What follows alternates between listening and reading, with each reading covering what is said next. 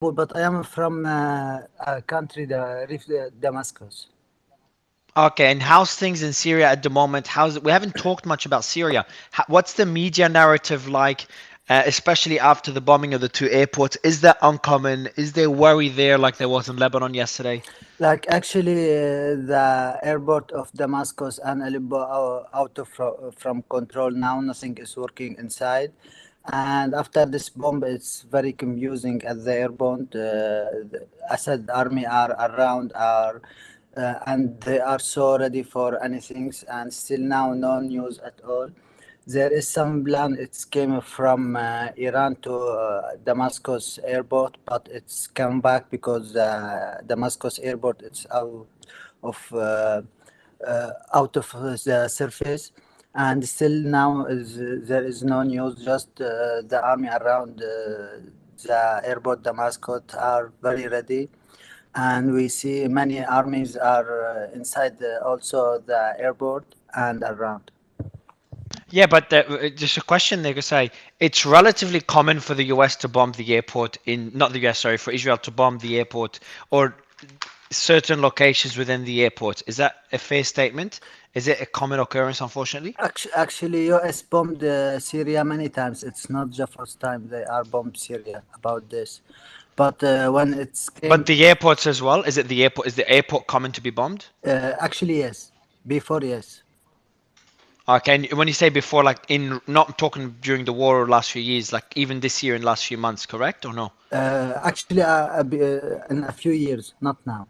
But Oh, okay. when it came to this new war, it's new from US to bomb Assad regime areas like airport or stuff because they support Bashar al-Assad before against the people in Syria.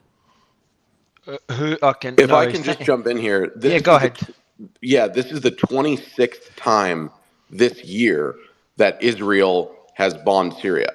And to the previous speaker's point, sometimes that's included airports in Damascus and Aleppo over the past few years, but more commonly, those strikes are happening in Deir Zor and Bukamal, in places that are more, contested areas in Syria as part of the sort of ongoing counterterrorism efforts. But so this is not, unprecedented, but it is notable. I think especially if the view was to try to deter possible aid from Iran coming into Hezbollah. So that would be the quick point. 26th strike this year. We do again, just Mutasim, if you're having issues coming up, you got to request again, unless your electricity cut off. Yeah, I'll try So again. We've got. I wouldn't mind going up over to Brian for a quick point. yeah, of course. Yeah, go ahead, Brian. So I was just going to comment on two things. One, this is going to get boring because I keep agreeing with Michael, but I think it's highly relevant that this is not a super unusual event, the striking of the airports. However, given everything that the Israeli Air Force has on their plate right now, I feel like, A, they probably wouldn't have made these strikes unless there was some either specific target that they wanted to stop, or more likely send a very strong signal of deterrence, because the Air Force has plenty to do right now. So that's my thought on that. On the U.S. involvement, I think I said this yesterday, this is a lot of firepower, and contrary to what somebody said yesterday, that could strike directly at Iran, but I don't really think it's what it's there for. I think it's there to deter Iran from moving anything into Israel through Syria or from striking Syria with missiles. And also, and I think everything the U.S. does right now has to be viewed in this prism, to tell China and Russia, but more importantly China, that we are not, shrinking back into our borders, and, be careful about messing with us at this particular time. So those are my thoughts on that. I think that's a really good point on the second one. I don't know if you saw the statement by the foreign minister, but they were basically again reiterating that Palestine has a right to exist, and that they were pushing for a 1967 borders-style resolution. So after the Six-Day War and the borders around that, which has echoed what Russia has said a few days ago. Has there been, guys? Because we're talking about Syria, we're talking about Lebanon. But I think we don't want to miss the elephant in the room. Is obviously Gaza's just continuously getting bombarded. So has there been any updates on the corridors, humanitarian corridors within Gaza? So the Egyptians are still working with the Americans, as far as I can tell. Jordan was working on it, but they've been rather distracted by the obviously very staunch protests in support of Palestine across the country. And as far as I could tell, there wasn't much progress towards establishing it. I think Israel had repeated that it would not consider striking goods that came in, but there hasn't been much news about the possibility of getting people out. Mario, this was actually just asked. The NSC spokesperson John Kirby just talked about it because he was asked directly, what's the U.S.'s position on this, and it was clear that he made it clear again. And I took notes for everything that he said. I just posted it and I put it in our back channels if you want to take a look at it real quick. But what was interesting, he said, look, the United States absolutely stands by a safe corridor.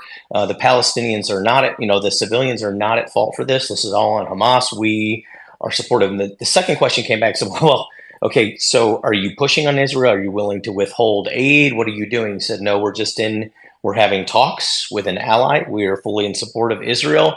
We don't see things the same thing right now, and we are trying to convince them that this is the right thing to do. So that was just on TV about literally 2 minutes ago. I've got some breaking info as well for you, Mario, because I know how much you report on this as well. The EU is opening an investigation into disinformation on X, apparently. So that was a couple of days ago. Unless it's a separate one. Oh, is that the one where? It's an actual investigation. No, the other one was just a warning letter to Musk. This is an actual investigation. I don't know who by who. Can you send me through in the group or send it to me? Yeah. I'll send you a link to the link. Yeah. I appreciate it. And I do want to go to where are you? Eyal, how are you? Hi, I'm here.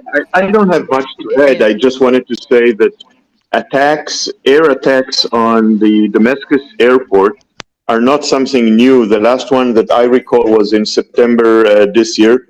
By the way, there are now air raids on Kiryat Shmone and the north of Israel. I don't know where it is coming from. Obviously from the north, not from Gaza, but I don't know exactly where from, because that's an area that could be bombarded either from Syria or from Lebanon. And I've just seen an Iron. I'm just looking at live photos. I've seen an Iron Dome intercept over northern Israel. Anyhow, just back to Damascus. Can you just on that, Eyal, just quickly on that particular point? Has there been any other strikes on the northern territory in Israel today, or is that the first one? Yes, there was also about 2 hours ago in Metula. And on Metula, that's more likely to come from Lebanon, but I've not heard where the origination was. I appreciate it. You were talking. Go ahead. It's clear that Hezbollah is, allowing Palestinian fractions to use Lebanese soil to attack Israel while not attacking on their own. And I would anticipate that the same thing would happen from Syria. Hezbollah need to show that they are supporting the Hamas cause. But as of now, I don't see this, deteriorating to an all-out war against Hezbollah. But I think that those, bombardment will continue.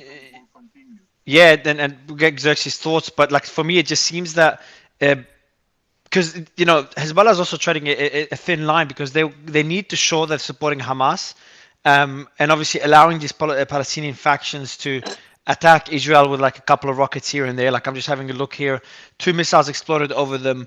That was 2 hours ago, over the Marjayun plain in southern Lebanon, and so their rockets were landed in the Metula on the border near Lebanon. So it's the same region, the border region, and doesn't seem like a Hezbollah attack, and I'm pretty confident it's not.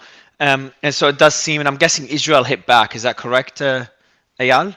I'm guessing that Israel would hit back. I haven't seen that. I think that your interpretation overall is absolutely correct. Those things could get out of hand if somebody would miscalculate. But for now, it looks like Hezbollah is how would I say it? Using a small dose just to irritate Israel. Agree. Xerxes, where do you stand on this? The strikes on the Syrian airport and Iran's response, as well as the freezing of the $6 billion. Right. Thanks for having me, Mario. Great space. I wanted to comment kind of on what Brian said. I disagree with this first point, but I really agree with the second one. I agree with the fact that the U.S. is moving these assets to confront Iranian movement to Israel. I'm sorry, the Islamic Republic movement. But I disagree with this idea that they can't go after Syrian infrastructure because they got too much stuff on their plate. We've seen them do this many, many times. I'm glad y'all brought up over the day. I think it was September was the last one we tracked. But what is going to be the response for this? Well, I don't think there's going to be much response. So the last real response we saw was a shooting down of an Israeli F-15 that went into Syria.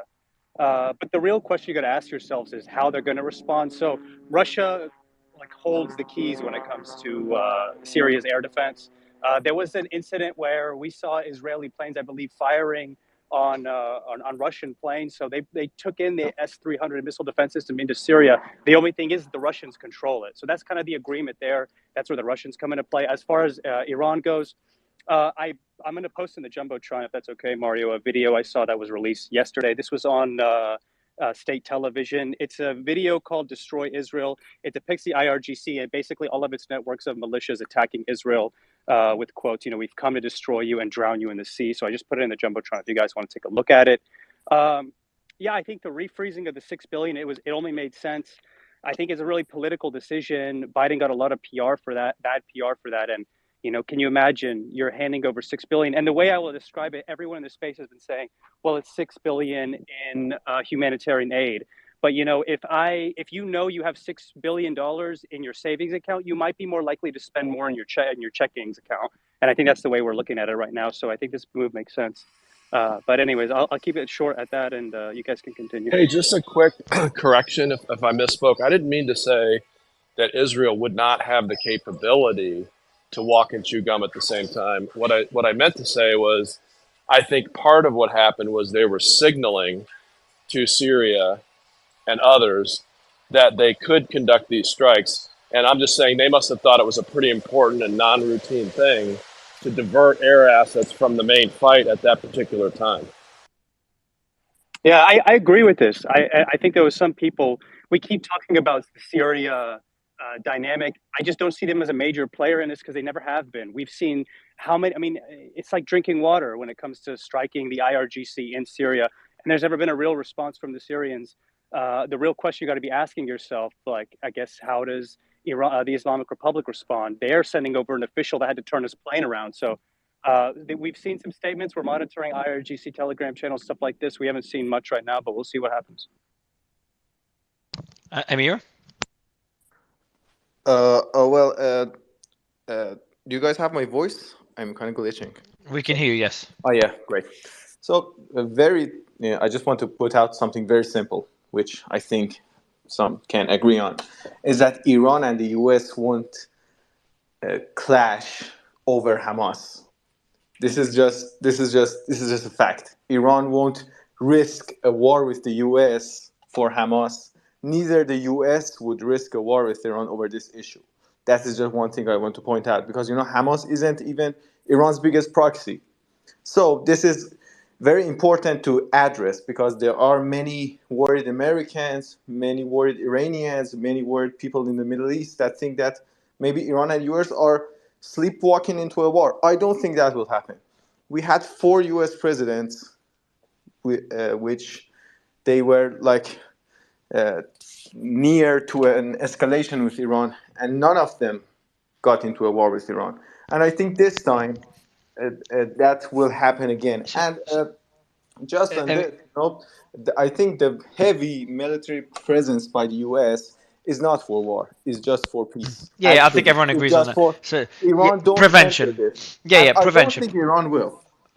Preventative. Look, guys, I want to go to China and go to their statement. I'll go to Michael first. So, Chinese Foreign Minister Wang Yi said the following, and obviously, I don't think China will get involved. I think this is just, them just playing diplomacy. The Palestinian issue is the basis of the Middle East problem. The essence of the issue is in the region is the failure to achieve justice for the Palestinian people. So that's by the Chinese Foreign Minister. Michael, your thoughts on that particular statement? Yeah, well, that's pretty in line with previous Chinese MFA statements. They've been pretty supportive of Palestine through the years, so I'm not surprised by that. But there is perhaps a kernel of truth in there, right? I mean, if we look at the Abraham Accords that the previous administration tried to put together, and we look at previous U.S. administrations going back 4 or 5 decades, they tried to solve problems in the Middle East without really addressing the issue of Israel-Palestine, and especially the Abraham Accords. They tried to, work with a number of other parties in the region, and really didn't touch a lot of the thornier parts of that deal. And I think we've seen a lot of that fall apart, obviously, because it is so critical to the region. So obviously, China, has an interest in saying that, but I think there is, perhaps some truth there that, this issue, as we've seen already in the last week or two, right? It shows up all over the region and all over the world. So it makes sense. Yeah, I just wanted to add one thing. I think it's important for context, right? So while it is true the Abraham Accords were brokered without touching the Israeli-Palestinian issue, it's not like there hasn't been American attempts to solve the Israeli-Palestinian issue, right? So we have Olmert, we have Camp David, Taba, the Sharm el-Sheikh summit, Sure. So I think it's important for context, right? And the deal always falls apart. Yeah, and I do want to go to statements. So we're talking about everything being de-escalatory, which is great. But then we have a statement here by the Chief of Staff, Lieutenant General Herzi Halev, who's part of the Israeli Defense Force. We are 5 days after a murderous, brutal, and surprising incident. The slaughter by the murderous Hamas terrorists to human animals, our children, our wives, and our people is animalistic. It is inhumane. The IDF is fighting merciless terrorists who have committed unimaginable acts. I'm just trying to get to the part where we will do. So I'm going to skip some parts. The last 3 sentences. We will do everything to return the hostages back home. We are killing many terrorists, many commanders, destroying terror infrastructure that supported this terrible, brutal crime. Gaza will not look the same. So that was a statement by the Lieutenant General Herzi Halev. What's your? Mario? Yes. He's not lieutenant general. He is the I don't know what Chief of Staff. So it says Chief of Staff. It says Chief of Staff, Lieutenant General. Yeah. Yes, he's the top commander of the Israeli army. By the way, one more thing that he said: he took personal responsibility for the failures on Saturday. I have no doubt that once this fighting is over, he will be the first to resign. Yeah, is he getting a lot of pushback in Israel? And is that putting him in a position where he's not getting any pushback now, but he will take responsibility because obviously there was a major military and intelligence failure here. Yeah, I think it's a little premature to speculate on this particular issue. I do believe that I do agree that a lot of there's going to be a lot of soul searching on everyone's part at the end. But I think since Israel started this in the middle of political turmoil, there's a lot of residual everything and a lot of wishful thinking on both sides. This somehow proves that the other side was completely in the wrong, and both sides are completely in the wrong on this. But there will be a reckoning. I would be very careful about saying whose head would roll where at this point in time. Yeah, but then the next question is, how far will they go? How far will the IDF go when it comes to Hamas, when it comes to Gaza, and what will? So if Gaza will not look the same, how will Gaza look? Gaza will be empty of Hamas when this is over, and it doesn't matter how long it takes, and it doesn't matter how hard it will be. There will be no Hamas when this is over. That's the one. No politician in Israel, and now you understand, as you just heard, everybody's head is on the chopping block. There isn't an Israeli politician alive or anyone who wishes to take their place that can finish the job without finishing the job. We're done shooting at empty dunes. This will be over when Hamas no longer exists. But let's be honest, the Israeli action makes us feel like it's not going to be no more Gaza, there's not going to be no more Hamas. Like the images that we're getting, it's literally clearing out all of Gaza. It's not about just Hamas. Just to be honest, just to be clear that yes, like you guys say want to take Hamas, but what's happening is Well, clearing out the whole let's be city of clear. two If million Hamas people. was to surrender its weapons, stop shooting at Israeli cities, and give back all of the hostages, and give in, if all of Hamas operatives, however many they are, crawl out of the holes that they're hiding in and surrender, this can end tomorrow. Hamas can end it That's right fine. now. That's fine. That's If fine. they You can. don't, That's the fine. Gaza Strip would That's look as if as any Naga. other Naga. terror nest would look at Naga. the end of eradicating terror. Naga. You're saying on one hand that this could end by just surrendering the civilians No, and no, I didn't say stopping surrendering the Hold civilians. on. Yeah. So, but she surrender means he means giving away the hostages, right? No, every no. She last means no. Every last Hamas operative yeah. has to So surrender. Naga. It's easy. So what she said? Every hostage has to be given back to Israel, and then Hamas, every Hamas member should be surrendering. Yes. That's So what the IDF would be. that's great. But on the same time, you're saying you want to take Hamas, but the action is taking out Gaza.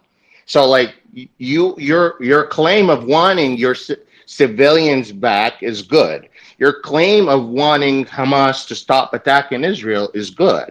But what's not understandable is that when you say you want to take out Hamas, you're actually saying you want to take out all of Gaza by your actions. Well, Hamas has turned Gaza into a base of terror. So either Hamas surrenders and defends its population by surrendering completely and without reservation, or since our first obligation is to protect our children, and Hamas chooses to use its children as if they were human shields, they will pay the Then just price of say we want Hamas to take out. depravity. Then just say we want to take out Gaza. Don't say we want to But we're take out not, but Hamas. we don't want to take out Gaza. So this is Hamas where it wants gets you to say so what you just this is where said. it gets this is where it gets tricky, Hamas and this wants is you where to say this what is you where just. we got no. So this is where it gets tricky, and then I'll move on, but kind of make a comment that how far. So okay, you want to eradicate Hamas, but while doing so, it's gonna be a lot of damage. To Gaza Well, and yes, that's to what happens civilians. when you I eradicate know, pure evil. I so think no, we need to be really careful with the words we're using. I don't really like the word eradicate an entire city, whether or not So Which that's is not what why she I said, didn't though. say we want to eradicate an entire city, No, didn't I? No, just 1 minute. Go let's ahead, have Pietro. it on stage, please. Thank you. Ben, go ahead. Yeah, she didn't say she wanted to eradicate an entire city. What she said she was going that needs to be eradicated pure evil, which I agree with. I'll answer the question for Waji in a very short and concise way. There's zero chance that Hamas is going to surrender, right? That's just not going to happen. My gut feeling, now I'm not offering my personal opinion, Gaza will probably look like, when this is done, an earthquake zone. That is the reality of what is coming. No one's going to deny that. They're not simply going to lay down their arms. No, and I think it's important to know that people need to prepare. This is going not to be a 1 day, 2 day, 3 day mission, with or without the hostages. There'll be a political ideology of Hamas, but Hamas is a capability that is capable of harming Israel will be no more. And she is absolutely correct, and it's a very good point to make. Even the furthest left-leaning politician in Israel is behind the government. The Israeli Arab community is behind the government. Israeli Arabs but then were killed. the question to you, Ben, the question to you, Ben. Israeli Arabs were killed in the attack too, right? Palestinian citizens of Israel. I think But then that's the a question, fair point. I want to give but the question a is, small background in yeah, two when the seconds, U.S. Just a quick background. go ahead, Sure. Okay, thank you. When the U.S. was fighting ISIS in Syria, in Raqqa, they have demolished about 65% of the building, and in Mosul, about 70% of the buildings, because the terrorists are embedded within the population. I think. So go ahead, Piotr. Like I've got a question for Ben, and then I'll give you the mic, Piotr. Ben, Yeah, the yeah, go question ahead. is how. So you said that a lot of Arab countries or a lot of people in the Arab world do support Israel's response, but then No, how? I didn't say that. I didn't say that at all. Oh, what did you say? Oh, Arabs within Israel. Sorry, I misunderstood. Well, it's not that whether But they support or not, right? But they lost people too. yeah, I understand. But I'm saying is how far will they support each other? Like this is there's always going to be a line. So, all right, so we see already a lot of destruction. Will there be a line like, okay, what happened that day is horrific. What Hamas did is horrific, but Gaza's getting demolished. And will that support start to shift in your opinion? No, I personally, there's Ayal and Noga could probably comment. They live in Israel. I don't think I think it'll just be very neutral, right? You're not seeing any protests on the streets of Israel by the Israeli Arab population. There's 2 million of them, right? Israeli citizens. I haven't heard of any protests. I think they, while they are Palestinian, they are Israeli. So I think it'll be neutral or no response at all. That's my gut feeling. I don't look. It's an interesting question that you pose, and I can't remember of a time, Ayal or Noga, had there ever been demonstrations by specifically the Arab Israeli population within Israel whenever there's been a But campaign? Ben, let me ask Yes, Ben. well, Isn't it? But yeah, first, sorry. I would say No, go ahead. I would say it's too early to tell. There have been clashes within Israel when Hamas was also firing the last time that it did. This was 3 rounds ago. The last 2 rounds, Hamas have held their fire and kept their ammunition for this big one. But the one that was the round that was about a year and a half or 2 years ago, there were also participation by Israeli Arabs. As of what will happen right now, I think it's way too early to tell. I don't have a way Let to me. guess. Wajih, I want to get your thoughts on this. I know Brian and we have their hands up as well. But Wajih and I see Walid on stage. Wajih, the statements that are being made, because it's saying that terrorists are embedded within those communities, and I'm using the word terrorists because that was mentioned earlier, or talking about Hamas members embedded in those communities, and if you want to eradicate Hamas, then it means demolish those communities. Your thoughts on this, and like what would be, so if Thank you. if Israel's in a position where they have to react strongly to what happened, Mhm. and they decided they don't want Hamas to exist anymore, so that it's a war till Hamas no longer exists. What are the different ways this could play out without the demolishment of Gaza, if that's even a possibility? I want There to is chip in a on that. there is a possibility, and so I worked on anti-terrorism. I was a consultant for. I gave a couple of debriefs for the Second Brigade at Fort Riley before I was a consultant for Riley County Police Department on police community relations, and did a lot of extensive studies on this.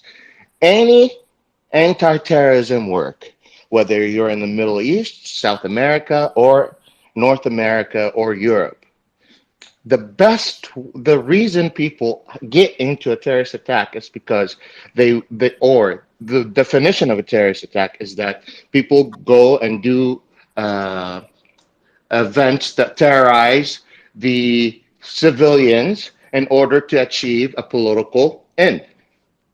So when you do that, you basically say that these people do not have a mean of politically interacting or have a decision making of any policy making. Is there When political channels? Is there political channels between Hamas and Israel? no, Not really, no. They don't really communicate. Hamas doesn't really communicate, at But least then, head no. officially. but then the So question, let but then the question, yeah, go ahead. so when a great example is in South Oh, America. breaking. Sorry, Macron has said that 13 French nationals were killed amongst the Hamas attack. Yikes. In the Aye. initial group. So that So the that kind may of well. pressure is. So yeah. Have you Mario, just a quick let me answer Sorry, to your guys, please, question. One at a time. guys, everyone. If you want to speak, just put your hand up, everyone, because I see Brian and Amir just sitting there waiting patiently. Go ahead, Rashid.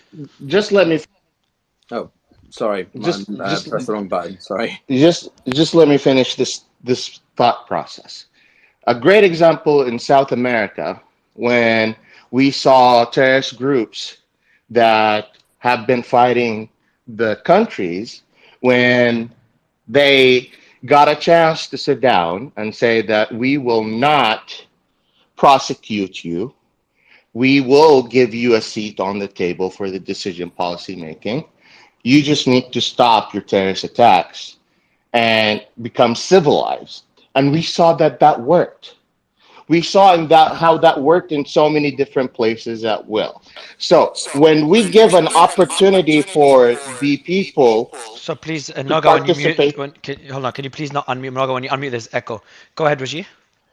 so when there needs to be some realism in our approach to the Palestinians, But which then, is that they always wanted a seat at the table. They've always wanted a part of the decision making. They've always wanted more. And what we have seen on the other side is more of a no. So so Raji, it's the question, common to Raji, see the Raji, result, but let me. I'm Okay, not so saying that's Wajir, the I'm not. Wajir, Yes. let me ask you a question. So are Mm, we now at a point of no return? So these things could have been done to prevent what has happened.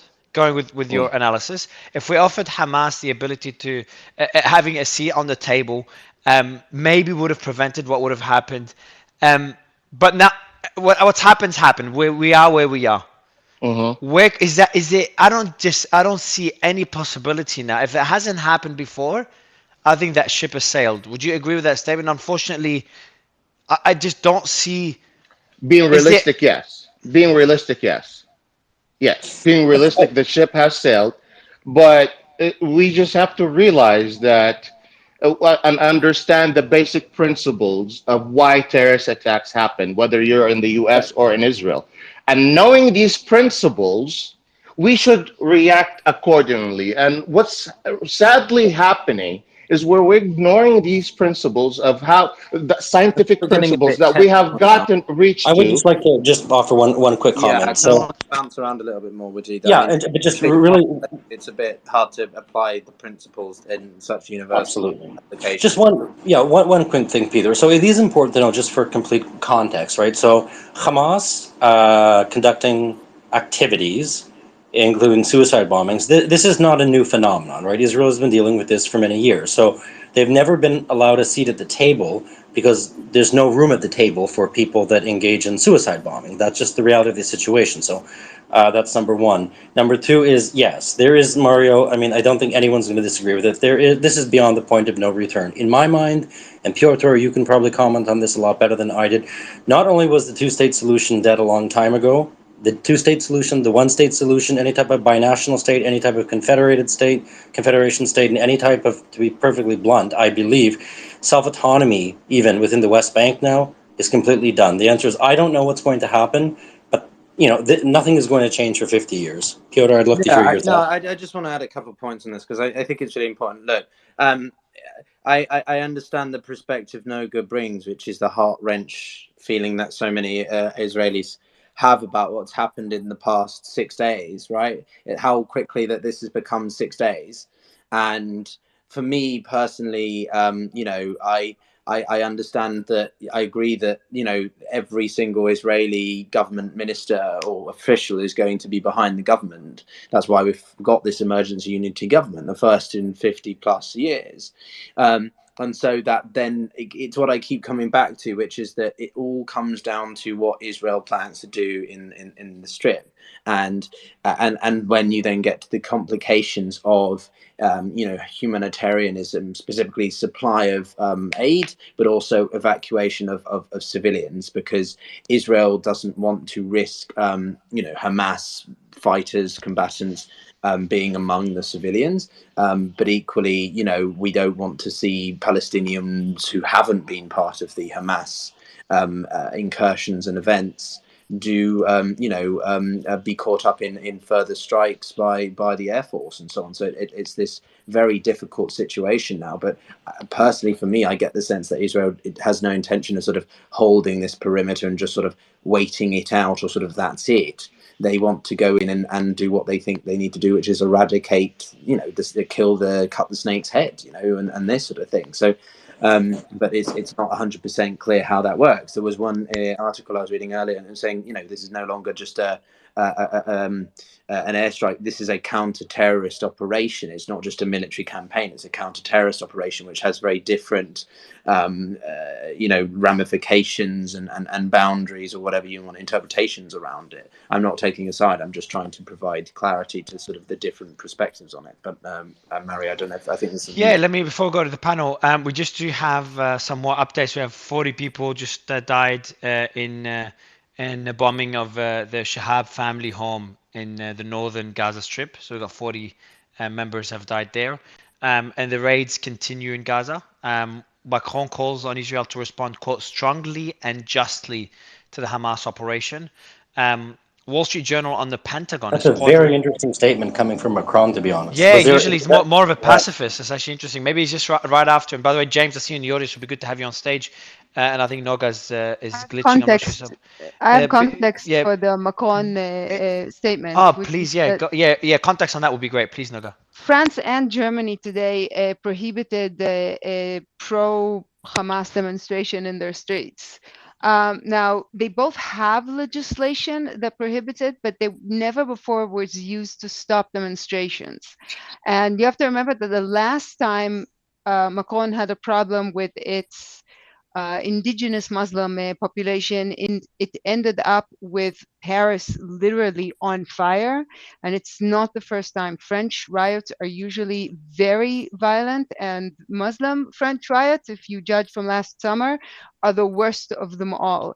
I think what Macron is trying to do is draw a very distinct line in the sand that says that France will not put up with any of that increase of violence again. Yeah, interesting. Like Brian, what are your thoughts on that statement?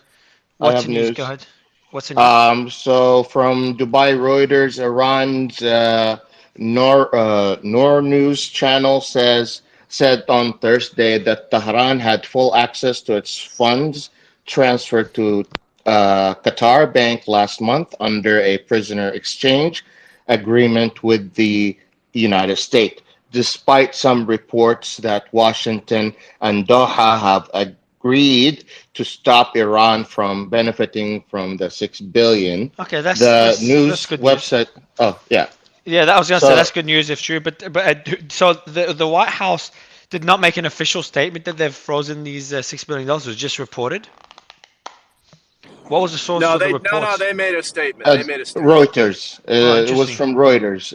They also said that there has been no change to the Iran's access to its foreign funds in Qatar's bank, and the current agreement remains in effect.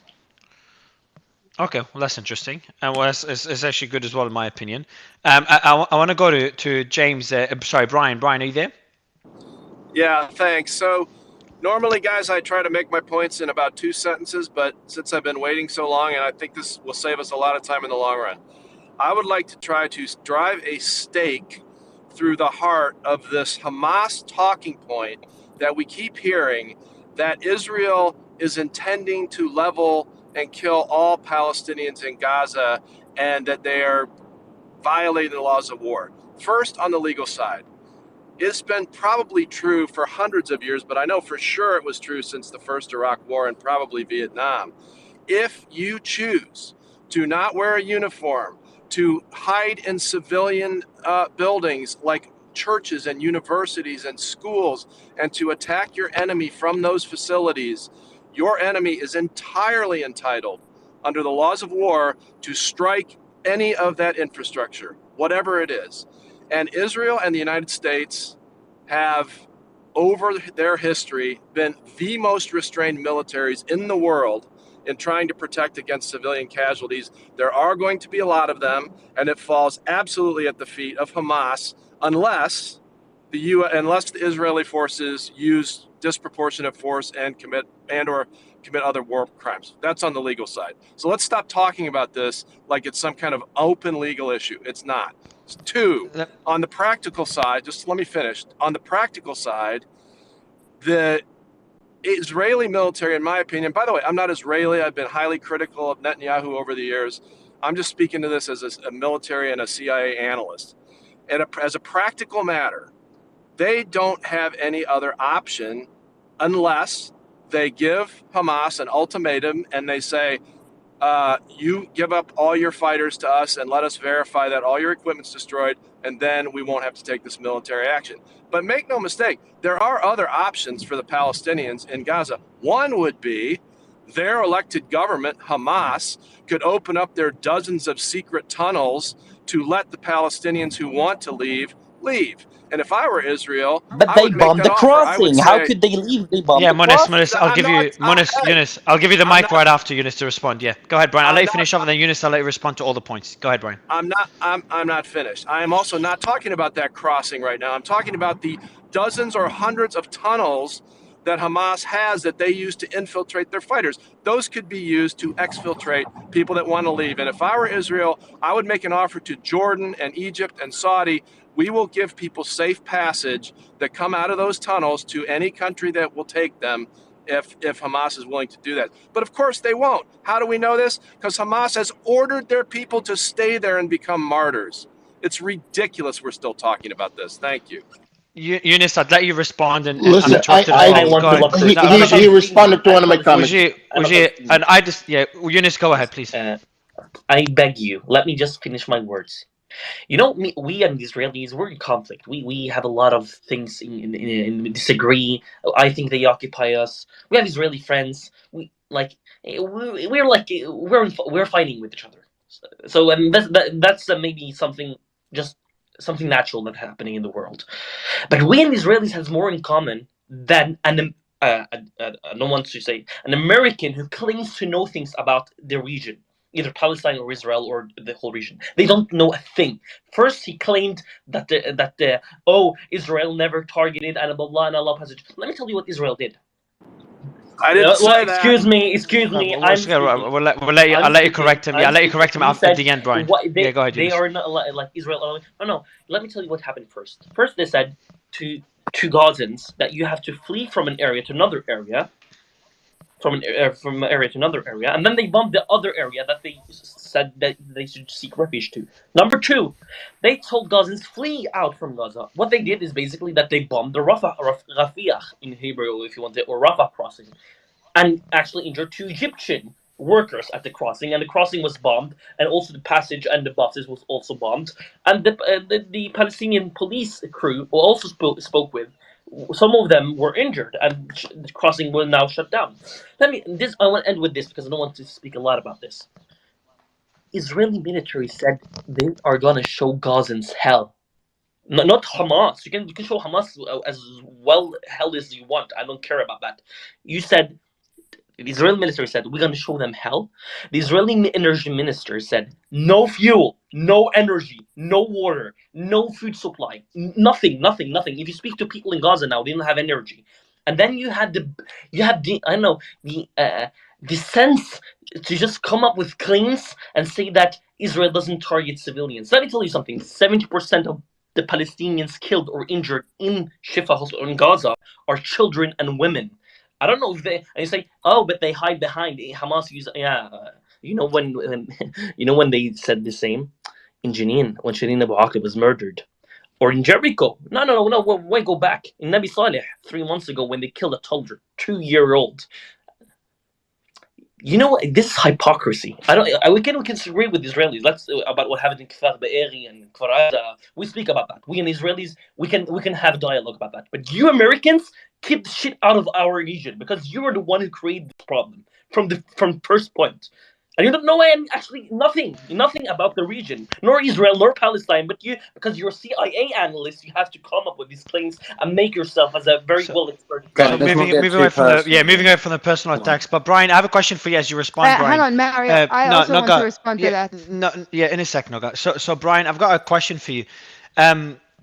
So when you're engaging in such a war where Gaza's, and I'm not looking at the history in the Gaza, the life in Gaza, and the history between the two, within the region. I'm asking about right now. So right now, Gaza is very highly populated.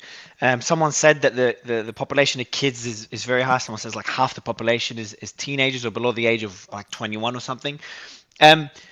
And you do have a group that uses guerrilla tactics out of desperation, they're outnumbered. They don't have the same capabilities as Israel, and you can obviously talk about the ethics side of it. But then, would the answer be blocking the water supply to the country, blocking corridors to evacuate? And I'm genuinely asking that question, Brian. Blocking corridors to evacuate citizens, not allowing essential aid. And I'm not talking about weapons. I'm talking about food, water supply, allowing water within the territory. Would you consider those things as basics that should be allowed, or do you think these are strategies that Israel has to leverage in the fight, Brian? Well, first of all, let me just respond real quickly to the last speaker, who's obviously very passionate, very knowledgeable, and everyone's emotions are running high. I have yet to hear a single syllable that rebuts my statement of the laws of armed conflict. So if somebody can come up with that, that would be interesting. The Associated Press 2021, Tower, do you remember that? You remember when the United States So said Eunice, we'll let him. Yeah, Eunice.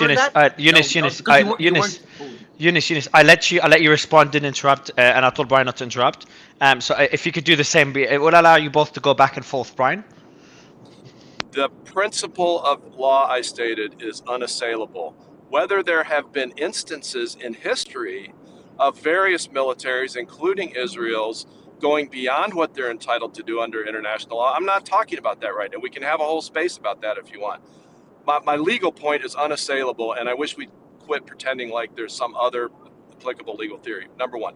Number two, I did not say, and I was very careful not to say, that the Israeli military has never violated the laws of armed conflict. What I said, which is a fact, is that the United States military and the Israeli military and the British military and the Five Eyes probably also are much, much, much more careful at the risk of their own soldiers' lives to protect innocent civilians than Hamas or any other military on the face of the planet. On that question, Brian, quick question. Sorry, I dropped you with a question just for you, Brian.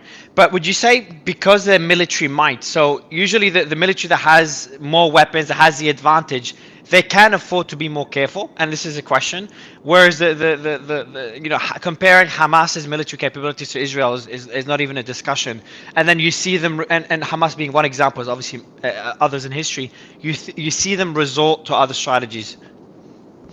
Well, there's no internationally accepted legal doctrine that says if you're militarily weak, you get to commit acts of terrorism. That doesn't exist. It's often talked about as a political point. It's not in the law at all. So I would reject. I mean, as a practical matter, if I were a Hamas fighter and I had become committed to annihilating Israel, I would do anything I had to. But that doesn't make it right or legal or proper or fair. And the idea that after what's happened in the last 72 hours, 96 hours, Israel is not entitled to go in and try to destroy Hamas's capability to do this again is ludicrous, and no country in the world would accept that. I do want to jump in on this very quickly. Yeah, then we'll go to Michael after. Mario, I did ask you no, this question I really an hour ago, and guys. Yeah. So please, everyone wants to respond. So yeah, Piotr, go ahead. And I do want to go to Michael as well to get his thoughts on this back and forth. Go ahead, Piotr. I see John's got his hand up as well. Which is just very quickly that this is the pattern. This is what happens, and I'm not saying it's right or wrong. I'm just like, if we look historically at what happens, you get an exchange of missiles. Occasionally, those exchange of missiles get to the point where they're worse and it's more intense, and then you lead to a even more intense exchange. And this happens all the time, except then it flares up like maybe a couple of years ago with the 11-day war, right? And what happens is sometimes Hamas will initiate it, or most often it will be initiated by Hamas, and the missiles will come and they will strike in different parts of Israel, and Israel will respond, and then Israel will respond stronger, and then the casualty rates on both sides, usually obviously the Palestinian, the Gazian side, will be higher. And this is something we've seen in the 50-day war, we've seen it in 2008, many of the years. Mario, maybe you can find that graph again that gives this breakdown. And the point now is, though, because of the extent to which the initial Hamas attack led to what it did, and these images that we're seeing and the footage and everything else, we're now seeing that the Israeli perspective has shifted from one of just proportionate response or whatever, just responding with missiles, to now they want to respond through a ground assault as well, and now everyone's very concerned to what extent that means, and so on. So this whole situation, it usually leads from one thing to another, and then the narrative also changes, where it's, we've got one side which is very concerned by the attacks of Hamas and so on, and Israel's on the back foot, and then then you see other people on the other side beginning to get more vocal as Israel launches its strikes, and we see the destruction and situation in Gaza as well. So then you get both sides coming, and we've seen that develop across X as well. So this is a very characteristic element to this entire situation, unfortunately, and we've seen that play out between Brian and Eunice. Yeah, and I want to go, Piotr, I want to go to, and I'm going to open it up to be more free. Some of you are saying, Mario, why are people using the word terrorist? I'm going to, since the developers are a bit quieter now, and we're having those discussions, we're just going to be a bit freer in having in using whatever terminology each one wants to use. John's waving like a nutcase. Yeah, I'll go to John in a bit. John, we'll go to you in a bit. Mutasem, I know you don't have much electricity, so I wanted to go to you and then get Michael's thoughts on this. I see you in the audience, Colonel. I'll bring you up, and then we'll go to John after. Mutasem? Okay. I have some breaking news. It is not an interruption, but breaking news. 17 Palestinians are killed after an Israeli airstrike at a house belonging to Halawa in Jabalia refugee camp, with one killed on spot, no injuries. Go ahead. Thank you, Yunus. Go ahead, Mutasem. Shall I answer? Your mic, yeah. So Mutasem, your mic is not great. Not sure if you could fix it. Give me 1 minute.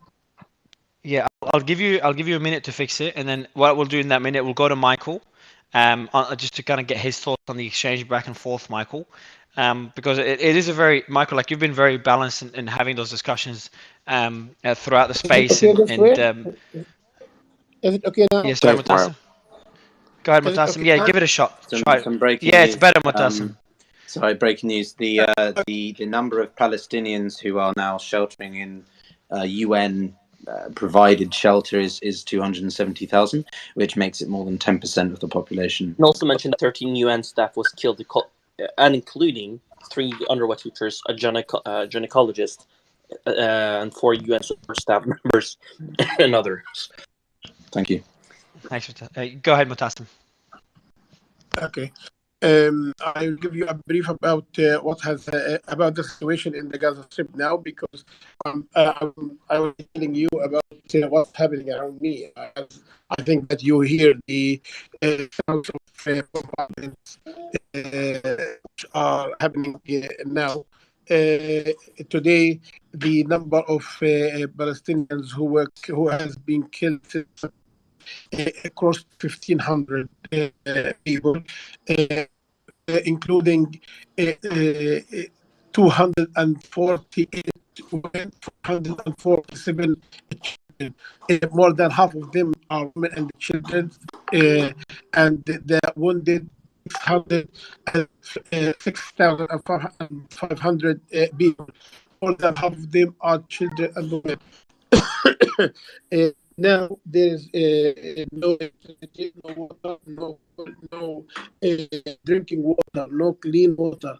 Yesterday I told you that everyone in my family can have half a liter of drinking water. Today there is no half a liter of drinking water, clean drinking water for any one of my family. Today there is no tap water to clean the dishes or have a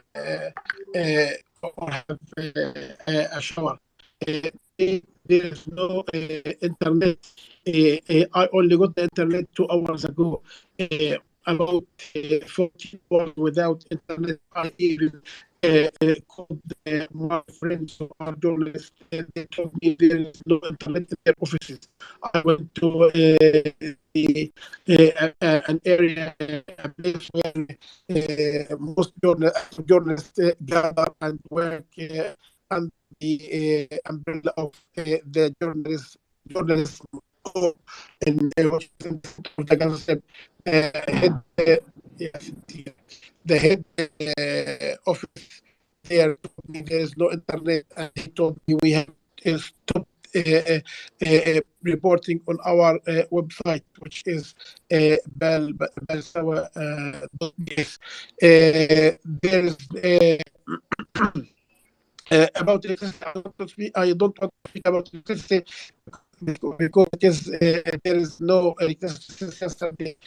The problem is that hospitals. I entered a hospital today. I found the wounded people lying on the ground in the corridors of the hospital. There is no doctors or nurses to deal with them, to treat them, because of the short of the staff compared to the big number of the casualties. There are something horrible.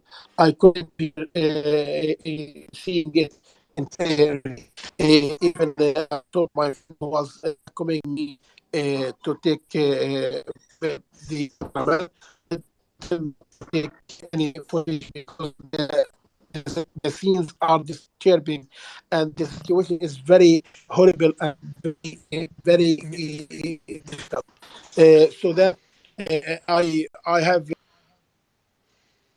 I think it dropped out. But this gives you an idea of last time we had Mutasim. He was from Gaza. His internet was better. He was able to speak. But then since then, it's obviously gotten a lot worse. But on that point, and I want to go to you, Michael, before going to the other hands. On that point, Michael, the question that I had, you heard both sides. Obviously there's the massacre that Israel went through on day one, and you've got the massacre or the death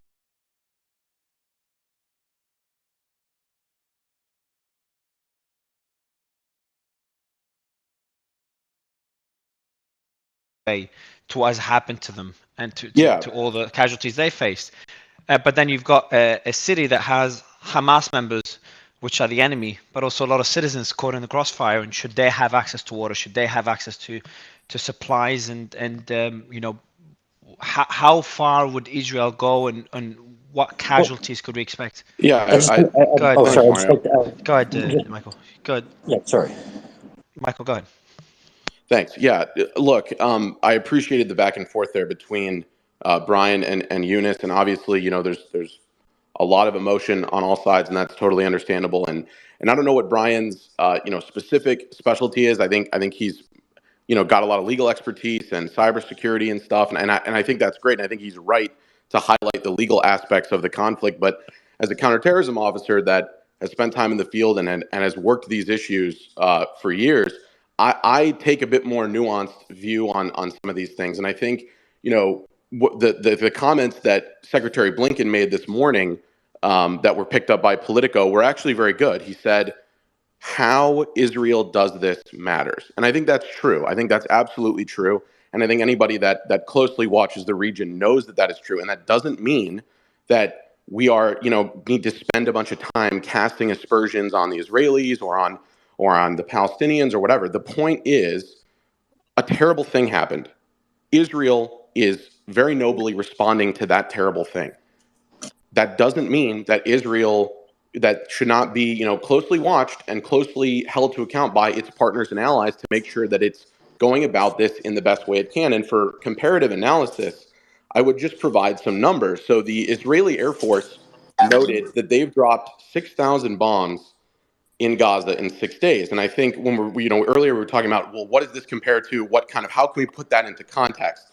For comparison, during the air campaign against ISIS in 2014 to 2019, the U.S.-led coalition, right, which included a number of countries, dropped 2,000 to 5,000 munitions per month across all of Iraq and Syria. Okay, so and I'll go ahead and share that chart and those stats in the space so people can look at it. It's a really good report. But I think part of what's important here is not losing these very, very tight nuances in what we're seeing. And so I know that Israel's going to respond. They have a right to respond. What we saw was atrocious. But let's just make sure that we're calling balls and strikes fairly, and let's make sure too that we can support Israel and we can support a just response to what happened, while making sure that within not only, international law and international humanitarian law, but also within, the bilateral security responsibilities that we have as a good partner and as a good ally to Israel, to make sure that we're telling them, hey, it matters how you do this, and it matters that you do everything you can. And that's not to say that they haven't done that, but it's about continuing vigilance, right? And I think that's what's lost in this conversation too. People are obsessed with, oh, well, we haven't seen this yet, or we haven't seen that yet. No. It's about staying on top of it. I would say the same thing, last point very quickly, on escalation, okay? I was a U.S. government official in 2019 when we went from a regular Monday morning in January, 3 days later, okay, we were ready to go to war with Iran. 72 hours over a drone that got shut down in the Persian Gulf. So escalation happens very, very, very quickly. Okay, changes on the ground happen very, very quickly, and we have to stay vigilant for humanitarian reasons and also to avoid escalation. And so, just because Michael, I've things got a slow quick down doesn't mean just, that we can sort of let that Can I slide. And that's my just only can to I just clarity, respond in 30 seconds? go Do I ahead. have 30 seconds to respond? Before you respond, Brian, I have quick, Michael. I want to get the numbers again. You said 6,000 bombs were dropped on Gaza. Yeah, 6,000 in 6 days, Yeah, and 6,000 that is dwarfed by any kind of previous campaign, most similar to what we saw with ISIS. Not, and when we're done here, I'll put that in the space. Yeah, if you can DM it to me as well, please, Michael. Just those numbers would be great. Can I gather you with numbers then? Brian or John, you guys decide. I haven't responded to the comment You from will. Brian. You will. Yet, You will. You will. Eunice, Let's you will. go. James, Let's you go, will. Brian, John. And I just have one quick comment to make, if that's okay, just for some context. So, in regards to the water, electricity, food supplies, and fuel, right? So, yes, of course, the people need it, but there's another.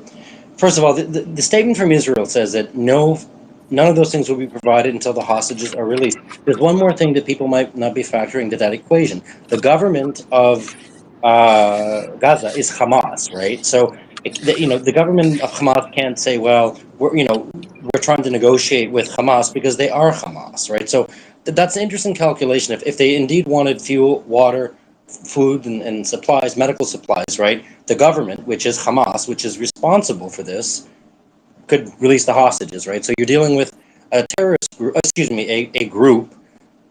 terrorist group that is the democratically elected government of Gaza. So I think it's but you make like you make a valid point. Like we can't blame Hamas, but then but does that still warrant Israel blocking the water to the citizens because Hamas is being so stubborn or unnecessary? Well, but they're the government, Mario. They're the government. I mean, let's just be very honest here. So they're the government that make Hamas.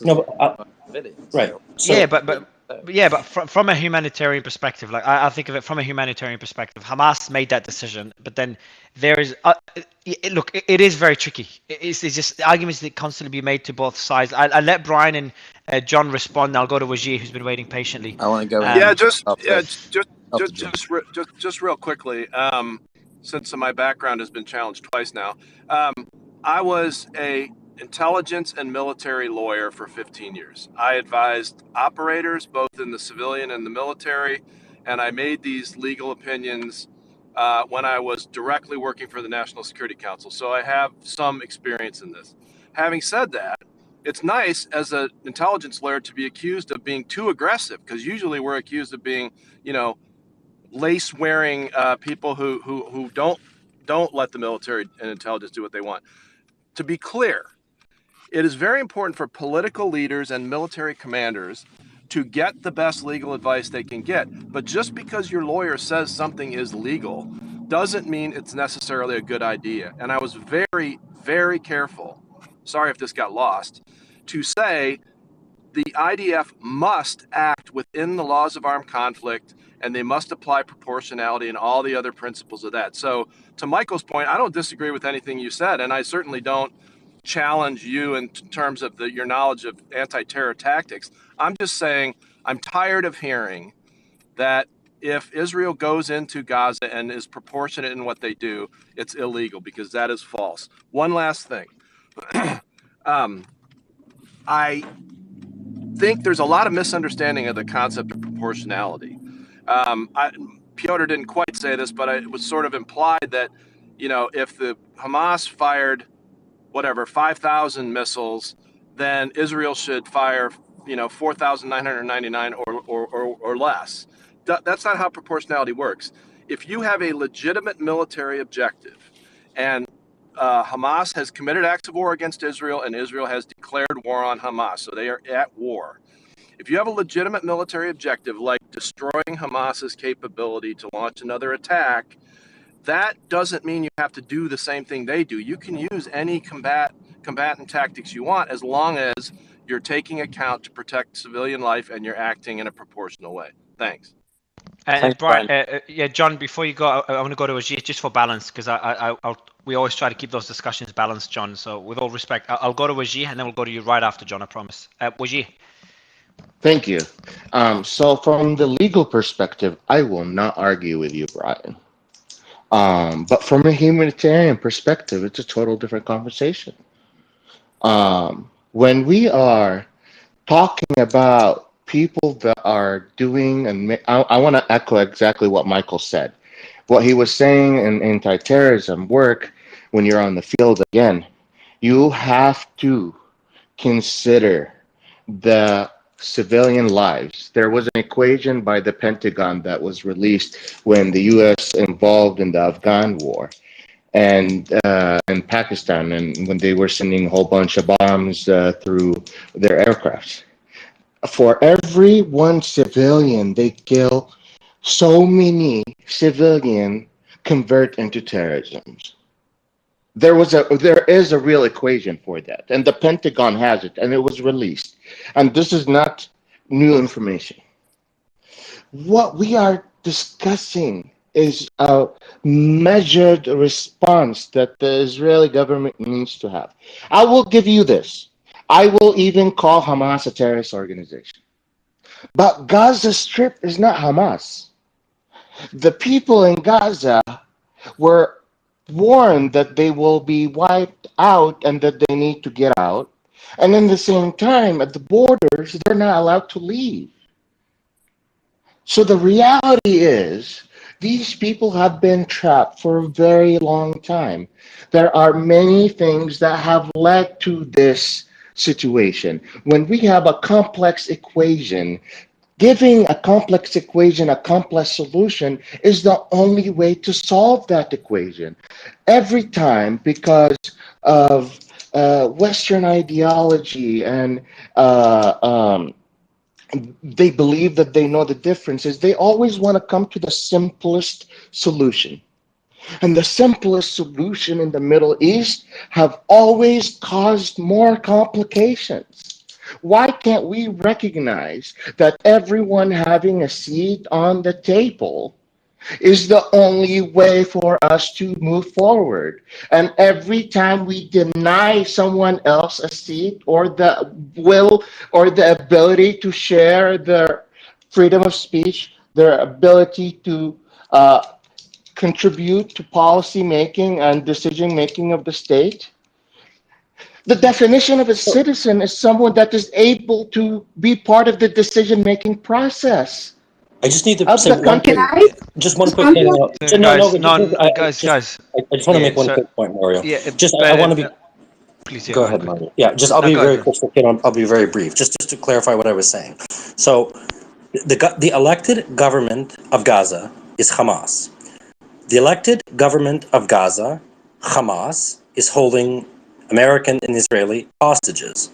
The government of Israel said, if you, the elected government of Gaza, which is Hamas, who have kidnapped citizens, wants the supplies to come in the water, you, the elected government of Hamas, must release the hostages. Maybe I'm just tired or something. I don't know how that demand from the government, which has kidnapped American citizens, Israeli citizens, and French citizens, how that's unreasonable. But shouldn't you target, Ben? Quick question, John. I'll go to you right after. I appreciate you being patient. But Ben, shouldn't you then? You make a good point. Like there's good points made on both sides. But then my counter to you then, Ben. So shouldn't you be targeting Hamas? Shouldn't you be targeting those officials? Shouldn't you be targeting those members and not targeting the citizens that don't have the even have ability a to full vote. ground, have a full. Allow me to respond. No, Mario, I understand that, right? But don't you think that the conversation should be to the elected government of Hamas, or of Gaza, which is Hamas? Okay, so No, hold on. No, just yeah. We're you need going to let round me in finish. circles. Can we get it done? I think Yeah, we well, need we to can In move a on. bit, Yeah, we can move guys. on. In a bit, I think it's guys. better to have a targeted space on this very thing, because international law is one of the most complicated matters in the entire world, particularly when it comes to what defines a combatant versus a non-combatant in somewhere as densely populated as Gaza, with as much at risk as there is potentially with Israel. Like this isn't any other place. This is literally Israel and Gaza, the most complicated thing historically, economically, culturally, politically. Like if this thing hadn't happened, I don't tend to host topics on this issue because it's so complicated. Yeah, I've Do that avoided it as from well. it's Exactly. so hard. It's But very John, tough. I want to Yeah, get John. Yeah, I'll go to you, John. I've got a One couple of last questions to word. ask you. One No, last word. One last word. One last word. quick word, Wajid. Very quick. If you start talking slowly There is for a 10 minutes, there's I'll a block you difference as well. between a full ground invasion and a full out bomb at war. Yeah, Like if you that are would have. going, Yeah, that was that's a gonna be difference. similar to my response. Like again, then Israel would go in and try to eradicate Hamas and then blockade the country, blockade aid, and just bomb the whole country. But then again, I'm not even a military expert, so I don't want to speak like one. But John, I want to just read out a few updates. I know you have a comments about some of the things said, so if you can keep that one short and then give us your thoughts on the general updates and how things are going from a geopolitical perspective. Let me read out some of the updates, John. And again, I appreciate you being patient. So the Israeli ambassador to Washington said, "We expect that our military operation will be difficult and will not be short." So that was made by the Israeli ambassador to Washington, which goes in line with everything we've been expecting. We have a squadron of A-10 aircrafts arriving to Al Dafra base in the Emirates of support in the Emirates. So I'm guessing it's UAE to support Israel and deter any attacks. And we'll have the quotes by Macron, French Prime Minister. I'll read out all of them. Sorry, French President. I'll read out all of them. French citizens were killed. 13 French citizens were killed in a Hamas attack on Israel. Israel has the right to defend itself by eliminating terrorist groups. I think the world agrees that Hamas is going to be eliminated if Macron's saying this. The priority is to avoid the spread of the conflict, especially to Lebanon. Peace in the region must include security guarantees for Israel and a state for the Palestinians. Israel has to respond strongly and justly to the Hamas operation. We have more comments here. We've got some footage. I'm just reading, by the way, for the audience, if you don't know, I'm reading off my account because the team keeps posting news on there. So if we're having a debate and you want to keep reading the news, you can just check it all on my account. Last thing, John, I'll read and I'll give you the mic to get your thoughts on everything. This is the Egyptian president, Abdel Fattah el-Sisi. Oh, that's why you guys call him Sisi. I call on all parties to uphold the language of reason and judgment and commit to the utmost self. We have not failed our Arab nation. We will never fail it, as we are facing very dangerous developments. Every conflict that does not lead to peace is futile and unreliable. I call for a return to the path of negotiation to avoid fires that will break out and leave no one, far or near, without being burnt. Egypt's pursuit of peace and its strategic choice requires us not to abandon our Palestinian brothers. I call for the removal of civilians from the cycle of brutal revenge. The policy of collective punishment, siege, displacement, and starvation must be avoided. I stress the need for innocent people not to bear the consequences of the military conflict, which requires urgently facilitating the delivery of aid to the Palestinians. It is necessary to facilitate the delivery of aid to the Palestinians urgently. Maximum protection must be provided to civilians on both sides immediately, and work must be done to prevent the deterioration of humanitarian conditions. So, John, I've got two questions for you along with the comments you probably want to make. The first question is, and this is the most important question, so we would love to get focus on it, is your thoughts on the narrative and the rhetoric by various leaders. So we heard the president, he did talk about the eradication or I think the elimination, I think he said, of terrorists, which I'm sure he's referring to Hamas.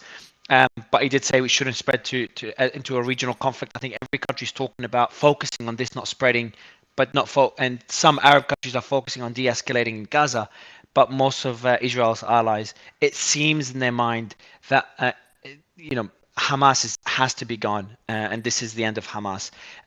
So my question to you is your thoughts on that, and then the second question is talking about what the Egyptian president has said regarding the delivery of aid to the region. Would love to get your stance, because I think it's despite all the things that were said, all the arguments that were made, I think aid to civilians, water, food, these are things that should be in electricity. These are things that should be basic, and everything else should be fought militarily. Would like to get your thoughts on that as well, John. Go ahead. Yeah, thanks. So I think the comments, since we have heard a change in the narrative, are predicting the operation that I do not see not happening. The entering of Gaza to militarily destroy Hamas military capability by these global leaders saying all these different words and trying to contain the blowback or the second, third fronts. All these different countries recognizing, like the U.S. says, Israel has the right and in presence of the duty to respond to the attack.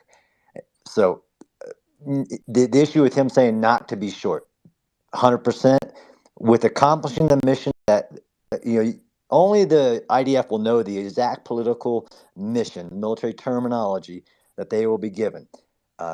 But because of the political leadership being very vocal, the mission to eliminate, destroy, seize, clear in dense urban terrain will take months to do that, and it will be very destructive. It already is very destructive. Now, on the aspects, since this conversation, since we've opened it up a little bit, I get not frustrated about and Piotr I know does too. That I agree with Wajid on there is a legal discussion.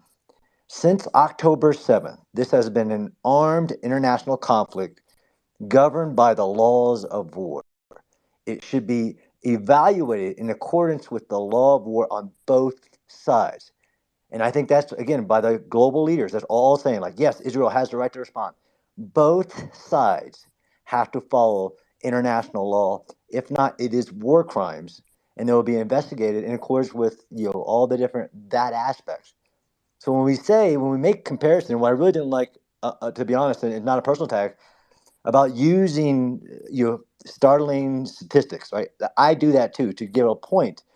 So if you say that Israel has launched 6,000 bombs, which I would say against Hamas military targets, then you have to say Hamas has launched 4,500 rockets towards Israel, unknown desired targets because they get shot down. And then the aspect about qualifying it against other campaigns against non-state actors like ISIS. So in the Battle of Raqqa, the United States fired 35,000 rounds of artillery in a single month. So the numbers of actual precision-guided munitions used in the Battle of Mosul far surpass what we've seen so far. So I don't like that, but I actually don't want to use what about the past, what about this, what about that. Evaluate the actions of both sides in accordance with the laws of war. And I think Brian was spot on yes. Okay, if you want to say stop, okay, we understand that this is legal, but this is what lawyers kind of get the question of, is this legal and can you do it versus is this moral and should you do it? Is it legal to cut supplies off to Gaza? There's actually a very big study done by the United Nations on since 2004, can you cut supplies off to Gaza? And this is where Piotr's right. Like that question, and it's not a siege, right? Because a siege means you cut everything off. It's withholding resources to both the enemy and the civilians. And then international law gets really like you shouldn't do that. Legal. But John, can I challenge you on a couple of things? Sorry, Mario, a couple of for devil's breaking news. advocacy. Mario? If that's okay. No, guy, I think I'm gonna Couple of breaking news is all. Oh, okay. If it's breaking news, go ahead.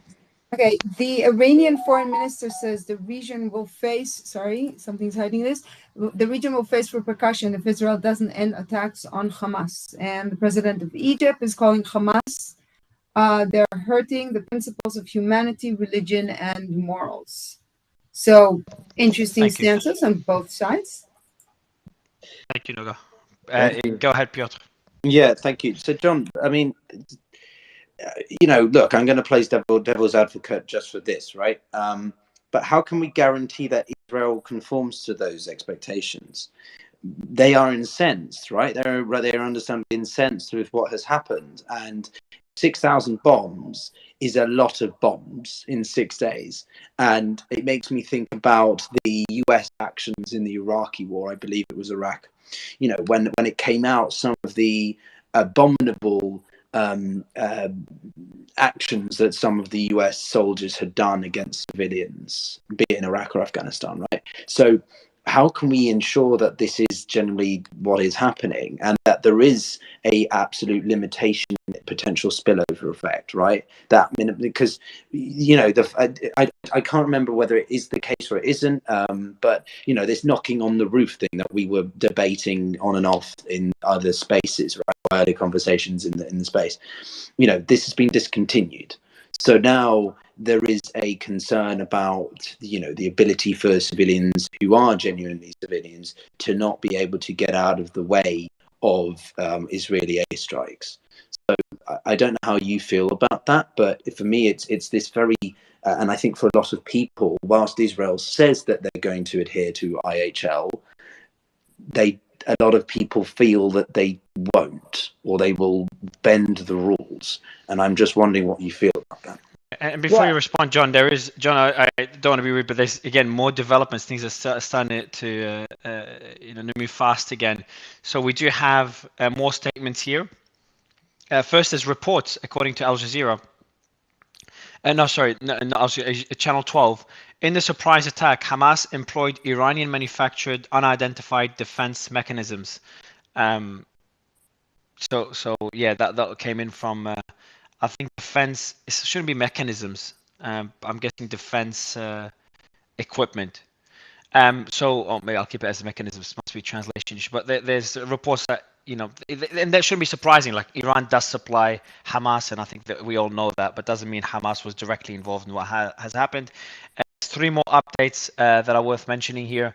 We do have Muhammad al-Hindi, Deputy Secretary General of Islamic Jihad. Whatever the threats and alliances, Islamic Jihad will remain and Hamas will remain. So Islamic Jihad is the Egyptian-based group, isn't it, guys? Correct me if I'm wrong. Islamic Jihad. Islamic Jihad. That's one of the. So that's the Palestinian PIJ. So that's the second largest group. Yeah. So they operate in Gaza as well. It's the Palestinian one. Okay, I appreciate it. We do not bet on the Arab position, and all countries have an interest in standing by Gaza. What is happening in Gaza is a genocide of the Palestinian people in front of the world's eyes. We have a long spirit and the ability to sacrifice and adapt to circumstances despite their difficulty. And, you know, just the same way I'm critical of Israel not allowing humanitarian corridors and blocking the water, etc. I'm obviously critical of Hamas keeping those hostages despite the suffering. So probably they're keeping them because they don't want to be seen, to be losing. I don't know what's happening behind the scenes. Maybe they are brokering a deal and they're asking for more than. If Israel wants to eradicate Hamas, I don't understand how Hamas could give up those hostages unless they can be guaranteed that they will not be eradicated. That's my guess. The whole point was to use them as a negotiation tactic. Exactly. But that's where it gets tricky. Like, Israel would. They put Israel in such a position that they cannot negotiate. I think in this case, Hamas just went too far, and from a political perspective, and even we can even say strategic perspective, like, Israel's in a position that they just cannot save face and negotiate. Now, obviously, we're seeing that narrative coming from different countries. The Jordanian foreign ministry said, "We warn against any attempt to displace Palestinians from Gaza to Egypt and transfer the crisis to neighboring countries." Why would he say that? Hold on. Why would the Jordanian foreign ministry not want to? So what he means is he doesn't want the Gazans to be forced to give up their land. Exactly. That's what I thought. Exactly, because initially I was confused. Become Jordanian problems. Yeah. No, I think weaponizing refugees. It's the thing. Yeah, I don't know whether he means that. No, he's talking about displacing Palestinians. Yes. But like we have to realize that they become like when the Palestinians become So let's go. Yeah, Wajih, I know you want to jump in, and James and Michael. I think we had Noga, Wajih, and John. I think all wanted to have a comment. So I don't know. Yeah, sure. We'll go. I'll read the last one. Justin, the military secretary to the Israeli Prime Minister, met today with a number of social media influencers to instruct them to promote content that strengthens the Israeli narrative regarding what is happening in Gaza. And this is a PR war happening. Shouldn't be a surprise. Let's go to James, then John, and then we'll go to Colonel Michael and Noga. James, go ahead. Yeah, in regards to the Jordanian minister, mainly what they don't want to repeat is the situation that's happening in Lebanon or in Syria, where you have camps of refugees, Palestinian refugees, that are living like in total autonomy inside another country and creating issues every couple of years, because you're just displacing the problem into other regional conflict, and they are recommending not to move people out of Gaza and Egypt in order to have the same problems. This is a bit of I don't know what they mean, but Jez, that makes sense. Like, I'm split between that one and the fact that they don't want the Palestinians to lose their land. It's a combination. Let me tell you why. Quickly, When there is any displacement for the Palestinian people or any people, they become the problem of neighboring countries, and that has happened historically. And these groups and factions have caused a lot of uprisings in neighboring countries. And when they become problem, okay, no, I understand. No, I think I got it, Wishi. So I think you're indicating that it shouldn't become Jordan's problem. But it will also become Western countries' problems. Yeah, not just the Jordanian. Let's go to Colonel. Colonel, you've heard you agree with that statement, but also Colonel, I want to go back to the original question I've asked John. Based on what you're hearing from world leaders, it seems that Hamas is dazed, unless we're assuming that Hamas can be defeated. I think Hamas as a military wing can, the ideology cannot. But from what you're hearing from different military leaders, we're in for a long war. We're in for a ground war, and I don't think Hamas will be here in a few months. Yeah, I think you're right, and as John said, Israel is preparing for a massive, a massive move into the Gaza Strip. I don't think there's any other way to see it. To be fair, if I was on the other side and I saw how the Israelis were lined up and how their military columns were prepared, and look, I don't think there's anyone from Hamas that's listening to me, so I'm not too worried about saying this. But now would be the time to strike. Because you literally have, you have columns and columns and columns and rows of stuff just basically set for preparation. So yeah, I think Hamas is in trouble. I really do feel for the Palestinians. I say that and I do, but because here's why. Like, they may have voted in Hamas as their government, and Hamas may be the leaders, if you will. But the truth of the matter is, they're all down in the tunnels, hiding right now. This is supposed to be the entity that is supposed to be fighting to defend the territory and protect the people, and they're leaving the people up above ground and hiding themselves. As a guy who's a military guy, it's infuriating, right? Because my job was I wrote a blank check. I'm willing to go fight and die for Americans. And the last thing I'm going to do is put an American citizen between me and an enemy. I will stand there, right? John's probably the same way, right? That's the way we are. We're not going to go, hey, dude, why don't you stay above ground and let me know how it works out, and when they're finally gone, I'm going to come back. Why do you think? Why do you think they're not attacking the columns of the IDF on the border? I think they don't. Or are they trying? You think their military capabilities have just been depleted to that extent? Yeah, I don't think their military capabilities depleted. I just don't think they want to put they're like gophers right now. They don't want to put their head above ground. There's 6,000 bombs that have fallen, right? And most of these bombs that have fallen, when we talk about 6,000 bombs, let's be fair. Most of them are dropped from airplanes. They're Mark 84s, which is a 2,000-pound bomb with the JDAM kit. That's 2 million pounds, right, of weapons. I know John talked about artillery and 35,000 rounds, but dude, 12 million pounds of ordnance that's been dropped. That's in 6 days. It's a shit ton, right? And look, I wanted to. The reason I raised my hand, if I still have a little bit of time, is you talk about the A-10s that have moved into Al Dhafra. I've been to that base, and look, the A-10s are the 354th Fighter Squadron, which are the Bulldogs. I love them to death. I was stationed with them for 7 years in Davis Monthan Air Force Base. The great squadron, tons of heritage. But the funny thing is the U.S. puts this out and then says it. I want people to think about it, right? If this war continues and the United States military wants to use A-10s in any way as a deterrent or whatever. You have to remember, these things have to take off out of UAE. So the UAE has to authorize their flight. It's their base. They have to overfly Saudi Arabia, right? Then they have to fly through Jordanian airspace, most likely, to get to the fight. So getting all of those nations to agree to what you want to do from a diplomatic perspective is a really, really, really tough sell. That's why we have carriers, right? That's why we're moving a second carrier, because we realize the military bases that we have in that region, if things get to a point where it's push come shove, there's a chance that all of our air assets could be grounded. And I'm not trying to speculate and cause conjecture or scare or concern. I mean, the people who own the airbase control the air. Like they don't let you fly, they don't let you fly. It's just a possibility. Yeah, Sure. it's also it's a bit of a stretch because, in all honesty, I don't think the relationship is such that, even though on the face value you're absolutely right, I don't think the relationship between Saudi Arabia and United States is such that if the United States wants to fly, Saudi Arabia would necessarily say no, especially not when remembering, and that's the point I wanted to make in context. But no, that at the point, hang on, let me make the point, and then you can reply to it.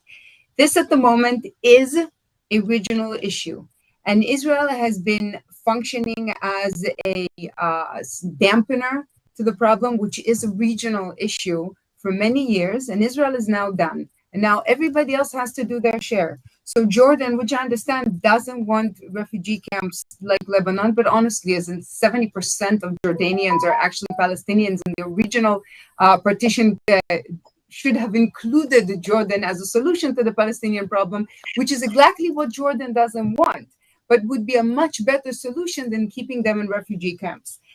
Hamas is everybody's problem, to the extent that at the moment that we found in Sufa, an ISIS flag that was left behind with a lot of Russian inscriptions on the artillery that they brought with them.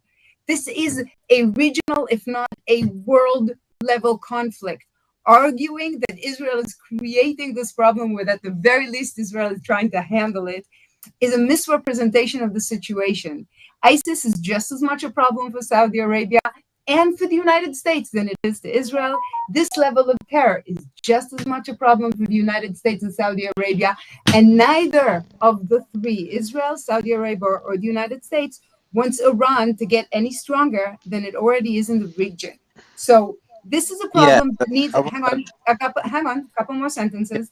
So this is a problem that needs a solution that cannot be achieved in the current paradigm. The paradigm, therefore, must shift.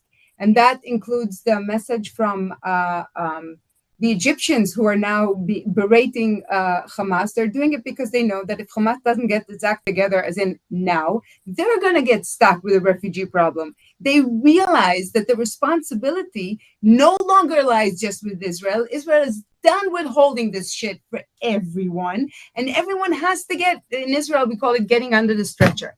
Everyone has to start pulling their weight. If they don't, I have some news. I have some news. Guys. Yeah, so I think you made your points. No, Piotr, I'll let you respond, then we'll go to Michael just to balance out the discussion. Thanks, I appreciate it. Yeah, so I you actually can, have you one can say, sentence. Guys, okay, you everyone can just call it a guys, stretch. Go ahead. Yeah, no, I'll go, Jeff. I'll give you the Thanks. mic again, but I do want to go. Piotr, I think, wanted to respond, and then I want to go to Michael just to balance out the discussion. One more sentence. No. But you say one more sentence and then you make four. You're really good at doing that. Sorry, but it is one more sentence to make. Okay, go ahead, please, quickly. And if the region doesn't address the situation and doesn't find a way to address it that deals with the Palestinian civilians in Gaza, and Hamas doesn't take responsibility, the Palestinian civilians in Gaza will suffer because no one else is willing to take responsibility for them, and Israel is done doing it. Okay. Piotr, I'll let you respond. We'll go to Michael. Go ahead, sir. Yeah, so I mean, look, I agree with you. I would agree with you on the point that this is something that I think a lot of nation states in the region were not very, keen about, in the sense of they're not necessarily on board with what Hamas has done. The longer this goes on, the more clarity you get, and I'm more sort of settled on the fact that I don't think Iran was directly involved. Do they support Hamas? Yes, they do, but I don't think that they were the primary arbiters of this thing, mainly because, as I said before, if they really were, then you wouldn't hear Iran communicating. They would go dark. There's not something you see in diplomacy. You know, as I say, the Cold War, if the Russians really intended to do something, then they would stop answering the red telephone.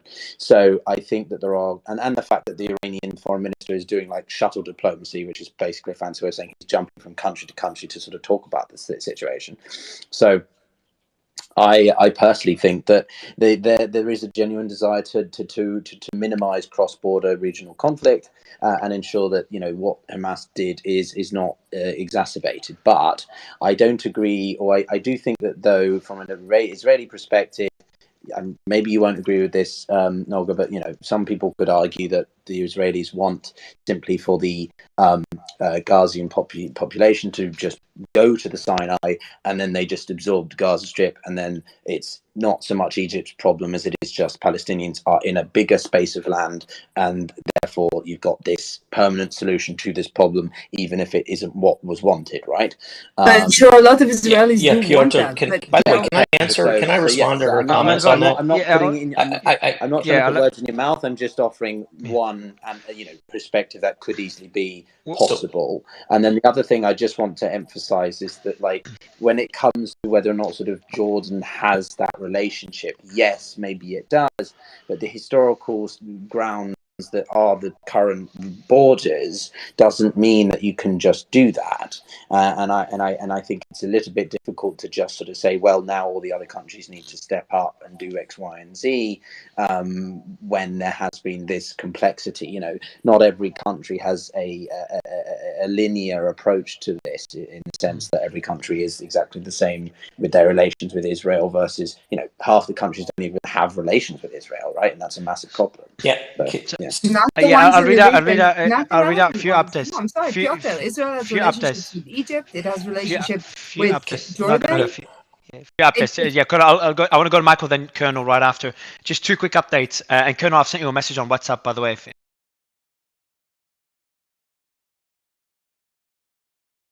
Ainscon's thinking. And then we've got another one here. We've got incoming reports about I'm ongoing sorry, fights. I didn't get that. So Lapid will not be joining the emergency government. Yair Lapid? This is from yesterday. He was the first to. Yeah. He was the first to suggest it, wasn't he? He was, but then the government was signed without him, and so now he's not. So I'll just read out the second one. Is just incoming fights, fighting reports, ongoing fights in Jerusalem, Surif, Northwest Gaza, Al-Daraj, Sderot, Huwara, Checkpoint, Beit Hanya, Kibbutz Nahal Oz. So these are just some fight reports. Michael, I'd love to give the mic to you and get your thoughts on what's been said so far before we go back to Colonel. I have some news. Thanks, Mario. Yeah, I'll just really quickly. We'll go to you, Wajih, for the news right after. Go ahead, Michael. Thanks. I'd just like to kind of close the loop on the discussion, you know, that Brian and John and the Colonel and others have weighed in on, which I think was a really good discussion. Look, I think, one, you know, Brian's perspective as a lawyer is incredibly valuable and incredibly, indispensable for people to be considering, you know, that angle to the conflict. So I'm not, you know, don't mean to impugn that at all. I think my point, though, and I think in Brian's very thoughtful response, he kind of made this point himself. There's a difference between whether or not something is legal and whether or not it is strategically advisable, right, when you are in the middle of contingency operations in a war zone. And I think that's kind of the point that I'm trying to make, right? Like, you know, Israel may be operating within, you know, legal humanitarian law, and I'm not disputing that. The point is, certain courses of action that they take can undermine their very noble and very ironclad, you know, right of response to what we've seen happen. And I think that's where, on a strategic level, in trying to de-escalate and in trying to manage the conflict, good allies and partners have a responsibility to each other to say, hey, you know, Israel, you may be you got a right of response. You know, you may be, you know, checking all the boxes legally, but hey, you know, certain things you do can I'd like to respond. And I think that's important. And let me just really quickly say too, on, you know, I think John made the point, you know, we can't make historical comparisons or other things like that. I think that's kind of context denial, right? Like as the colonel mentioned, 6,000 JDAMs and M117s have been dropped on Gaza in 6 days. Okay, and the reason that those numbers are significant are not because we're trying to do some silly proportionality contest between, oh well, but there were twice as many rockets launched by Hamas. No. The point is on strategic effects in the battle space. Most of those rockets end up in the middle of nowhere. They end up shot down by Iron Dome. Yes, many of them kill people, no doubt about that. But 12 million tons of explosives in a heavily dense urban area, it's just context denial to not understand how that can play into what we see next on the battlefield. And again, Israel may be doing all those strikes legally, and they may be doing all of them totally above board, and I have no reason to think otherwise. But that's not the point. The point is about effects on the battlefield, and the ISIS comparison is not about politically or anything like that. It's just about the fact that Raqqa, Mosul in 2016 were similarly densely packed urban battlefields that were subject to repeated aerial bombardment and things like that, right? So that's where it, on a military analysis perspective, there are definitely lessons that we can draw from those things. It's not about Hamas, it's not about terrorism even really. It's about what this urban battlefield is going to look like in the next couple of days. And so again, I think the legal perspective is super valuable. It is critical that all of the laws of war are followed by all actors at all times. And I think keeping an eye on de-escalation, the U.S. and other partners are just doing their jobs to offer, again, not legal, but strategic advice to Israel and others, including the Saudis, including the Iranians, including anybody else on, hey, be careful with your next actions. And that's why I think Secretary Blinken's comments this morning, that it matters how Israel goes about what we're going to see, and it matters how other groups in the region respond is really important. And that's my only point. I really appreciate the discussion. We can move on. Thank you. Yeah, just Mario, now, I'd like to one more. respond to that. Noga, yes, I know you'd like to. Colonel's dying to respond too. But Michael, just one other question to you before going to Colonel. And by the way, Colonel, thanks for the clarification on the bombs before we post that out. But Michael, the point that I had for you is that do you think the support that Israel has right now and we're seeing from the international community, how far can this war go on for? How long can it go on for? I think we could see it go on for a long time, and I think we're going to learn so much more when the fighting on the ground starts, and when we see, what exactly is happening. If UN observers, if other international institutions are, there, and things are moving along, and military targets are being struck, and civilian casualties are being mitigated, I think Israel will continue to have that international support. I think. That's where my only point on the strategic perspective is to just give Israel good faith, friendly advice on, hey, just try to continue your best to mitigate those casualties. And I think it will actually help Israel in the long run to do that. I appreciate it, Michael. Colonel, I'd love to go to you. And then we do have some new speakers, and I know Noga wants to respond as well. Colonel, go ahead. Yeah, so I just wanted to respond to Noga because, whether you think what I said is a stretch. Respond to me. I haven't hold on. You said my Noga. answer about the A-10s being used was a stretch. You did say that, right? And if you want to undermine my comments or whatever, I'm not so sure how you've become some kind of military diplomacy expert. It's somewhat shocking. Look, the U.S. and Saudi relationship, or U.S. and Jordanian relationship, if you think that they're as strong as they are with Western European nations, you're crazy. I can give you example after example after example that limited what the U.S. military could do during Operation Allied Force, Operation Denied Flight, and Operation Provide Promise in the Balkans. These things happen. Countries that have sovereignty and want to control their airspace and what people do absolutely 100% happen. So please tell me how I'm wrong or how you think that it's a stretch that this is going to happen. I with bated breath, I wait for your answer. Well, first of all, that was a cute ad hominem fallacy that I get a lot from military experts that assume that because I'm a girl, I'm not an expert. It's not about being a girl, dude. Don't bring that in. I love that. Oh no, because of course we're doing so many other guys. You can answer the points. Noga, can you answer Noga? Can you answer the points, please? The points that Jeff made. Go ahead. A part of the point, because yes, those things happen. They happen a lot. My point, however, was, and the answer was in my original comment, is that in this particular context, with this being a Saudi problem just as much as it is an American one, this isn't a favor someone's doing to someone. This is a joint aerial, regional problem. Then the assumption that the Americans are going to put the A-10s there, but know that the Saudis are not, I mean, the United States is not Copy. stupid. The Balkans was Why not a would it regional put them problem for Italy. there? Got it. Thanks. Why would it put it there if they were thinking or even suspecting that the Saudis are not 100% on board with using them should the need arise? Now, if you want to go toe-to-toe on European politics, that's fine, but that's not the subject of this space. I'm happy to do that. I'm actually well-versed in European politics. But instead, if you don't mind, I'm going to move on to the response that I wanted to make to Michael, which goes as follows.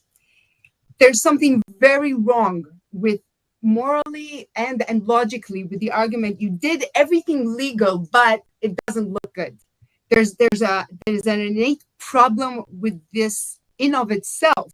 When you add to it the fact that decapitated babies don't look good, That was debunked.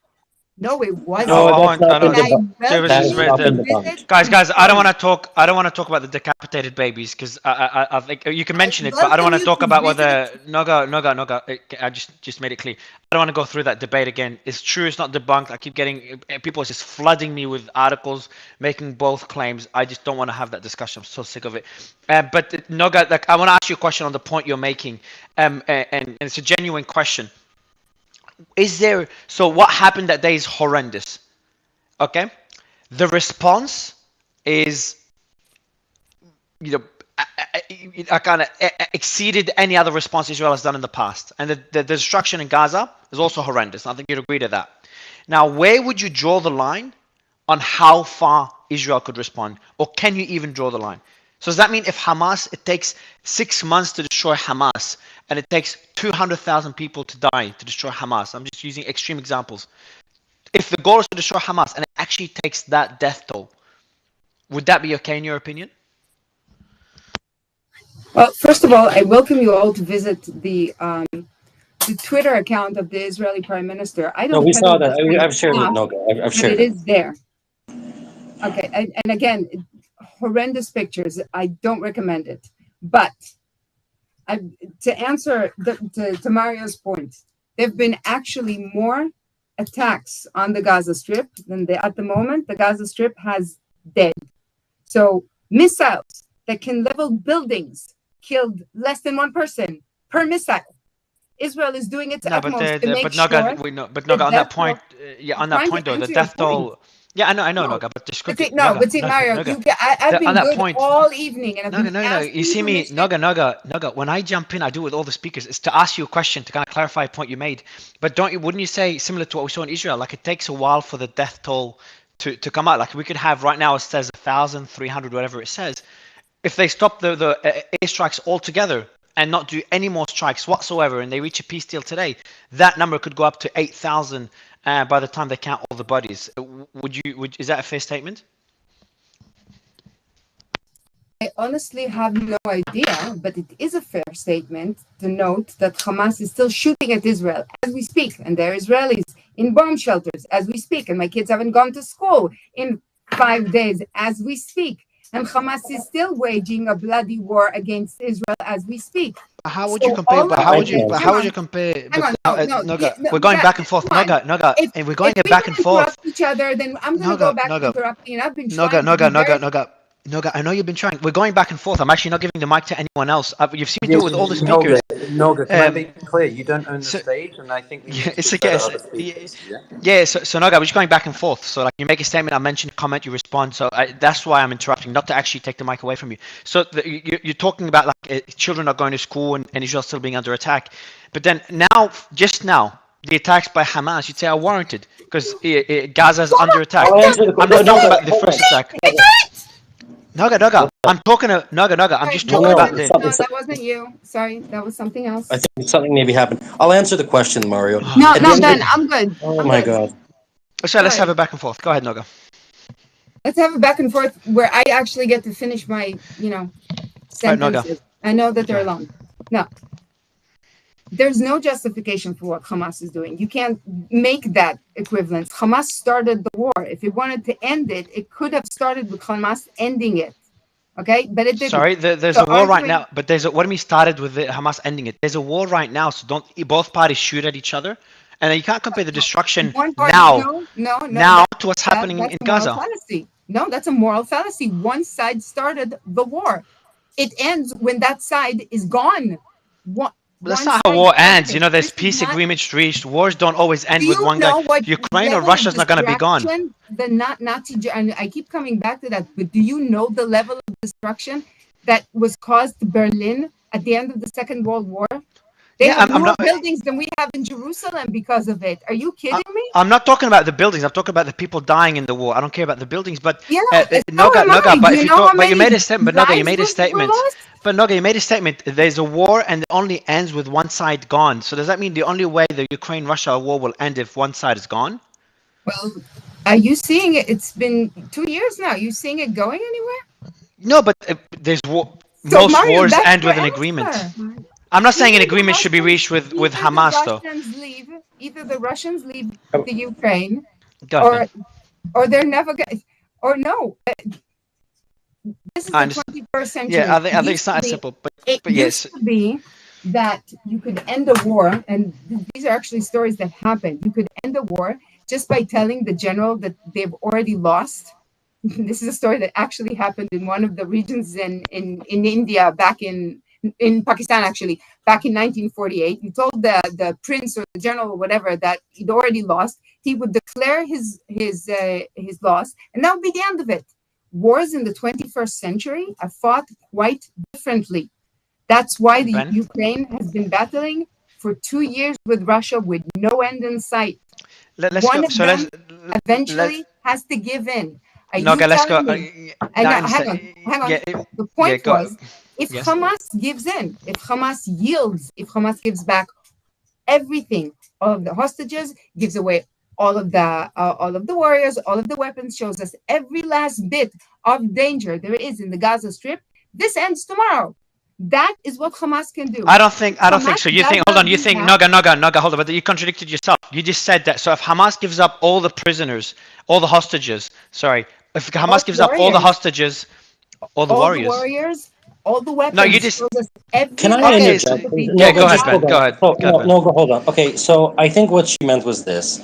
If Hamas returns all the hostages and every single Hamas militant surrenders, then the bombing would end. Yes, I would agree with that. That's not going to happen. And in answer to your earlier question, Mario, with the number of 200,000, look, that's a horrible number. I would never condone for the murdering of anyone. That being said, Israel will... Well, you don't need to laugh, Wajid. That being said, Israel will do what it needs to do to prevent anything like this from happening again, and that's going to be Hamas. And it is what it is. I think the question should be and these are the tough questions. These are the tough discussions. Like, okay, so Israel's in a position now where Hamas can no longer exist. Fair statement. So then, So Israel has two options: either start a ground invasion now, and that would likely lead to less civilian deaths, but more Israeli casualties, or suffocate the region until Hamas has to give in and give up some hostages. Where do you think the response? Oh no, it's not going to be the latter. It'll be the former, right? Clearly, no, they're going to start a ground invasion soon. And but when? Because how far will the current blockade go on? So we had Mutassim come on and say there is no electricity, no water. Yeah, go ahead. Right. So you have hundreds of thousands of reservists flying back to Israel, right? So I think Brian and Colonel Jeff, okay, you can't plan the ground invasion in 5 days, all right? First of all, what they're probably going to, I think what they're doing right now is probably trying to coordinate with, the Americans are coordinating with the Israelis to, try to, an extraction team, something like that. I don't know what's going to happen there. It's going to be very interesting. The tunnel network is very complicated there. That being said, you cannot plan a ground invasion in 5 days, right? It might take another 5 or 6 or 10 days because they only have one chance to get this right. Somebody made, I think it was Peter, who made the point last night, right? So how long is the border with Ukraine, between Ukraine and Russia? It's 1,500 miles. And how many soldiers went in the initial onslaught? 100,000? So the Gaza border is 21 miles wide and long, I believe, and you're going to have a couple 100,000 soldiers going in. It doesn't take it's not a 5-day thing to plan, right? It's a massive campaign just to plan at the planning phase. And I'll finish with this. This is not simply being planned in a vacuum, right? This is being planned with the United States behind the scenes and other allies. That's just a fact, right? The United States, Britain, France, clearly, probably Canada, all the nations that have hostages are being kept in the loop. So Brian, I have a question for you, and then a separate question to Michael. Brian, the question: how much influence does the West have over Israel? Because we've always talked about how much Iran has influence over Hezbollah and Hamas. How much does the US and Europe have? How much influence do they have over Israel? And then James, I want to get an update from you on the situation in Lebanon, because we're hearing different narratives from different leaders. But go ahead, Brian. Well, I think you have to think of it on several levels. Mario, excuse me. In terms of sort of strategic objectives and big plays like striking, by the way, I'm not in any way, shape, or form saying I think this is going to happen. But if Israel wanted to strike, Tehran, then I think the U.S. would have pretty strong veto power over that. Although, I think history shows that we weren't. Hold on. Naga, you got please, Naga. Hold on. I think history shows we weren't told about Osirak, so maybe I'm wrong about that. But the more important point is, told about what? Sorry, told about what? The strike on the Iraqi nuclear facility 25 years ago, whatever, Osirak. Osirak? Okay, yeah, Osirak. Okay, yeah. Yeah, right. Okay, whatever. But at the intelligence collaboration, at the tactical, at the special operations forces, I'll defer to Michael and the colonel on that. But I suspect there's immense advice being given, and I suspect, even though the IDF are amazing fighters in their own right, our expertise would carry some sway. James, I want to get some updates from you, James, on the situation in Lebanon, because we did hear people are sending me the statements to different leaders. We had one leader of the Lebanese forces who was saying we should do everything we can to make sure we don't get involved in the war or get involved in the war with Israel. Then you have the statement of the Prime Minister asking Israel to apologize, something along those lines, of putting in a complaint for the strikes. I think is relatively common. How's the situation in Lebanon, James? And then we'll go to Colonel. Actually, right now it's quite calm. There was some discussions yesterday on TV everywhere. A lot of politicians talking, arguing with each other. You have a certain side that's like, in case we get attacked, we should push back and really push back and go into war. It's the same rhetoric there was in 2006, but most of the opposition, most of the high position cabinet member, even though they are closer to Hezbollah, are talking about you should excuse yourself for doing this, but we should never go into war. We're not in a situation to go into war. We should not push for a war. So that's the vision. The opposition is really against the war. There's some people pushing for, in case we get attacked, please attack back. The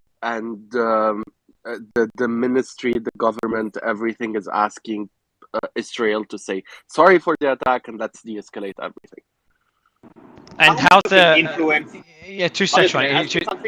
In a bit. It just James. How's any statements from Hezbollah, and how they've been pretty quiet? No, they've been silent. They haven't been movement. No one has had any update on them. They've been underground for the last 2.5 days, which is very surprising considering there's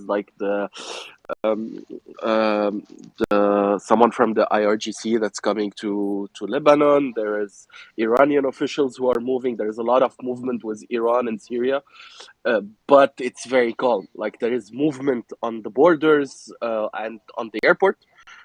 But there is no statement at all from anyone from the Shia side at all in Lebanon. It's completely dark on both sides.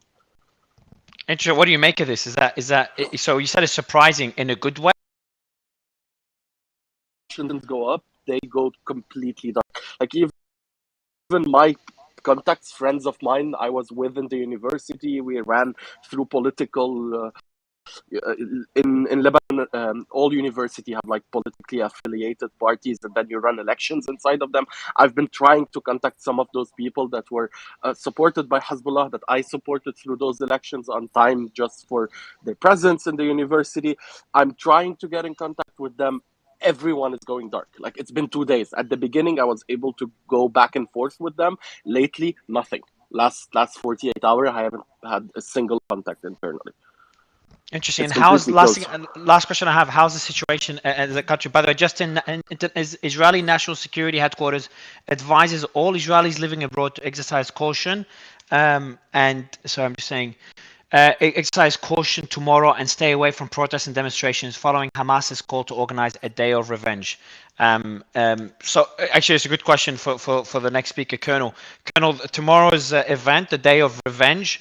Do you expect any attacks around the world in support of Palestinians or in support of Hamas? Mario, I just want to ask him a question about Lebanon. Yes, okay, actually, go ahead, Ronnie. We'll ask you a question and then we'll go to Colonel on that particular point. Okay, sorry for coming in late. I was just coming back from a funeral from a friend that was murdered in the rave. About Lebanon, what is the influence of the public opinion? Thank you. What is the influence of the public opinion on how Hezbollah acts? It's a really good question, I think. That's a really good question. Yeah. So just for the audience, as well as a separate, and if you've been to other spaces, you know that, but as well as separate from the government, and Lebanon is very politically split. A big portion of Lebanon support Hezbollah, a big portion do not. And even the ones that support Hezbollah, I would say not all of them want Hezbollah to be involved in a war with Israel. But yeah, go ahead, Mike. First, I'm sorry for the deaths of your friend. I'm someone that hates deaths in general. Lived it in 2006 and in other wars and explosions. So sorry for everyone who had dead people around them. Let's start with that. Second point, if we want to talk specifically about Hezbollah, it's divided into two parts. You have the political party and the political entity, which also have banks, provide loans, help people in their community. They own most of the businesses. They support financially businesses, owners, people that are around them. And then you have the military branch. This is how it's divided. The population in general in Lebanon didn't affect Hezbollah this much until around 2006. After 2006, Hezbollah was considered a dominant force in the country after the death of Rafi al-Hariri. So Rafi al-Hariri, the Sunni leader, was murdered in an explosion, and since then Hezbollah has been the strongest. So Hassan Nasrallah has been considered the strongest political personality in the country. And being a political personality, if he can pass his influence and Iranian influence through the government in legitimate ways, it's better than being strictly a militia. Which is why since 2006 there's been less and less attacks, less and less problems, apart couple of hits right and left with the Israeli. It has been pretty calm. The military side, so the militia of Hezbollah, it can go to Syria, it went to Libya on certain occasions, it went to Africa, it went to Venezuela on some occasions. They can have some attacks outside of the country, but no one in the public opinion wants another war. Everyone is on we need calm, we need to regain, we need to rebuild, and Hezbollah is listening to that lately. I don't know how long they will do that, but yes, public opinion have a big influence on what Hezbollah does since 2006 because they are in control of the government. So the day they lose control of the government... That's good news, I think. Is it though? Because why are they attacking them? Actually, it's tit for tat. It's not attacking. There has always been since 2006 couple of episodes where Israeli hit or Hezbollah hits. There is some conflict. So they need, Mike. Yeah, so they need to show solidarity with Hamas or with Gaza without actually getting involved in the war. So it's like they're trying to balance it out based on the locations they've hit and the scale of those attacks. They want to keep the fear. They want to keep the fear up. That's mainly what's happening. They want to keep the fear and the fear on the border, so that Israel doesn't go into the Lebanese territory like it did within the civil war, and Hezbollah doesn't want to war right now because public opinion is not high. they lost last election, not completely, but they did lose most of their support last Oh, election. really? Hezbollah? Yes. Oh, wow, I They, didn't know. they had like 70% of the parliament, and it went down to like 50. Now they Oh, need to wow, do okay, I wasn't coalitions. aware. They need So to do does Lebanon, coalitions. his last question, sorry, Mike, Lebanon, does it, the election system, is it, who monitors it? How fair is it? Because Lebanon's a very corrupt country with no infrastructure and not even a president. How like for Hezbollah to lose, go from 70% to 50%, and prior to be 70%, just shows that constant change of. This is how democracy works. You get one party gets traction, and the other one takes their turns. They keep taking turns. I didn't know Lebanon seems to have a good democratic system. No. Yeah, it's not corrupt in the sense of the elections are not corrupt. Elections are true. You get actual results of the feeling of the people. This is why Hezbollah has been stable lately. Yeah, but isn't Hezbollah also holding the presidential election in of itself hostage just by walking out of parliament every time they have to elect one? Yes, so that's a good point. That's a different point. If I want to go into details how the elections happen, but the real governing body, what shows what Lebanese voted for, is the parliament, because the parliament is voted by direct suffrage. So it's the Lebanese people that vote for the parliament. They changed a bit the rules. Before it was one vote counts for one person. Now it's more of a percentage system, so that you have an election, not a party. People select to be on a certain list. You vote for this list. If this list gets 60%, 3 out of 5 people get elected from this list. And then the next list gets more. Yes, I think it's good to get an idea of the Lebanese political system before going to Jeff, just because it gives the audience an idea of what to expect. And how the decision, it's not like Hezbollah would make decisions and not care about the Lebanese population, but then you go into the whole discussion of how much influence does Iran have over what Hezbollah does. Before we go to Jeff, I just want everyone to check something. Just a second, Mike. Thank you, Michael, for the answer. Ronnie, 2 seconds. Yes. You're welcome. So just quickly, I want everyone to just have a look at a tweet I'm going to pin in. Michael, thank you. The other Michael, thank you for sending me that data. We talked about the number of bombs dropped. I do want to make a clarification that Jeff mentioned, but it gives you a scale of the attack on Gaza. So you can look at the numbers there, and similar to Michael mentioned, over a span of 6 days, and I know one of our speakers earlier, Spencer Guard, I can't remember his name, but he doesn't like it making such comparisons. But I looked into it. I think it's still a valid comparison to make. Over a span of 6 days, a total of 6,000 bombs were deployed in Gaza. To put this into perspective, during the air operation against ISIS from 2014 to 2019, the coalition led by the US averaged between 2,000 and 5,000 bombs, munitions, dropped each month. So we got 6 days. We dropped more than a month in Gaza, and the territory is also important. I added that to your post, Michael. The size of Gaza is 363 kilometers squared. The size of Iraq and Syria is 623,500 kilometers squared. So it gives you an idea of the scale of destruction that's happening. Obviously, we've had the discussion of what line is is a response to extreme, is it not? How far could Israel go? But I just want to mention some numbers for everyone to get an idea. But I do want to go to Colonel on what we can expect. Maybe you can comment on this as well, Colonel, because you did. Colonel did. Could I correct your numbers though for a second? The IDF Michael's numbers person was talking about 5,000, not 6. 6,000, however, is the number of rockets that Hamas shot in the last. But Noga, that's unfair. But Noga, that's unfair because these missiles, these rockets are very different from missiles being dropped, and 80, 90 something percent. Are you kidding me?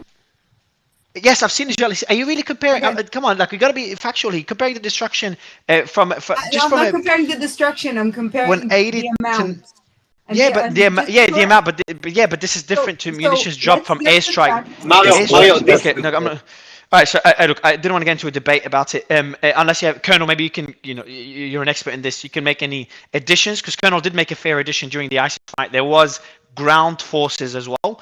And I took that into consideration. I still think it's a pretty fair comparison to make. But Colonel, I'll let you comment on that particular point, and then I also want you to get your thoughts on the tomorrow's expectation. We're about to post, just giving it a bit of time before posting. It's just posting too much. But there's a piece of breaking news. Israeli National Security did put out a notice advising all Israelis, I think it's important for any Israelis around the world because it applies to you, all Israelis living abroad to exercise caution tomorrow and stay away from protests and demonstrations following Hamas's call to organize a, quote, day of rage. Colonel?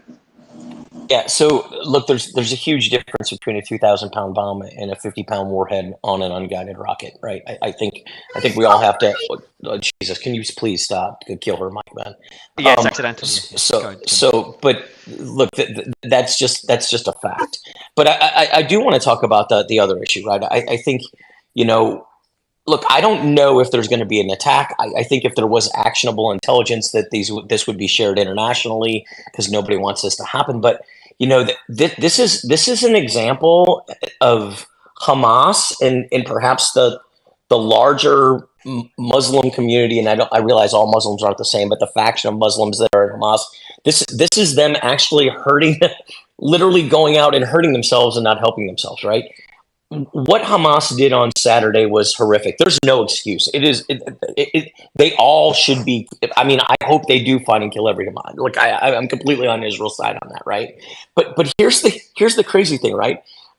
Mario, you're making a great point about this, about all the bombing, right? Because at some point you look at what's going on in the Gaza Strip and you say, okay, there's a reason that we have things called laws of proportionality in combat, right?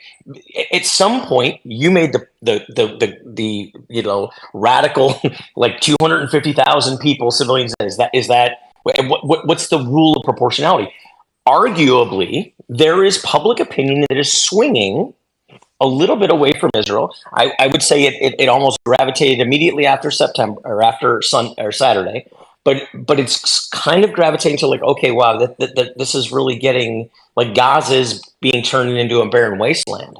And if there are any global attacks, right, you literally just validate everything that the Israelis have said. That the factions of Hamas and the radical Muslims around the world, they're cretins that need to be ferreted out and ratted out and killed. And Israel, again, is now getting, massive polling numbers and everyone's back on their side. So it would be, from a strategic messaging perspective, it would be ridiculously stupid to do. But that being said, there's a guy, one of the founders of Hamas that, is worth, $2.6 billion living in his multi-million-dollar mansion in Qatar that has made this request. And he's not a very smart dude. I want to go to Brian. Go ahead. Excellent point. Go ahead, Brian. Mario, can I speak? In a bit. You and Ron, you and Noga in a bit, because we have Wajir hasn't spoken, Intel hasn't spoken, Propaganda, and Core has never been on stage before. And Brian, go ahead, Brian. Sorry, I lost you guys for a little bit, so I might be a little late in getting in on this. I was just going to, unfortunately, repeat a point I made earlier, which is proportionality in war is very complicated, but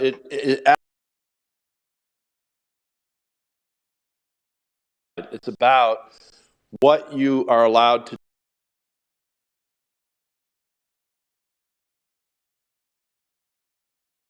achieving a legitimate military objective, and therefore,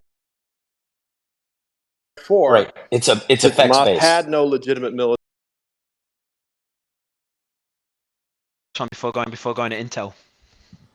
Yeah, I think those are.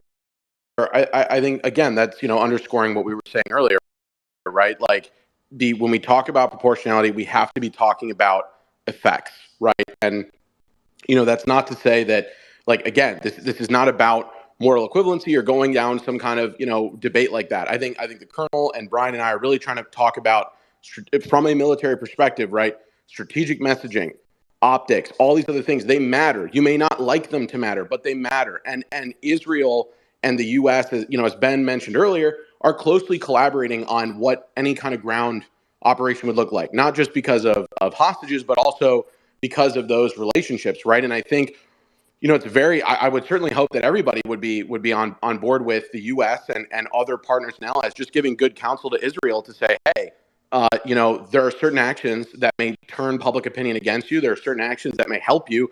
And all of that is important. And you better believe that the IDF is considering those very same, strategic trade-offs and how to message and how to signal all this. And that's really the only point. It's not, we're not getting into comparing deaths or numbers here. We're simply talking about going about this, in a strategically sound way when it comes to the ground operation. I also think that it's important, it's just my own opinion, right? But a lot of the not all, but some of the, there's a right way of doing it and so forth.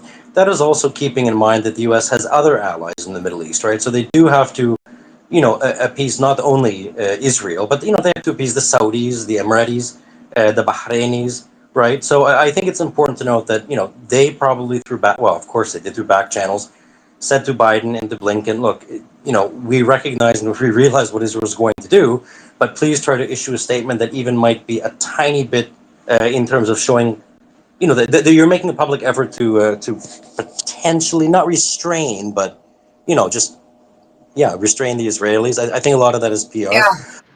Yeah. So we haven't heard from propaganda. If that's okay, he hasn't spoken yet. Propaganda, welcome. Go ahead, please. What do you have to add? Hey, thank you so much for inviting me up here and giving this opportunity to speak, especially Hassan Shibli for referring me here. I think he's also requested to speak. I just want to make a few points. I'll try and be as brief as I can. I want to offer some points from a geopolitical perspective regarding Hezbollah.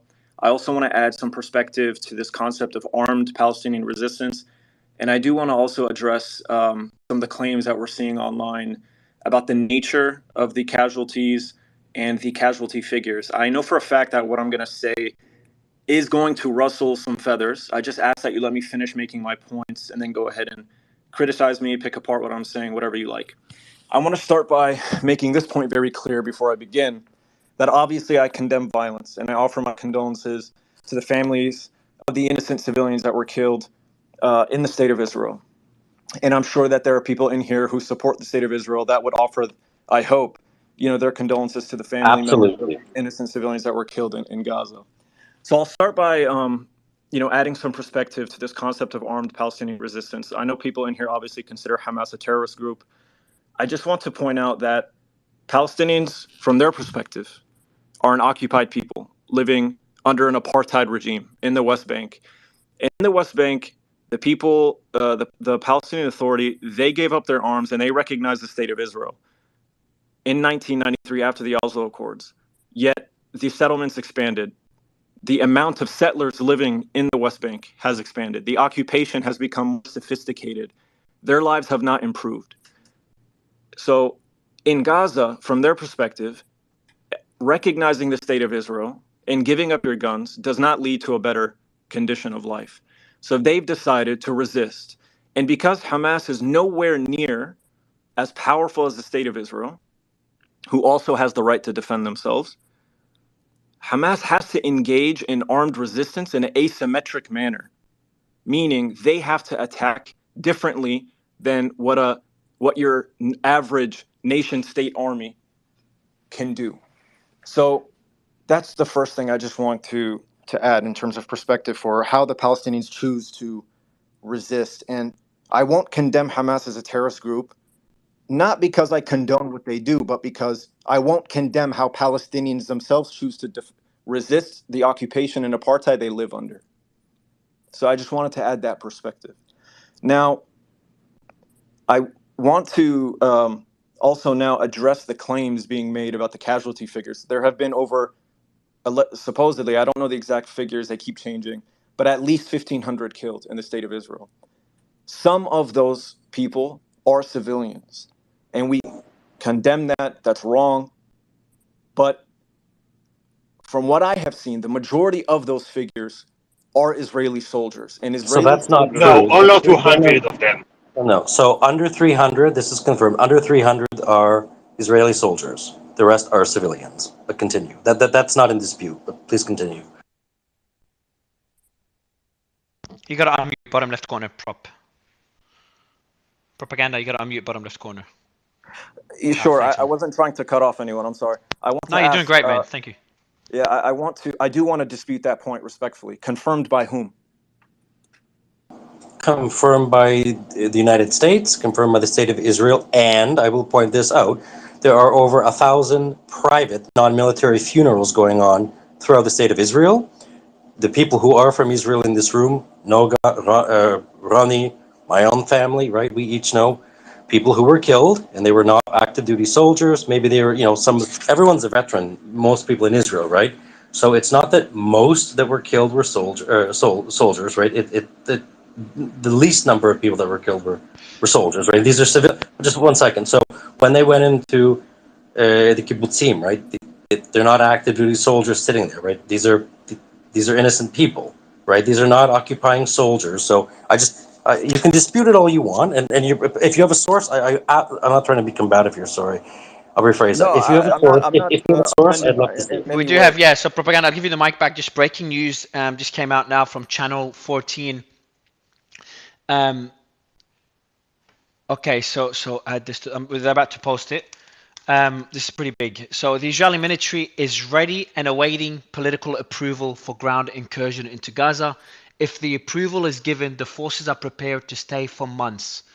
The currently clear objective presented to the senior command. So it's not major, but it's like just shows that things are moving in that direction. Like it could happen any day. And that just came out now on Channel 14, and the team is about to post it. So everyone that wants to read it, it's going to be posted shortly. But the propaganda, go ahead. Thank you. So I don't want to, I don't have sources that are necessarily better than yours. I will just say that we had the president, Joe Biden, get on stage yesterday and claim to have seen pictures. And this is the president of the United States supposedly confirming. Did he? Quick question. Did he claim? Just genuinely curious. Did he claim to have seen pictures, or did he claim that this has happened? Like, did he say this happened, or he claimed I saw He pictures? used the word "I see." He used the word "I see," and the Washington Post and CNN had to follow up with the administration themselves and say, "Did you actually see the pictures?" And the administration office had to respond and say no. So that being said, Mario, I thought you don't Right, want to Mario, talk did about he the say we're not head of having IB. this discussion? Because the pictures were up. Okay, so he didn't. Yeah. Propaganda. Just 1 second. Propaganda wasn't aware that we've been through this. I apologize. Then No, I'm sorry. you don't Yeah. listen. You don't need to apologize. Go ahead. So yeah, because this is one of the topics that just everyone starts yelling about it. Both sides starts to yell about it. And I've just been pushed back.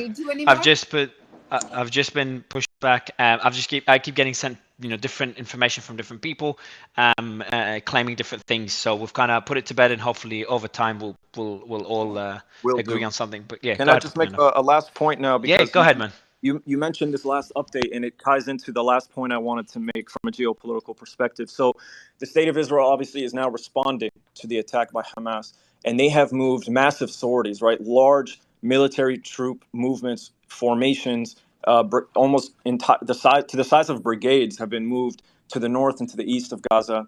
They've been moving mobile anti-air missile defense systems closer to the border with Gaza. There are armed personnel carriers and tanks.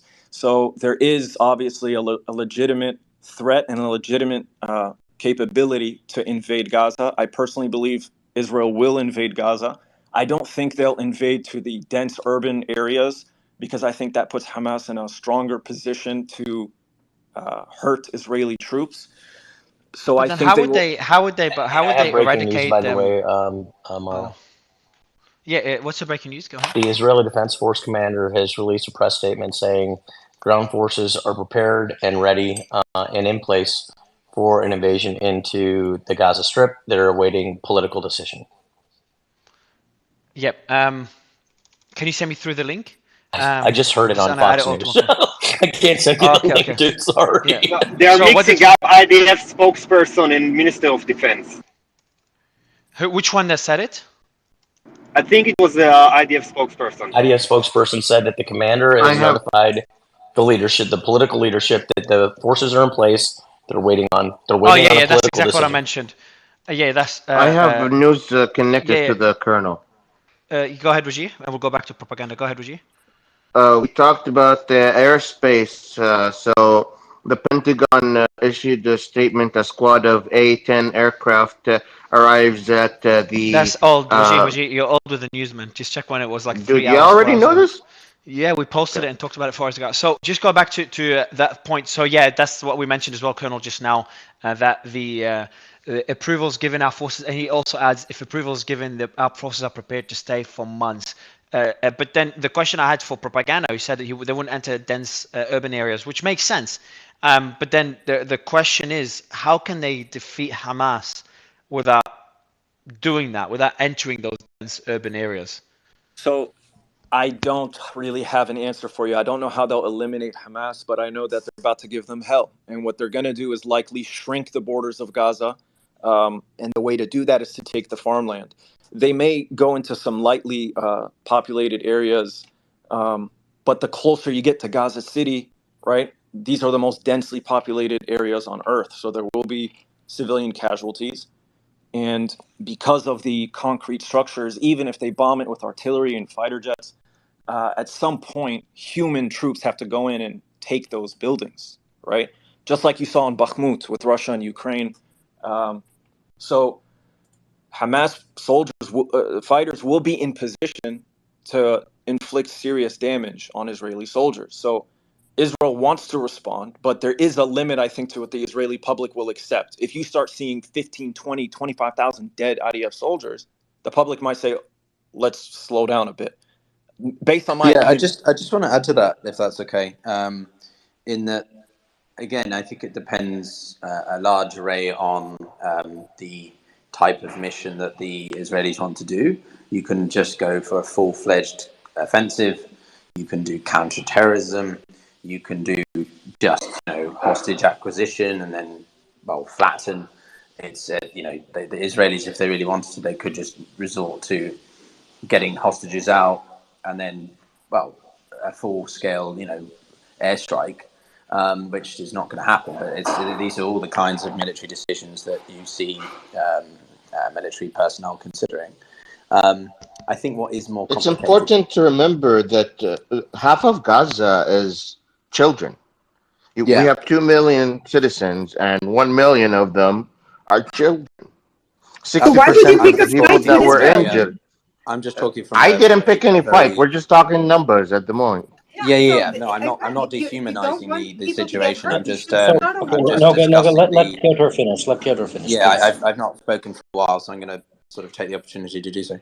Again, I'm not dehumanizing the humanitarian situation. I'm, very much aware of that, and I want the UN to do more to establish a humanitarian corridor. I want the US, I want Egypt to be able to establish a humanitarian corridor. These are absolutely fundamental needs for the Palestinian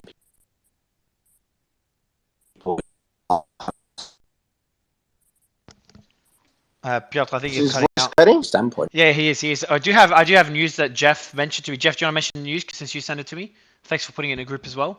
No, go ahead. You say it. My Arabic sucks, dude. Oh, good. Information. I just use Google Translate, man. Information about the killing of the commander-in-chief of the Al-Aqsa Martyrs Brigade, Sami al-Hassani, in an assassination carried out by Israeli aircraft by bombing his house. That came in from the Al-Quds newspaper. It looks like a Palestinian newspaper. So it just shows that we have. If anyone can tell me who Sami al-Hassani is. I've read it, Mario. I've read it after. I think like 3 hours ago. I've read it. Oh, okay. This one just came in. I don't know which one you read, but this one came in from Al-Quds newspaper, 18, 1992. So just under 30 minutes ago. So it seems pretty new. And it goes back. By the way, Ronnie, did you manage to get? I'm putting you on the spot, but was there anything about U.S. airplanes, U.S. fighter jets striking targets in Iraq and Syria? Was that eventually confirmed beyond your sources? No, I wasn't able to get confirmation. So. Okay, no problem. And also just another thing as well. The updates. By the way, Piotr, you glitched out. Just a heads up. But there's updates of the release of the name of the soldier that was killed by Hezbollah 2 days ago. But they only released his details and announced that he's dead today. And that could be for strategic reasons to not escalate things on the northern border. So just thought I'd mention that. But yeah, it's just a lot of developments that are happening. Yes, I know. I actually know the soldier that was killed. I've been notified. Yeah, so he was. Were you notified today or 2 days ago? 2 days ago. I wasn't able to speak about it. Why? Yes, he's a friend. Yeah, exactly. So, what's his name?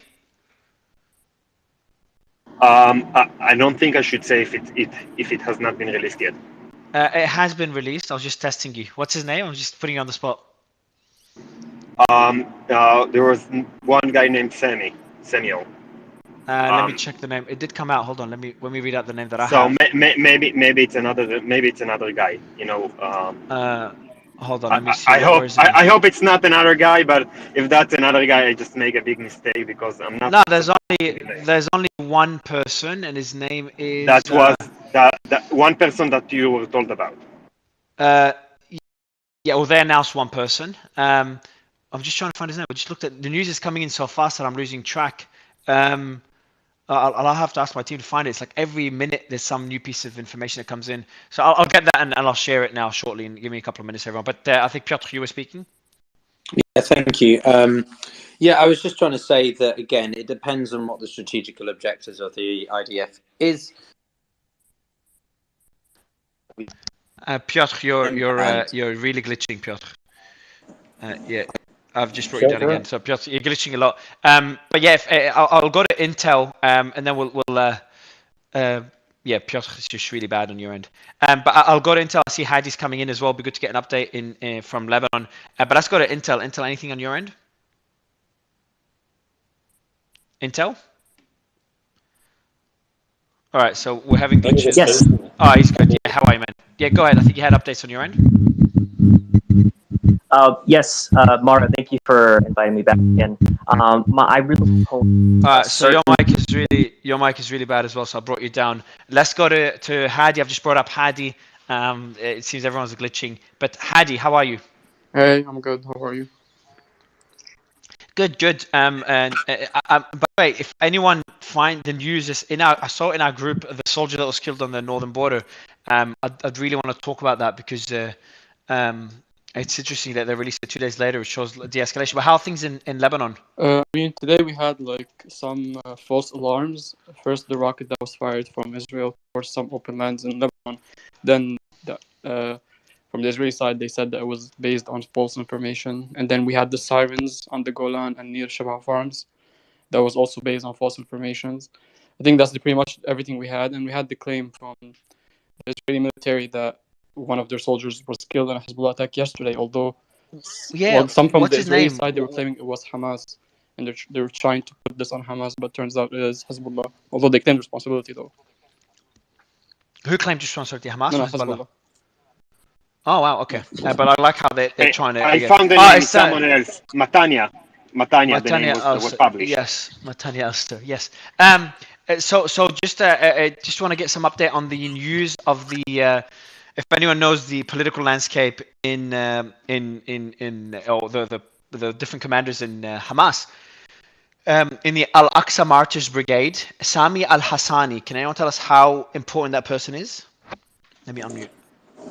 Well, so you said he was the head of the Al-Aqsa Martyrs Brigade? Commander-in-Chief of the Al-Aqsa Martyrs Brigade. Yeah, it's significant, sure. I mean, it's not as powerful as Hamas, but sure, the Al-Aqsa I would Martyrs say Brigade... they're like the third or fourth largest military arm. There's a few military arms that are representative of, say, the organization. So Hamas has a military branch. The Islamic Jihad has a military branch. I'll try and find my post I made a couple of days ago and add it. But yeah, that's largely what they bet. So no, those are different organizations. The Islamic Jihad is not an arm of Hamas. I'm just saying that they're one of the other ones that operates in Gaza, and this group that Mario mentioned. Yeah, so I misunderstood. No, it's okay. But back to you. Yeah, I'll go back to Hadi. We're talking about the situation that Hassan been waiting for a while. Hadi, just talking about the situation in Lebanon. How the statements made by the different politicians. Would be good to get your thoughts on that. Does it look? Because I know I talked about the leader of the Lebanese forces. Talk about, hey, Lebanon should not be involved. The Prime Minister, was he clear about that Lebanon should not get involved? Because I know he said he's going to make complaints about Israeli shooting within Lebanese territory, which is common. But beyond that, what are your thoughts on the statements? I mean, Lebanon is always interesting when it comes to statements on one thing because we can never agree on something. But there were surprising statements, especially from Walid Jumblat, who was the prominent Druze leader in Lebanon, who was also again anti-Hezbollah in general. But he announced on TV, live television, when he was speaking, he said that if Hezbollah gets into a war with Israel, we will stand behind Hezbollah. That's something very rare for him to say, and it surprised everyone. And we had also from... Sorry, you talk about the statements from Jumblat, correct? Yes. Yeah, but just a quick question on that one. But you know, we had people come on stage, and he's generally very political, so he probably doesn't expect a conflict between the two, and he's making that statement as a way to kind of get a bit of credit within Hezbollah supporters. I mean, just the context about Jumblat, he's like known in Lebanon for switching positions instantly. Like in 1 second, he can just change his mind.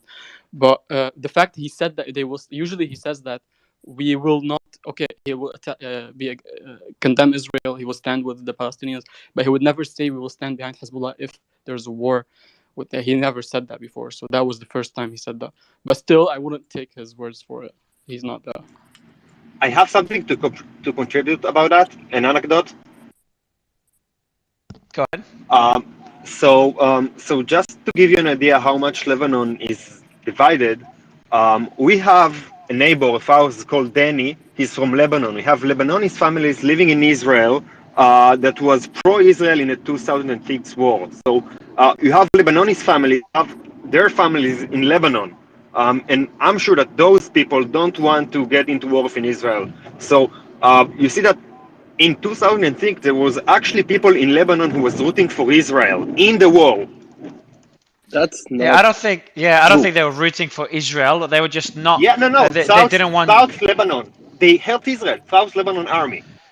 Yeah, South Lebanon army. Yeah, That's I not don't a know if very even potent exists. force, if I'm honest. The Lebanese army is Yeah, not yeah. the most existent. It's not. It's No, not no, it's not Lebanese even. No, view. no. It's a militia that was fighting under the Israeli army. They worked with Israel, and they were kicked out of South Lebanon. They were just few numbered people. They don't represent anyone except them and their families who left. That's the only thing. Yeah, so while I think from what I Okay, understand is sorry, that I despite thought all good, Johnny, all good. Yeah, so despite Lebanon's very clear they don't want to get involved in the war, it does not mean they support Israel. That's definitely not the case. Like if you say that in Lebanon, you become a pariah. that's No, what. no, I'm not stating. That's Yeah, not what I meant. I'm not. Yeah, I know. I'm not referring to what you said. It's more of a general statement. Hassan, you've been with us for you've been putting your hand up for a while. But yeah, but there's a problem, unfortunately, Hassan. Can you hear me? Because you're there's a lot of echo. It's good to hear I'm Mario gonna. twice. That's quite entertaining. I have to say. That's what you Yeah, sound so on. what we're gonna do, Hassan? Yeah, what we're gonna do, Hassan? There's a lot of news happening, so I'm gonna give you some time to fix your mic, and in the meantime, I'll read some of the news, and then I'll go to you. So I did mention the commander in chief, and like we're not keeping up with the news. So anyone can go on my profile and start checking it. Wow, even though my Twitter account is not refreshing them. Let me try to refresh again. All right, so McDonald's is donating free meals to the Israeli Defense Force. Just a small statement. There's also a kind of a more light statement. A lion has escaped a zoo in Gaza due to the bombing. Obviously, it's irrelevant to the war, but it's just something that's going viral on Twitter. The Israeli military is ready and awaiting political approval for a ground incursion into Gaza. So they're awaiting political approval. I'll read out the exact quote. If the approval is given, the forces are prepared for a stay of months. The clear objective presented to the senior command is the disarmament of the Gaza Strip. Then we have a disarmament of the Gaza Strip. That means no more arms whatsoever. So essentially, the Gaza Strip, their goal is to turn it into the West Bank. And if anyone thinks I'm wrong with that statement, let me know. We do have the commander-in-chief of the Al-Aqsa March. Thank you. There's no way that Gaza won't be conquered.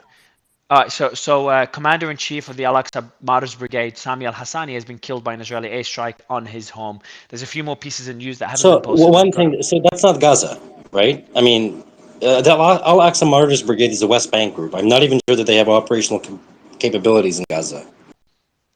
Oh, fascinating. So is his home in the West Bank then? I'm trying to find that, right? But somebody made the point earlier that they were number 2 or 3 on the list in Gaza, but they're not active in Gaza. It's a completely separate faction that's in West Bank. Is there any information on if he was killed in his home? There's a bit of news. Interesting poll. I have some news. He was killed in his home. Whoever's asking the question, go ahead. Poll just done by the Jerusalem Post. Of 86 of the respondents blame Netanyahu's government for intelligence and security failures, allowing the Hamas terrorist attacks. That just came out. So what was that? Sorry, Piotr. 2 seconds. Was you? What was that? Sorry. What was that statement, Piotr? Piotr, can you? I don't think Piotr can hear me. Let me fix that glitch. Let me bring him down. So go ahead, Wajir. Ben? What did Piotr say? Since he cannot hear me. So all I heard was him saying no, and then it rubber banded. Oh, okay, yeah. All right, cool. Go ahead, Wajir. Wajir, are you there? The Premier League Foundation condemns the horrific and brutal attacks of the violence in Israel and Gaza, and the next round of Premier League matches will be preceded by a period of silence as a sign of respect to all those affected. Another statement that I have is that the foreign ministers of Germany, Italy, Canada, and the European Unions and the U.S. Secretary of Defense arrives in Israel on Friday. The former President Donald Trump said, "We will not allow what happened in Israel to happen in the United States. There are thousands of men coming from China and the Middle East who enter this country easily." The Israeli army said a sergeant was killed by an anti-missile tank yesterday at the Lebanese border. Former President Donald Trump also said that uh, Joe Biden is unable to supervise settlement talks or run the White House. He's asleep all the time and cannot speak two sentences to each other. Appreciate that, and let's go to Hassan. Hassan, before we Mario, read more news. just You go ahead, James. last point. The Iranian delegation did reach Beirut after leaving Iraq a couple of hours ago. Appreciate And that. Yeah, sorry, just whoever's in the car, please don't unmute. Just there's a lot of background noise. There's also airstrike. There's an update from the IDF. Airstrike specifically targeted Hamas operatives. 5 houses used by Hamas operatives were destroyed. A monitoring center crucial for Hamas's operation was hit. During the strike on the monitoring center, 2 militants were neutralized. So it's just an update from the team. Israeli Minister of Information Galit Dissal decided to resign from her post. How major has that been? So 2 seconds, Hassan. How major has that Not been? major at all. Repeat that? Okay. Who was it? The Israeli Minister of Information Galit Distal. I can answer that, Mario. So, Not major at all. Nobody cares about her. Thanks, Ronnie. Go ahead, Ben. yeah, it's not major. Nobody likes Galidistan anyway. Okay, no problem at all. Hassan, can you hear me? Yes, can you hear me clear now? Yeah, perfect. Okay, excellent. I mean, first of all, thank you, Mario, for inviting me. I'm sort of here just to represent an American Muslim perspective. I'm a civil rights lawyer, ran one of the largest civil rights organizations, and now have a law firm that stands for human rights and civil rights for all Americans. A couple quick and urgent questions. I mean, one is we heard about the killing of this individual. I think Hassan, you said his name was, and he was killed in his home. The question that I ask is, did he have a standalone home? Or was he in a residential building? Were there women, children, and civilians? Because the data we're seeing is over the last 20 years, for every Israeli killed, 20 Palestinians have been killed. Vast majority are civilians. And what you're doing is you're creating an unending cycle of violence. So we have to be asking these questions when we hear people are being killed at their homes. How many civilians are being killed? And again, we absolutely condemn the killing of any Jewish civilian, any Muslim civilian. But the reality is, if you keep blowing up people in their homes, what kind of long-term impact is that going to have? Very quickly, I'm just going to pray for peace, a just peace. The problem is a lot of people want to talk about peace, but they don't want to talk about justice. And it's very disingenuous when you talk about peace without talking about ending the occupation, ending apartheid, ending the conditions that are pushing people in Gaza to the brink of death, even before this attack. I mean, 97% of the population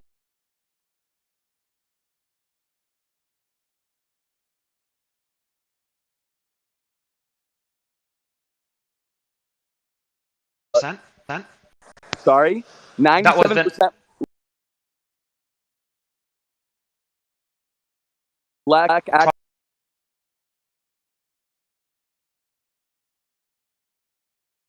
happened over this last weekend. It's never good. And then finally, I'll just add, I'm very concerned about the concerns for safety that I'm hearing in the U.S.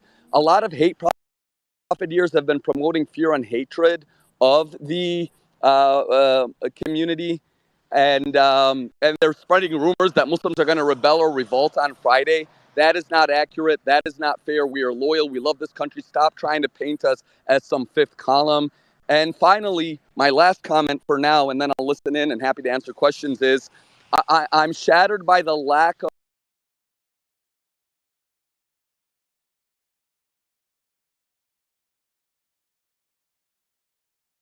And one of a lot of comments on my Twitter, on my Instagram, and Facebook saying we're going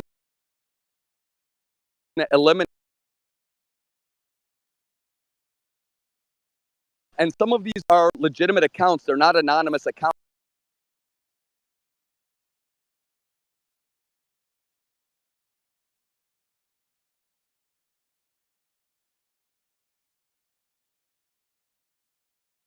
The fighters were thinking this weekend. Maybe those fighters saw their children or their sisters killed, and they're responding saying, let's destroy the other. That's not the right way of thinking, and very shame on all the pro-Israeli supporters that are responding by saying, let's destroy Gaza. It's very concerning, and I'll finish within 10 seconds, that the Israeli government is actually publicly boasting about committing war crimes, cutting off water, fuel, electricity. Yeah, we've had that conversation. Those are not. Naga, we'll let him finish. Yeah, Hassan. I'll finish with that. God bless. Political statements now. Can I have one? You've had many.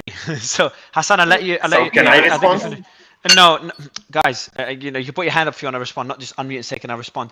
Ben, Hassan's made a lot of statements and would like to get your thoughts and your response to them. So my response will be this. So first of all, Hassan, you sound like a lovely person. I applaud you for your human rights work. I'm also an attorney.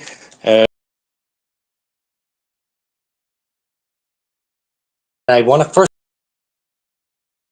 life on every side. The fog of war is not a good thing. I will point out again, though, that according to international law and the rules of engagement, if an enemy combatant embeds themselves within a civilian population, hospital, home, God forgive me for saying this, that does become a legitimate military target, right? I mean, if they're launching military attacks. That being said, that's the only pushback I wanted to give. I want to thank you. But what about the points he's made regarding Gaza living conditions prior to the war? The 97% of the population did not have access to clean drinking water, as one example. Yeah, so I agree with him. I agree with him, right? I mean, I think it's just a perpetual. It's the same thing over and over again. So I do agree with him, right? Absolutely. I've been to Gaza. It's not a nice place, and it's not. What year did you go to Gaza? So that would have been just before the pullout. So just before 2005. I used to go shopping in Gaza before Hamas. Yeah, absolutely. That's an important thing to mention too, actually, Mario, for the space. And so when I was younger, when I was a kid, we used to drive to Gaza to go eat dinner, to have coffee, to go shopping. Right? There literally were no problems. There was never a problem. We'd go with Israeli plates. Yeah, that is true, right? Even when the settlements were there, I have to be blunt, right? Because in 2005 they pulled the settlements down. Part of that, there were no problems. I remember as a kid going to Gaza with my parents, right? Talking, we all, spoke Arabic. My parents having coffee, having dinner, shopping, and there was never a problem. But then, pardon? I'm saying you didn't even need to speak Arabic. Well, we did. No, in any I case, know you did. I mean, I don't. And she's right. So there's breaking news. So the Iron Dome system according to Channel 11, has thwarted an attempted UAV infiltration from Lebanon. So it just came in now. Heidi, are you there? Yes, I'm here. I'm checking this and we'll let you know. Yeah, but if it is just quickly, I'm not sure. Brian, I'll give you the mic just quickly on that point, Heidi. If it is true, Heidi, how major is it? Just sounds pretty minuscule, no? I mean, it will probably, if it's true, it will probably be shot down and something will be fired, like minor firing. I don't think this thing will escalate because it happened before, even before things escalate. There used to be stuff like that happening. So representatives of Hezbollah, Amal, Hamas, and Islamic Jihad receive Iranian Foreign Minister Hussein Amir Abdullahian, whatever his name is, following his arrival in the Lebanese capital. So we've just got a meeting between Iranians. They got to be a bit more, a bit less open about it, about the Iranian influence there. But they met the Iranian Foreign Minister Hussein Amir Abdullahian in Lebanon. So that's just a quick update there. But Brian, go ahead. So I actually have a lot to say about the last speaker's interpretation of the laws of armed conflict and humanitarian law, but I talked a lot earlier about that. So I want to ask a process question though, Mario. I've been recruiting a bunch of people to come in this space. A friend of mine just messaged me and said she tried to get in and it's quote unquote full. Is that possible? Yeah, just send me through. You've got my WhatsApp, Brian. So just send me through their username, and I'll bring them up. Okay, thanks. Not at all. Thank you. I want to go back to just some updates. There's just a lot of things happening. Like we had a bit of quiet before, we had a good discussion, and now there's just movements again. So I've mentioned about the arrival of the foreign minister in Lebanon. Don't know how major that is. We also have more deaths in Gaza coming in, more reported deaths due to the current the ongoing airstrike. We also have the International Criminal Prosecutor told Reuters the court's jurisdiction authorizes it to look into the alleged war crimes committed by Hamas and Israel. That's a good statement. So they're stating that they're going to look into the war crimes committed by Hamas and Israel. We talked about the Iron Dome intercepting the UAV in the north. It's not major, but any developments there should be, we should be really paying attention to. Obviously, Mustafa Barghouti, who's the I think he's part of Hamas. A call for demonstration in all capitals. I'm just going to look up who Mustafa Barghouti is, but he's calling for demonstration again. Tomorrow is a day of revenge. He's the member of the Palestinian Legislative Council, and he calls for demonstrations. I'm sorry, it's Barghouti. He's in prison, and he's if there was an election held today, he's probably more likely to win it than a lot of the others. In West Bank? Yeah. No, wait. I'm sorry. My bad. I was mixing him with someone else. Never mind. No, yeah, I don't think so. He's a Palestinian member of the Palestinian Legislative Council. Wikipedia that was my bad. I'm sorry. Yeah. All good. So yeah, all good. So he's calling for protests, demonstrations in all capitals tomorrow. So just demonstrations. Minister of Information Galit decided to resign from her post, which we've read already. So just a lot of developments, a lot of updates. James, have you heard anything about the UAV, the drone in South Lebanon? James, are you there? Yeah, sorry. I haven't heard something about the UAV. I heard about the meeting with the Iranian. It's really they met him at the airport. So people from those parties, representative, met the guy at the airport, and then they were gonna take him somewhere in order to have the discussion. They haven't left the airport yet. Technically, it's like an official visit, and it's a show of force. The same way the Western countries are showing presence in Israel, they're showing U.S. are putting ships. Iran, I think, is doing a show of force in the region. They went to Baghdad. They wanted to go to Syria, but it got bombed, so they went to Lebanon. And they wanted to go to Lebanon anyway, but they skipped Syria. Just to clarify this point. I appreciate that. Michael, I just want to get your updates on the developments. We've seen the commander get killed. We've seen the airstrikes continue. We've seen Iranian foreign minister arrive to Lebanon. We've seen the UAV from Lebanon get into Israeli territory. Just a lot of things happened in the past hour alone. Your thoughts, and obviously the most important one is the military, the Israeli military saying, hey, we're ready for the ground invasion, and once we get the approval from parliament, and we expect this to be, we're ready for a multi-months battle. Your thoughts, Michael? Yeah, thanks, Mario. I think we've seen things sort of slow a little bit today. There are those developments like you ran through. I think those are notable. We also saw, the Israeli airstrikes on airports in Aleppo and Damascus earlier this morning. And again, we already discussed that, but I think that's also good to throw in there too. Those strikes happen, occasionally. They're not necessarily always tied to, flare-ups in tensions in Gaza or in Israel. Some of it is related to, Syria and ongoing, operations out there. And I think, as I mentioned earlier too, that was the 26th time just this year that Israel had conducted strikes into Syria. Again, not just on the airports, but including, out in Deir Zor, Abu Kamal, other areas further away. Further east. So I think those are all important developments, but I do think we're still, waiting with bated breath here on when the IDF will go in and what that's going to look like. And Ben and others, we've talked about this. The kind of to give listeners to the space an idea here. This is not something that you just do in 5 minutes, right? There's a ton of intelligence, military planning. There's coordination with allies, with partners, even with other, back channels to other Arab states potentially, right? So there's a ton of that planning that goes into the process. And I think the reason we've seen the delay, a lot of people have said, well, are they or are they not? And does this delay mean that they're not? I don't think any of that's accurate. I think the Israelis are pretty committed to going in. Again, we don't know yet how committed and how long they're willing to stay. They've said that it's going to be a long operation. I have no reason to doubt that. But I think, that's something people have to remember too. As things slow down, it doesn't necessarily mean things aren't happening. Things are happening behind the scenes. A lot of that military and intel planning is being done. And I think, it sounds from some of the reporting we're getting, that they're about ready. And so I think, maybe in the next couple of days, we could see that. And that's really what I'm waiting for right now. We just have the Iranian foreign minister extends congratulations to the Palestinian people for Operation Al-Aqsa Flood in response to Israeli operations. So that just came in from the Iranian foreign minister.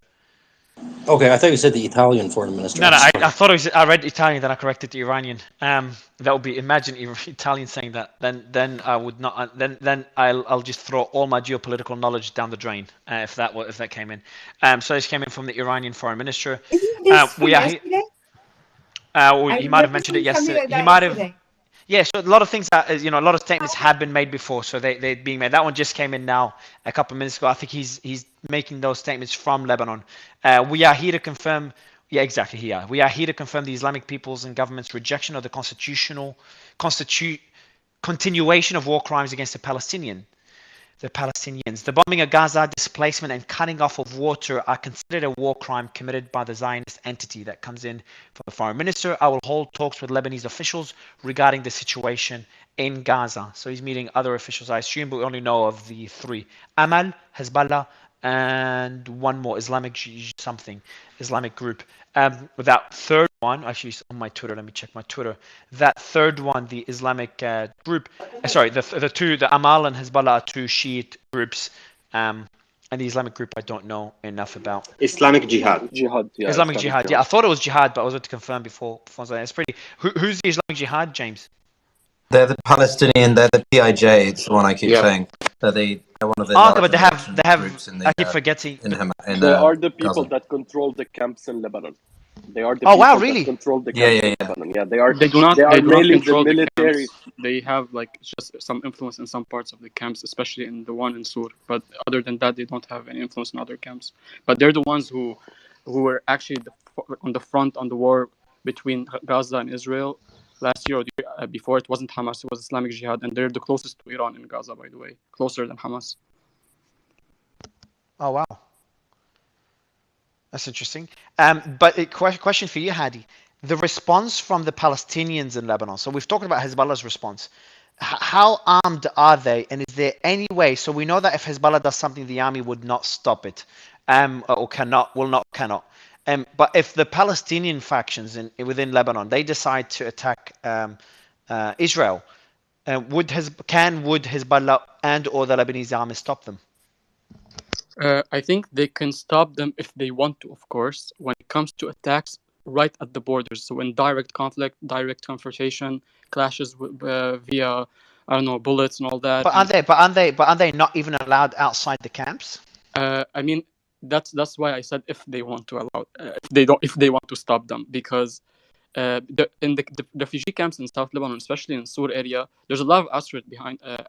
So there's a lot of empty fields and empty stuff. So at night, anyone can sneak out and in. It's not that serious. So when they fire their rockets or missiles from this area, sometimes, Hezbollah and the Lebanese army, they don't know about this because it can happen at any time randomly and it cannot be, monitored that quick.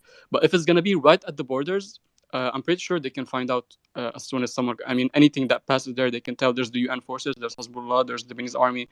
But I think sometimes they allow them or facilitate just to send a clear message to Israel that the front in Lebanon is ready. It doesn't matter. But what are their capabilities, though? I mean, their capabilities, I would say, missiles. They have guns. We've seen that in. I mean, the thing is, refugee camps in Lebanon are also divided. By the way, they're not the same. The ones in Saida are different than the ones in Sur, are different than the ones in Burj al-Barajni. They have different parties controlling them, different ideologies, different affiliations within Lebanon as well. So their capability differentiates. The ones inside that we've seen their capabilities against each other mostly during the conflicts that happened a few months ago, I think. Actually, 1 month ago, there was a lot of conflicts in the refugee camps between some secular groups and some very Islamist groups. They had missiles, they had guns. They have preparation. I'm pretty sure if there's going to be something serious, Hezbollah would also help in that situation. They would arm them if there's a direct confrontation and they needed to help or something like that. And not all, do all the camps, do they all have a good relationship with Hezbollah, or is it not really, not all of them. There's the most one I can think of that they're not on good terms. Hezbollah is the one in Saida, the Ain Halwi refugee camp, because it's I'm talking about some political parties that rule there. I'm not talking about Palestinians in general, the people. Some parties there, they're affiliated with some radical groups that are very anti-Hezbollah, but some other groups are with Hezbollah. So I think the most hostility you'll find towards Hezbollah is in that refugee camp specifically, which is in Saida area. Interesting. I want to go to some updates on the ground. Let me just have another check again for everyone that just wants the updates, and that's it. Just check I think there's updates from Turkey. We haven't even had time to post yet, but I want to get the thoughts. Is Brian still on stage? Brian, your thoughts on the International Criminal Prosecutor, who's informed Reuters that the court's jurisdiction allows for the investigation of alleged war crimes perpetrated by both Hamas and Israel. Your thoughts on that statement? Love to get Piotr and Brian on that particular point. Maya, could you send me the link to that? It's on my profile. Sorry. But the exact link should be in the news group. But I'll DM it to you. Go ahead, Brian. Well, it's absolutely true that investigations can and should be launched anytime there's credible evidence of either a humanitarian international crime or an international war crime. And it becomes a little bit different when there's a state of war, but the principles still apply. So to me, that wasn't the controversial part of his statement. The controversial part of his statement was, to me, that certain types of warfare are just completely off limits, period, including cutting off energy and siege warfare. And that's not true.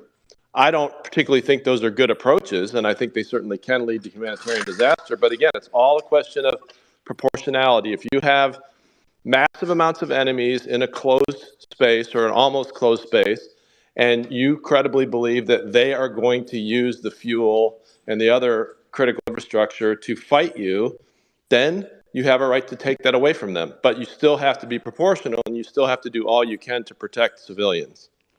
That was the part I took issue with. Breaking news. Really big breaking news. Columbia University shut down because of terror threats by Hamas. This is from the New York Times. I don't hear anybody now. It's okay, Brian. We could. I'll bring you down and back up.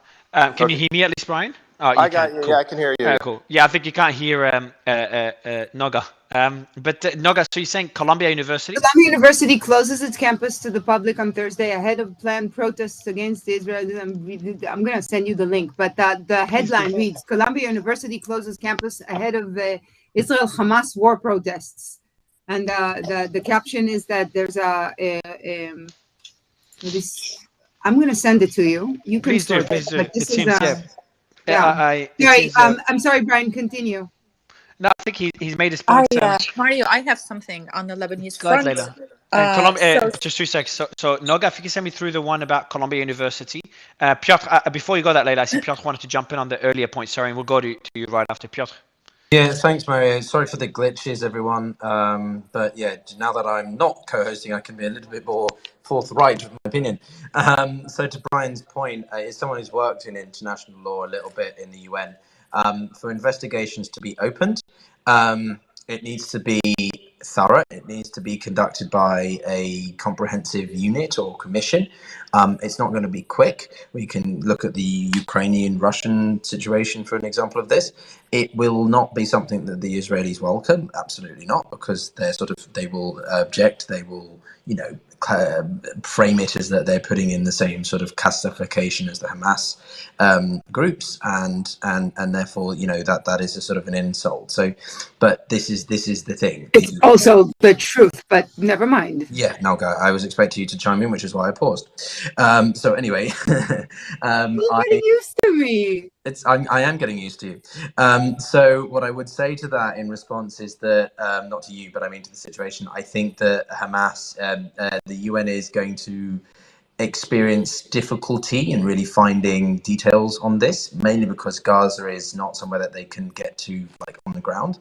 The UN only got to parts of the Ukrainian situation, several weeks, like Bucha, they didn't get to until pretty long time after the actual events there occurred. And I would point out that the UN does obviously have a mandate to cover all sides, but there has been reports about the Israeli response to Palestine, to Gaza, of which obviously Israeli reject. But there has been previous reports in the past few years that have argued that Israel doesn't treat the Palestinians with enough humane, or at least under international, not humanitarian law, but specifically human rights law.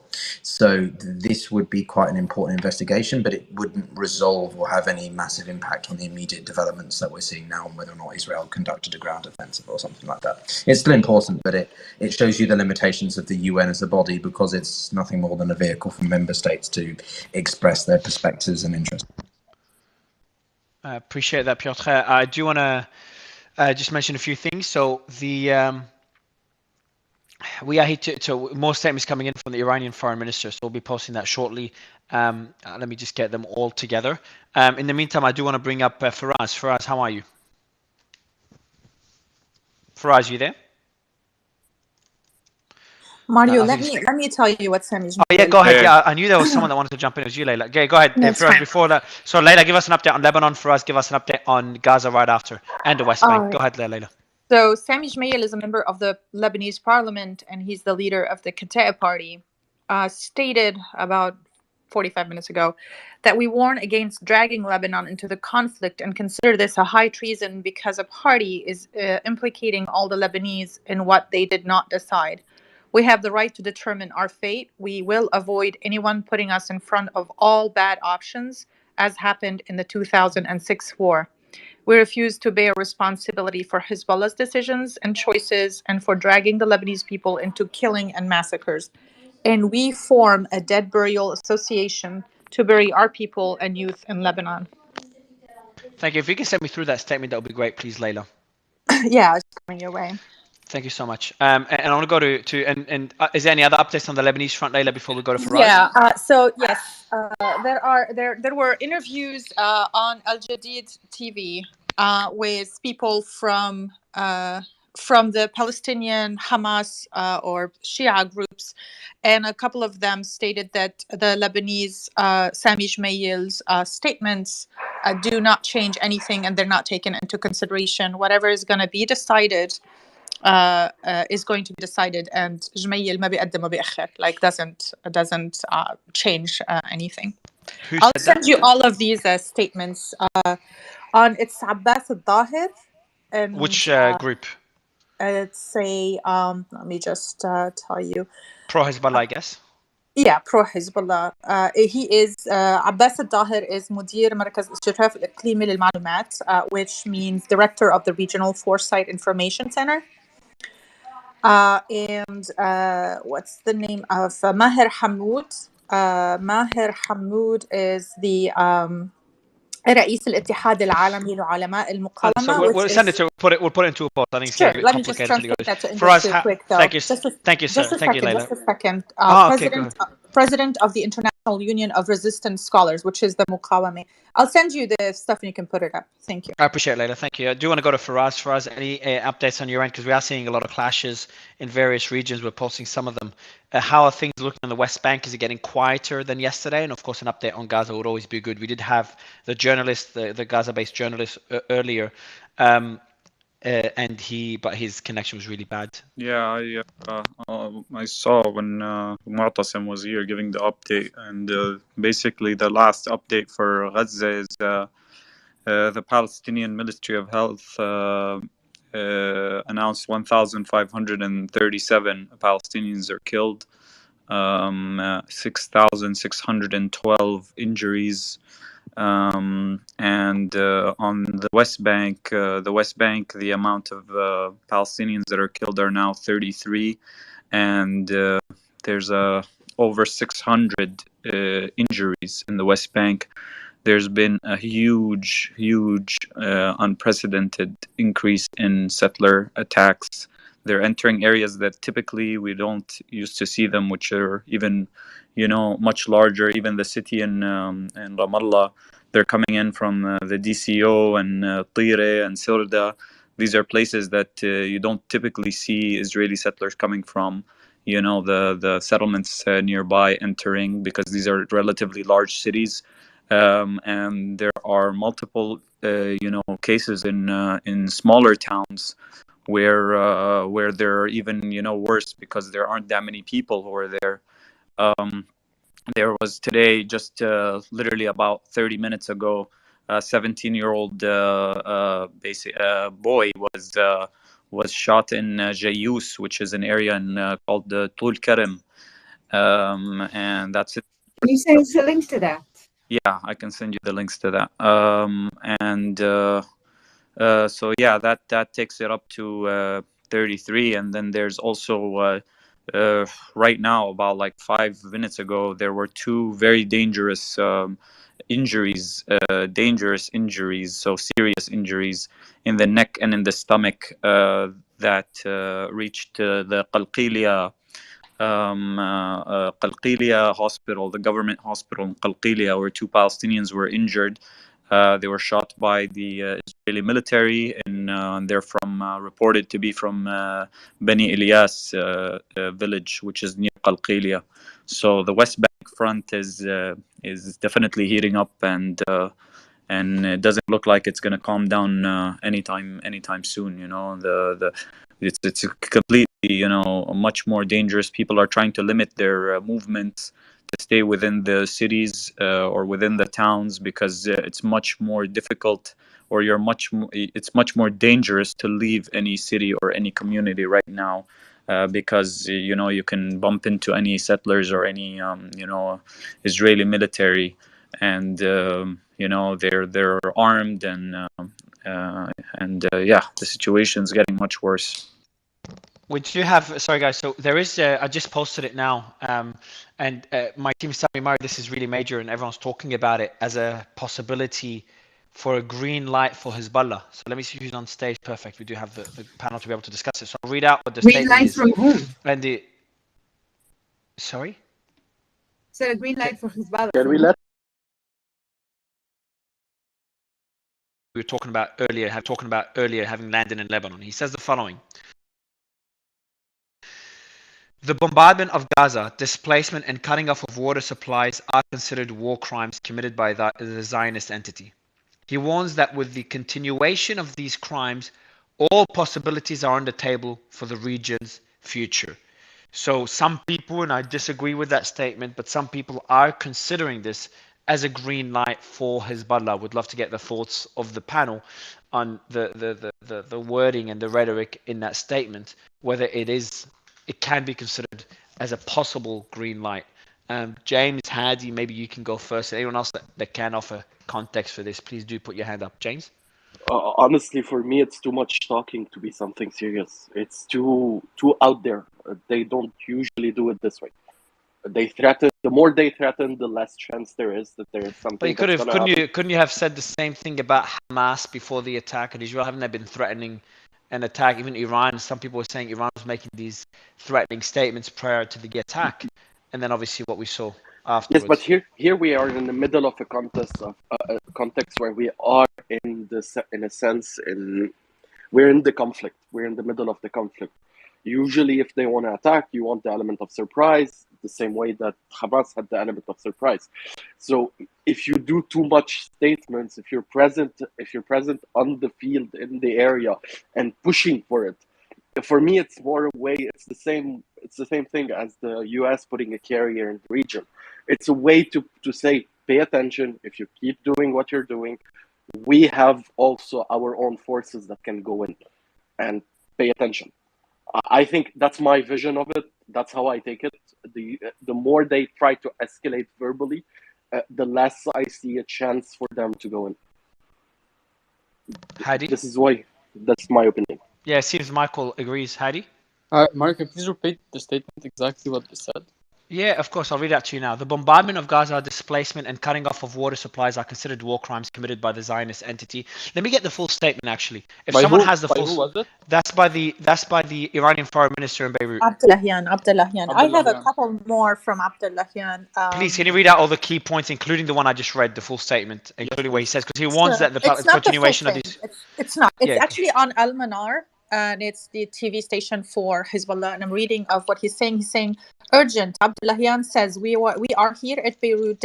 We are here at Beirut declaring that Islamic countries and peoples cannot tolerate the continuation of war crimes by the Zionist entity, and their continuation will receive a response from the rest of the axis, meaning Muqawama and its allies.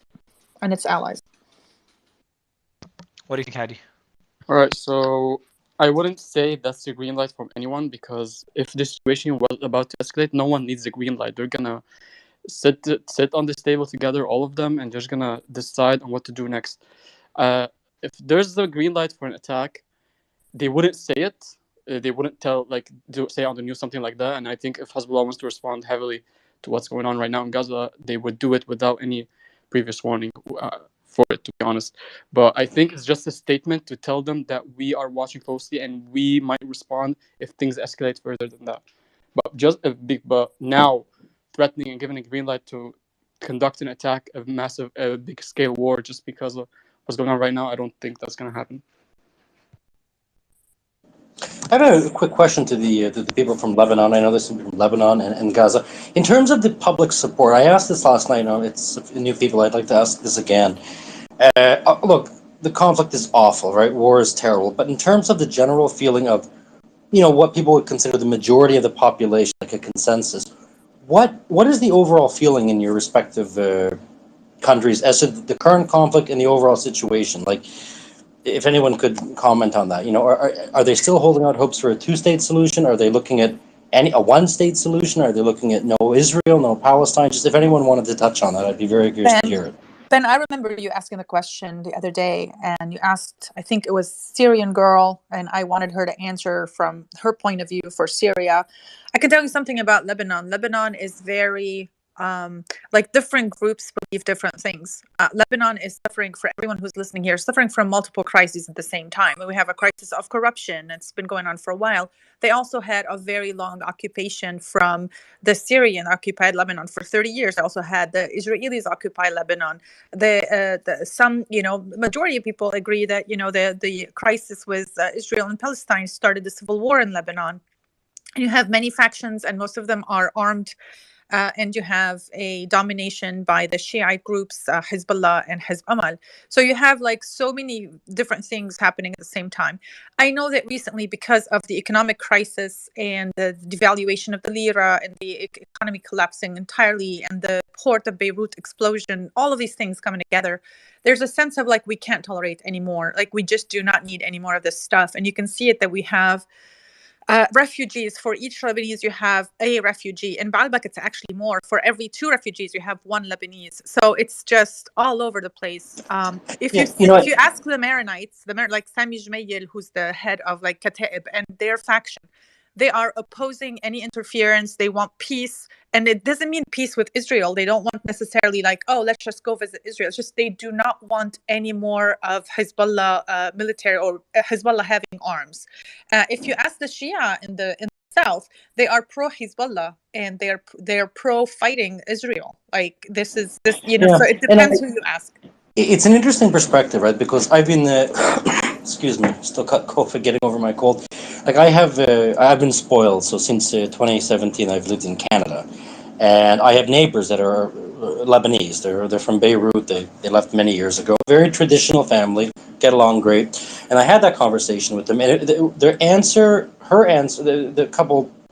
was sort of in line with yours, except for the fact that what they said, if you were to ask, and they've got this amazing accent, because if you were to ask in the privacy of their own minds what the consensus is, nobody wants war, nobody cares who anyone is, and everyone wants to just live together in peace. And I always thought, because I know a lot of Lebanese people, I always thought that was, pretty much the general consensus. Of course, resolutions to regional conflicts need to be resolved amicably and justly, but just I always found that interesting. Nobody cares who's Jew, who's Muslim, who's Christian, who's this or that, just peace. And I always found that very true of the majority of Lebanese people I've always interacted with, right? I've had obviously Palestinian people who have, had some issues with the fact that I was born in Israel. Same with some Syrian people, but I've never even heard that from any Lebanese person, period. So it was interesting. Currently, You will. to sum it all up, currently, because of the last 2 years with the refugee crisis or the Syrian,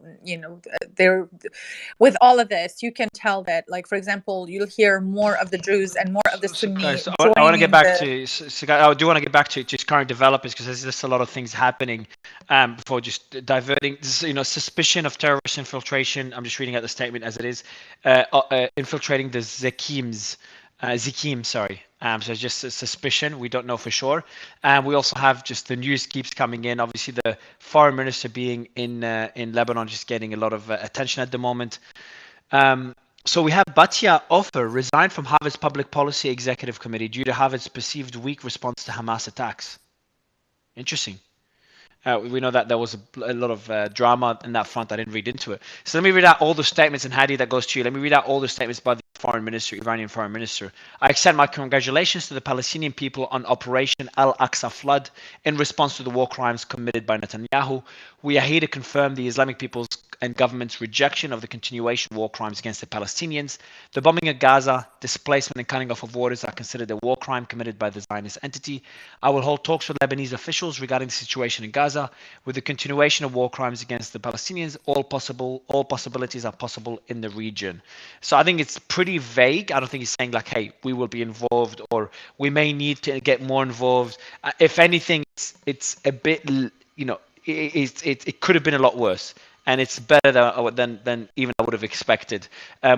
What does the panel think about these statements? Because I'm treating it with importance because it's and maybe Wajihi can give us some insight there. I'm treating it with importance considering the gravity of Hezbollah and or Iran joining the war. Obviously, Hezbollah will be step one. I just want News to say to add to that, just a short. Could you repeat the question? Yeah, sure. I'll repeat it. Hold on. He's in Lebanon. 2 seconds. Yeah. The foreign minister. Yeah. What's your point? Sorry, Noga. Go ahead. I'll just mute it because everyone's speaking. The foreign minister just landed in Lebanon, in Beirut. Well, we've said this like 5 times. Yeah, he's landed all good. Yeah, he's landed about an hour ago. The space has been glitching. I only hear. No, all good. All good. No, if it is glitching, you can drop down and then we'll bring you back up. Yeah, I dropped down and I dropped back up and. All good. No problem. Yeah. So he all these statements are being made from Lebanon. So Hadi, you were jumping in on your thoughts on these statements. And Wajihi, you can see the statements on my profile. I'd love you to read them as well and give me your thoughts on how. Whether that would be seen as a potential escalation or the opposite. Hadi, if I can jump in with just quick breaking news, the Saftawi building in Gaza was just demolished. It's a big building. It's in the north of Gaza, and reports right now they're trying to pull people out. Estimated is 25 to 30. Killed, and it's the biggest massacre so far from one Israeli bomb. That's it. So that's it. Is there no bomb shelters in Gaza? No, there's no such thing. No. They don't even have sirens to tell the civilians if there's bombardment. But to the statements of the bombardment Gaza, discipline. Listen, I said this yesterday and I will say it again. Iran has so many, is almost like an octopus right now in the region. It has people in Yemen. It has people in Iraq. It has people in Lebanon. It has people in Syria. They will not risk all of these advancements that they have made through the years with a war they know they are not going to win. They will find ways to make attacks like their usual proxy wars. They will keep supporting their different factions in the region. And they will keep giving statements of their disagreements with how Israel is treating Palestine. And they're always going to say that they want to free Palestine from the Israelis. So knowing all of that, I don't think Iran is going to escalate. Okay, that's But good. if the U.S. goes back and take out the $60 billion that they promised, $6 billion. Sorry, so I added a zero. Oh, The good. $6 billion. The $6 billion, if they are taken away from Iran, we could see an escalation. But until now, we see But on that point, just to only go for some clarification, that 6 billion is not a lot. So I had one of our speakers in the finance space. Let me read out some numbers so you get an idea. But they make multiples of that. I think it's like 20 last year, expected 40 this year or 80. I can't remember the numbers, but there they are. So the 6 billion in some ways is irrelevant. In the last year of the Trump administration, Iran earned nearly $8 billion in oil revenue. In the first year of the Biden administration, that rose to over 20 billion. And last year was 42 billion and is forecasted to be 60 billion this year. So it just gives you an idea that this 6 billion, while it might be symbolic, it doesn't mean much. And I'd love to get Michael's thoughts on this, and then Hadi on that particular point about Iran and the statements and what they could mean.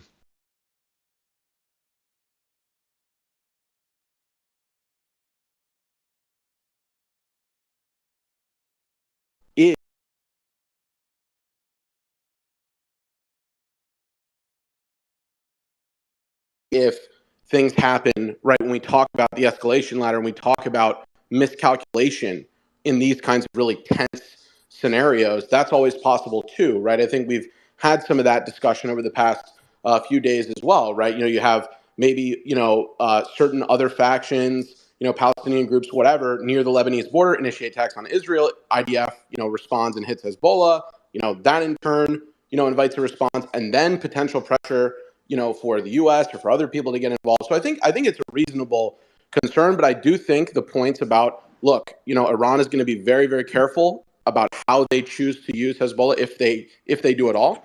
And I also think we could see another opportunity for a potential escalation after the ground incursion begins. But I'd like to ask you a quick question. So what do you think the red line would be for Hezbollah and Iran getting involved? I mean, there has to be a red line, point of no return. What does the panel feel that red line would look like? That's a really good question. I think, just if I can give kind of a 2 cent, and then I'm going to jump off here and let other people talk.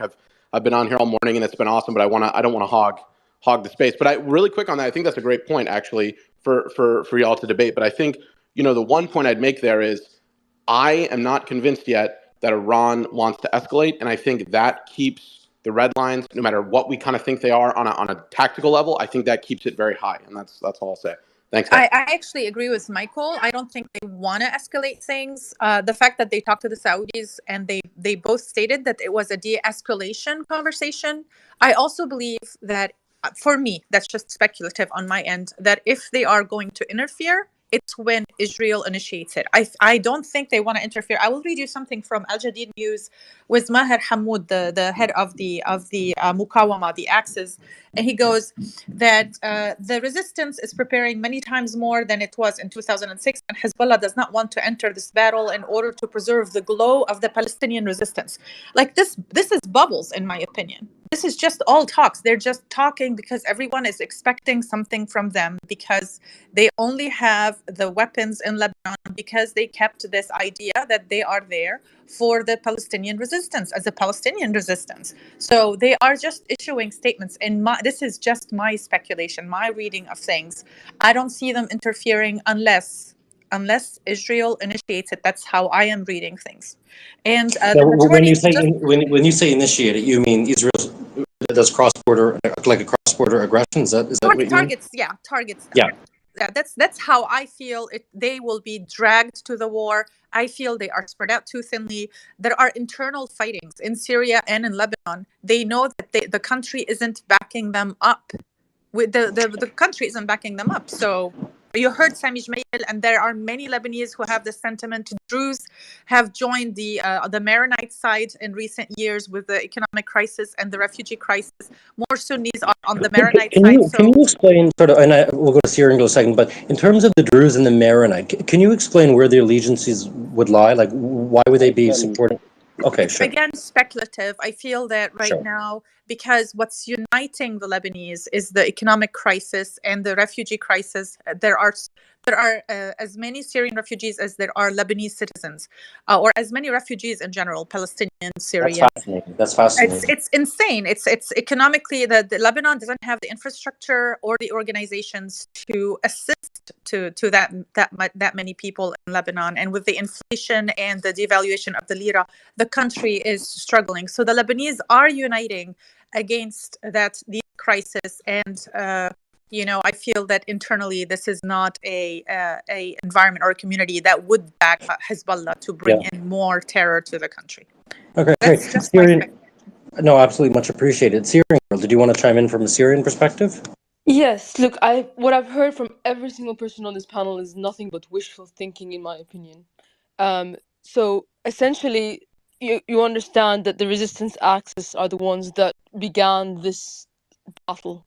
So they already have plans and contingency plans and trigger points and lines for everything. So the notion that, oh, they don't want to be dragged in, they don't want to escalate. Look, they know when they're gonna choose to enter and when they're not. Okay, they know what their lines are already. It's not like it's not like this thing just happened to them and they're reacting. You got to let go of this notion. This is something that they started. So hence, what I believe will happen is the minute the Israeli tanks cross into Gaza, which they're now on the perimeter, like on the border, and now after committing this Holocaust, sorry, no, I don't want to Yeah, we don't. We emotive language. I disavowed it. apologize. Yeah, I yeah, apologize. that's okay. Go ahead. So after committing what they've done in Gaza recently, the Israelis are now meeting to discuss whether they should even go into Gaza. So the minute Do you have a source the on that? Israelis do go in, Well, the I Hezbollah. I'm sorry, let me finish. Sorry, please don't interrupt.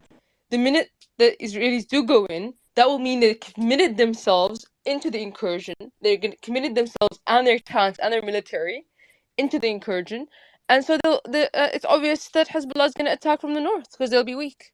It's so obvious. And I just want to make you another point about the Syrian uh, airport strikes. So I spoke to my sources in Syria, in the military, and they say that the airport basically they just hit just the runway, which will be yeah, fixed that's in a very day, common, right? and That's very common. Yeah. the foreign minister isn't due to arrive until tomorrow. So the Iranian foreign minister, so he was always going to go to Lebanon. So this notion that he did a spin around and stuff is incorrect. All right, Okay. let me just get this conversation going with Syrian girl for just a second. Syrian girl, though, why do you feel they're not initiating anything? I mean, the Syria was bombed, and Halab and Damascus, the airports, and a lot of people are dying in Palestine, and we know Hezbollah would move for much smaller reasons before, and they are not moving now. Yeah, that's a very good question. Let me answer that. Yeah, I wanted to Sure. bring up one Just thing. a Actually, second, no, Benjamin. no, Like seriously, I also okay, want to understand That's because a very I good learned a question, lot. and But I'd like to answer it. sure, go for it. So basically, the Syrians also have an escalation ladder already, and we understand that when Syria goes in, it's gonna be like as a state versus a state, and Israel has been doing these kind of annoying little attacks on the runways for a while now, so it's not enough to go all in. Syria has not yet, like throughout the 10 years of war, what you guys have to understand is Syria has not deployed its strategic defense. So what you've seen so far is not, it's like a small portion of Syria's capability. So Syria is ready for the full war if it comes to that. But the agreement is that Syria will not fully enter until the Americans enter. Right? That's Iran and Syria will enter if the Americans get involved, because you have to have a carrot and stick. You have to have something that keeps the Israelis and their allies at bay, and for that you need you need to threaten with a reaction, of course. So the threat, we're not gonna draw the Americans in until they go in, And but however, that doesn't mean that Syria is not going to aid in All the right, this is asymmetric for warfare. Syria, though, Syrian girl. What about? I'm asking about Hezbollah. Like that's for I have Syria, but what breaking about news. Hezbollah? Hezbollah will go in. Yeah. Like So hold on, wait. Hezbollah Somebody has has break. Syria's full Just one support. second. So who has breaking news? Go ahead. In the Iranian foreign minister has said again on a different discussion that opening another front is a real possibility. I'm getting the speech out, but Okay. that was one of his latest statements. That's interesting, right? I mean, you can see the tensions escalating. Just a couple of things I'm reading here. So, Palestinian youth burned the Ayal barrier between the West Bank and the territories in Qalqilia. That's interesting. There's something that's going to cause a little bit of controversy in this space that I want to bring up. Is anybody here an AI expert by chance? I don't want anyone to attack me over this. I'm just going to be blunt. There are claims, and you know, they're a little bit more than claims. So people are running some of the images that have been produced by the Israeli government through AI generating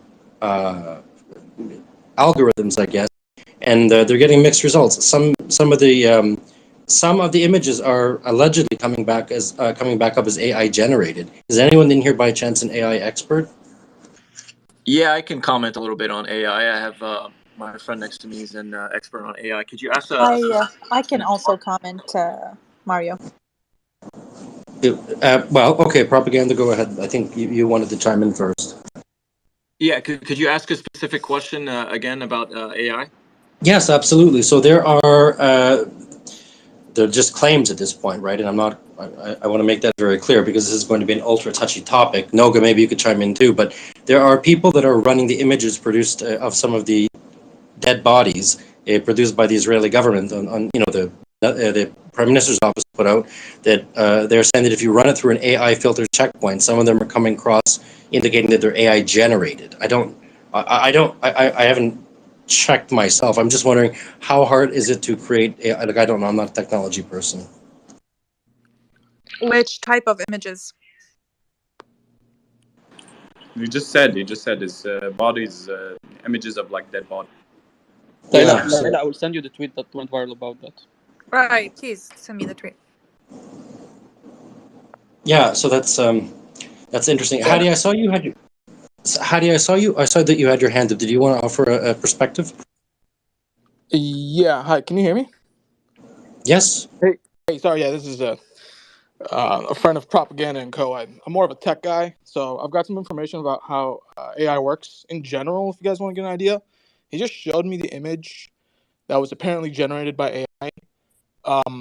Generative text-based images really are, when you have websites that say, "Oh, this is generated by AI," and another one that's not. You really have to take that with a grain of salt because it's almost impossible to sometimes detect, at least with the ones that were constructed with a really good prompt. Generative AI works in a way where you can feed it terabytes and terabytes of images and then come up with something that's almost indistinguishable from reality. And so to find tools that say this is an AI or this is not, you really got to take it with a grain of salt. There's no really evidence that could suggest otherwise. I agree. I appreciate Today and you can, I appreciate that. Thank you. today you can generate almost any image with AI. There's almost no way to tell, and it's frightening to say this because you will just add any picture and anyone can say this is fake or anyone can say this is not fake. But this isn't right? anyone So saying it's fake. It's actually a machine that's detecting that it's fake, Leila. So it I could have be a some person news saying. from if you have the Qatar. raw image, you Okay, can what's the detect news it, from but this Qatar? is not Yeah, raw but the image. The machine can distinguish, right? The The German person foreign maybe can't. minister, after Machine can. meeting with the Emir of Qatar, commented on the Hamas attack capable of destabilizing the region. All channels of talks have now become valuable, and Qatar is an important player and mediator in the region. No, that's actually an interesting statement, right? That's a change from its previous posture, I would say, but I'm not a geopolitical expert. I know Piotr is, because what what you did see was, just an outright condemnation of Qatar. But now, if there are some kind of back channels going on, that may be a positive sign. I'd like to know what what they're discussing, right? I'm going to assume it is discussing prisoners, the hostages, and so forth. Well, remember, Qatar has direct communication with Hamas. They have direct communication with Al Qaeda.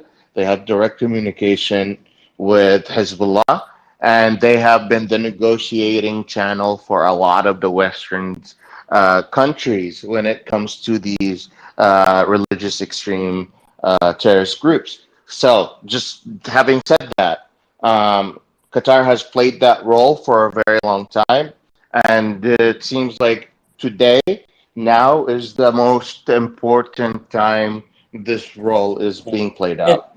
it also looks like, so I know this was mentioned earlier, so tensions are clearly flaring up in the West Bank, and Firas, I'd love you to chime in on this. So we can see that, is it the Eiffel Bakery in Hawara? I mean, that's been a site of recent clashes, very serious clashes. A bakery was burned down, and it looks to be by settlers. Do you have Yeah. anything to? So basically, no, that for that one, the baker, you could see on my profile, the baker posted an ad for like basically a pizza, and he put he edited a photo of one of the Israeli captives, the old lady with the victory sign with the two fingers sign up on it. And basically, a group of settlers went and started, attacking it and, throwing rocks and Molotovs at it. And then the Israeli military actually sent a tractor and demolished the whole bakery about an hour ago. So that's what happened. I've posted that video. Yeah, I've posted that video as well. I just came in to mention some breaking news, but I've posted the video of the bakery. I don't know the full story. But Over a this is getting a Facebook lot of post. attention. So they posted the Facebook post with the ad for the pizza, and they just pinned the woman next to it with the victory sign, and that's why the Israeli military demolished it. The military did, or is independent civilians Yeah, that decided to do it? the settlers came in and they were throwing rocks at it, and they were trying to like burn it. But then the Israeli military actually came in with tractors, and they brought in the tractor and they demolished it.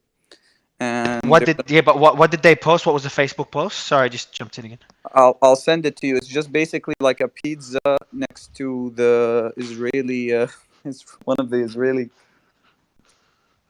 Israeli captives with the peace sign. The old lady. Remember, there was an old lady who was sitting down, and then there was a Palestinian Islamic Jihad guy who gave her a gun and made her put up the two fingers up, the sign for victory. You know. Okay. Sign or the victory sign. It's the same thing. So they put a photo of one of the her? Wait. I'll just post it right now on this nest. You can remove it once people see it. One moment. Yeah, no worries. Just unexplained. So it's just Zev, I have a question for you. Are you allowed, legally speaking, since you're an attorney, are you allowed in the US to put are you allowed to put a photo of anybody in the US, like Osama bin Laden, or is it illegal? I'm curious. What do you mean, put a photo? Post a photo or on your social media page. Absolutely. Okay, but there's people that you're not allowed. I think Hitler you're not allowed to post, or you're allowed to put like publicly on your windshield. Right. Can you put Hitler?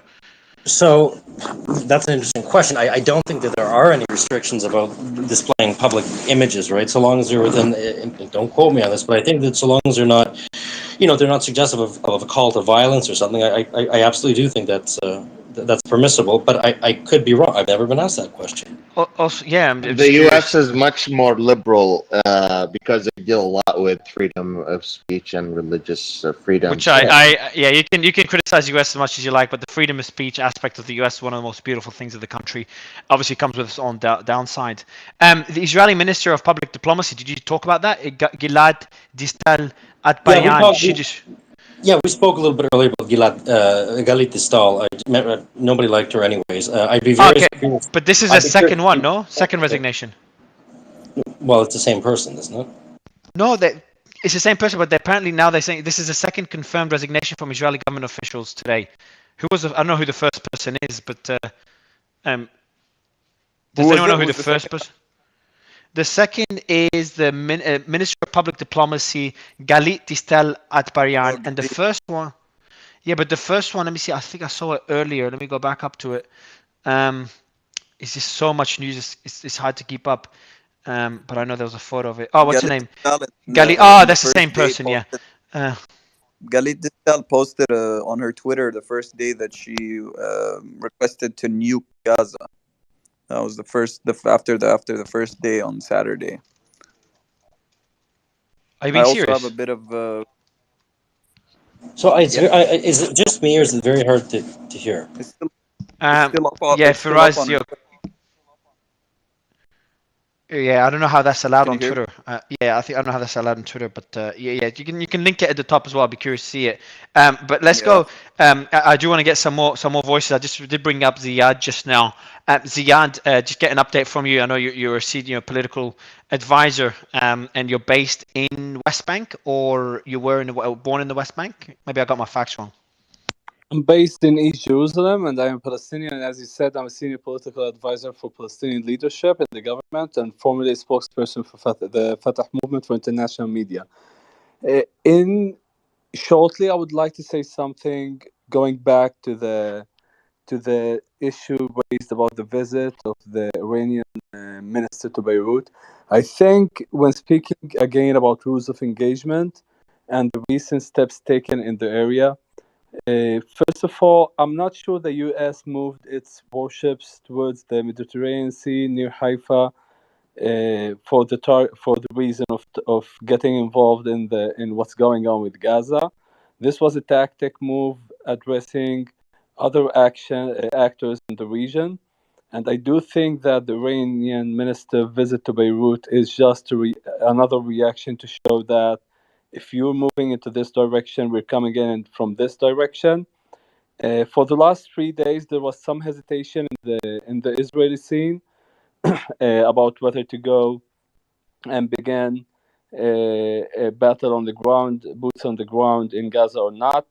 There were some attempts to form, and here it is very important to mention, a unity government, which failed to happen, and instead they formed an emergency government, getting Gantz and Isengott and another character to come in to give more military expertise when comparing other characters who are currently filling the of ministries related to security. But from the speech that was made yesterday by Netanyahu and Gantz, it was crystal clear that there was a decision made to begin a ground battle with Gaza and to get soldiers with their boots on the ground entering Gaza. But this needs a lot of preparation. We're speaking about logistics. We're talking about 350,000 soldiers being brought and prepared for the battle. And when mentioning that, you need to understand that the soldiers who were on the borders before, there were soldiers who get to do this service as an obligatory service, and they cannot be compared to the soldiers that are being prepared now to come and who have been in battles before in Lebanon and other areas. And I do believe that the Iranians are moving around, but going back to Hezbollah, whether they would go in or not, I think from the first scene, when I'm trying to be purely professional here and analyze the scene as I saw it from the beginning, I do not believe that Ismail Haniyeh or Hamas would have made the decision to go and make the step without any kind of of a promise from other actors in the region to get involved if things escalate. But Sir Ziad, if they did want to get involved, we've had this discussion before. But if they did want to get involved, the optimal time was the day of the attack. Well, I'm not sure about that because it's here. If you go back, Unless, let me correct myself and let you finish. Sorry, unless I'm play devil's advocate because it's a good point that I thought of. Unless they want, no way they planned this all the way to here, but unless they want Israel to enter Gaza, be stretched thin in Gaza in urban warfare, and then Hezbollah enters. That could be maybe a counter argument. But sorry, go ahead, Zion. Okay, so there was even an argument about this on both scenes, on the Israeli media and the Palestinian media. I'm not sure Hamas was clear that they would reach what they reached when speaking about the levels of the of the military steps towards Israel and the results they got. Some reports talked about only 200 of their elite and special forces going through the borders into Israel, and most of the others were simply the people who used to demonstrate on the siege. Most of these people who are people who lost members of their families in former wars, and they found the borders getting open, and that's how they came in. But the thing is like this: especially when speaking about the rounds of fighting, that when it happens here, it never happens on a full scale. It starts by step, and you see it escalating. And they look at the other side and see how they decide.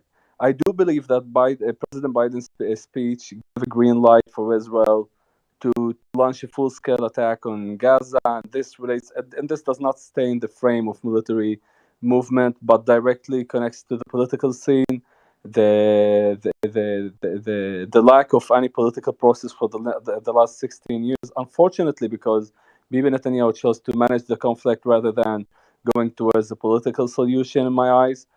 All of the voices who were calling for the two-state solution have been finding themselves going nowhere. But Ziad, I just got a statement just now from the Iranian foreign minister.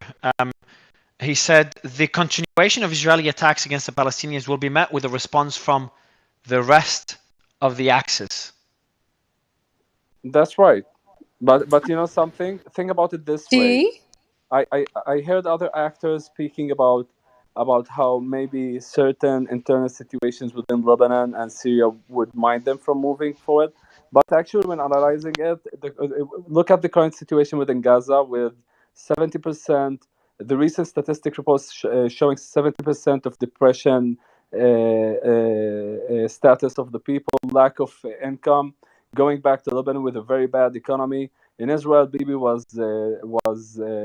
barely surviving the political scene, and all of these, when analyzing the internal situation within all of these countries or all these areas, sometimes trying to export the world situation outside would give you a kind of a solution for the inside situation. I'm not sure this is something that would mind the involvement of any of these actors that I mentioned, but things would happen step by step. I don't see it happening on a full in one moment.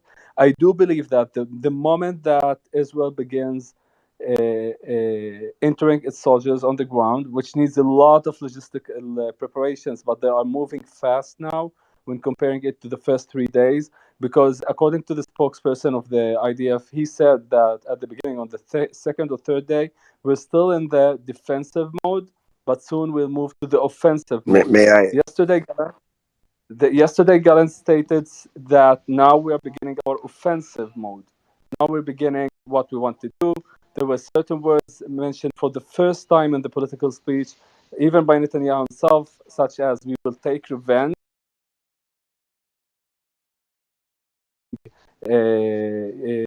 Documented for later cases that would be raised against them in the International Crime Court. But some words were used from the Old Testament, such as mentioning characters like Yeshua and. So conclusions, yeah, just to, because I know you've given a really long answer. So in conclusion, you think there will be escalations? Absolutely, I see all the preparations going on for entering Gaza on the ground very soon, maybe in the next 48 hours. And then that one is kind of given, but then you also expect Hezbollah to then enter. Yes, I don't. I listen. There was this short scene broadcasted just after the war operation began for Ismail Haniyeh with another 7 of the leaders of Hamas, when he entered the room and looked at the screen of the TV and said, "Look, this is one of the trunks who moved from inside Gaza to inside Israel and managed to go through the borders." Then he made the victory. I'm losing your track, man. So you think that based on the narrative and based on the things said, that there's preparation on the Hezbollah side to also join the war? It's just a matter of when. May I, Mark? Just a question. In a sec. No.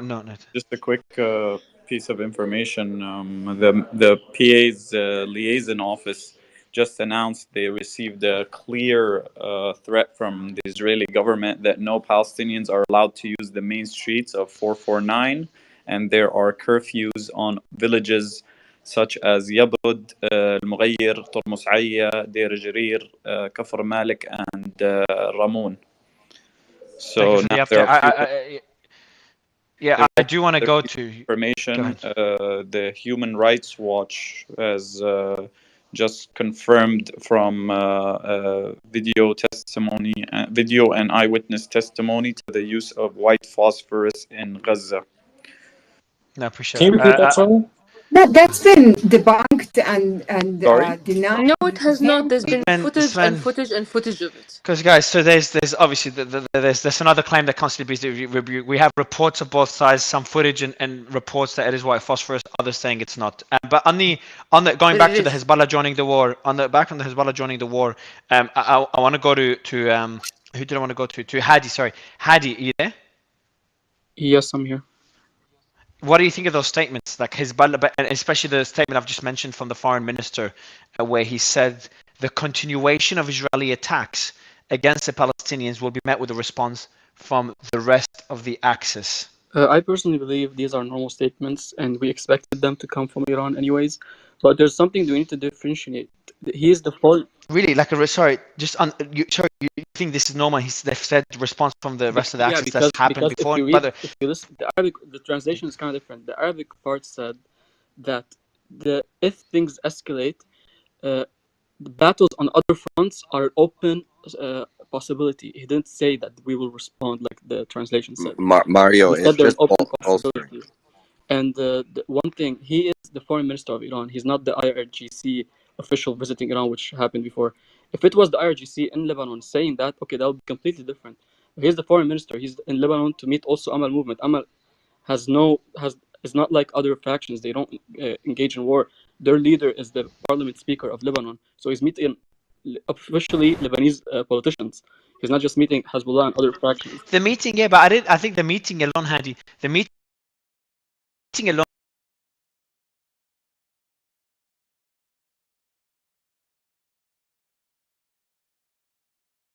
Statements, they were pretty chill to me. I'm like, this is rhetoric.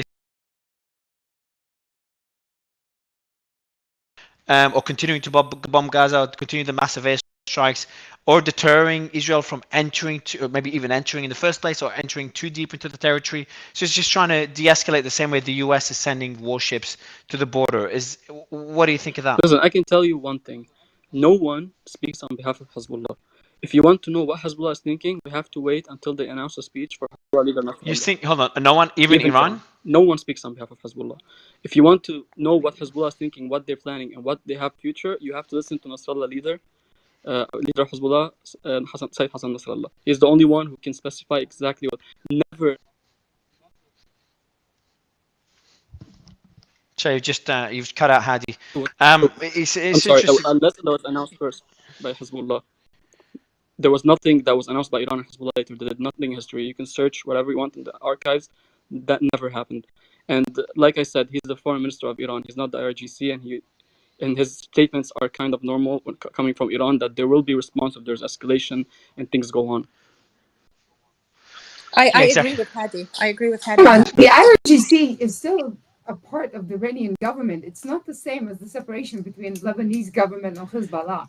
Yeah, but I think what he means is it's not saying it's separate. But if you have like a member of parliament or a member of Congress like Senator Graham saying something versus, but he's not a member of Congress. He's the minister. No, but I'm saying I'm not saying it's exactly the same. I'm saying the same difference. So his position being the foreign minister is not the same as someone from the IRGC making that statement. I think that's the point that Hadi's making.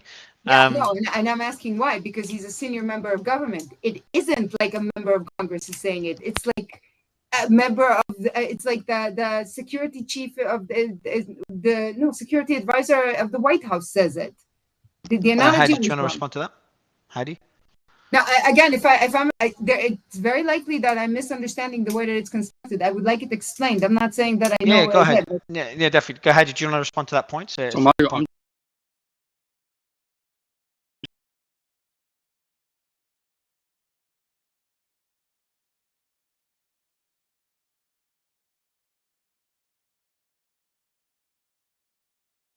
between the foreign minister and the RGC, but if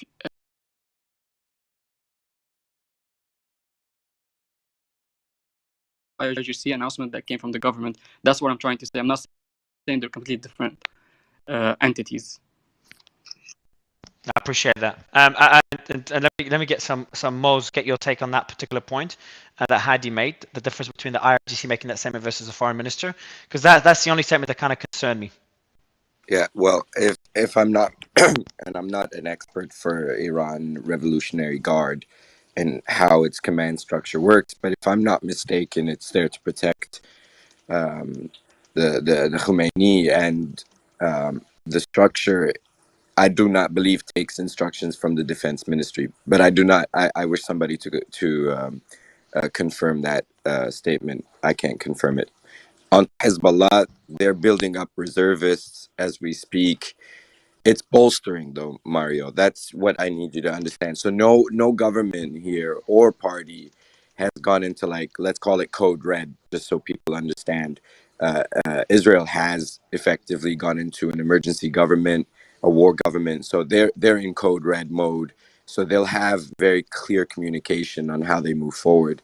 Whereas you'll find in the Arab world, at the end of the day, it's a wait and see situation. They know that there is a response merited for what Hamas has done, but to which extent do they call it a red line, right? And the difficulty for Israel to go in by foot, into Gaza. Obviously, the word logistics is just brandished out there.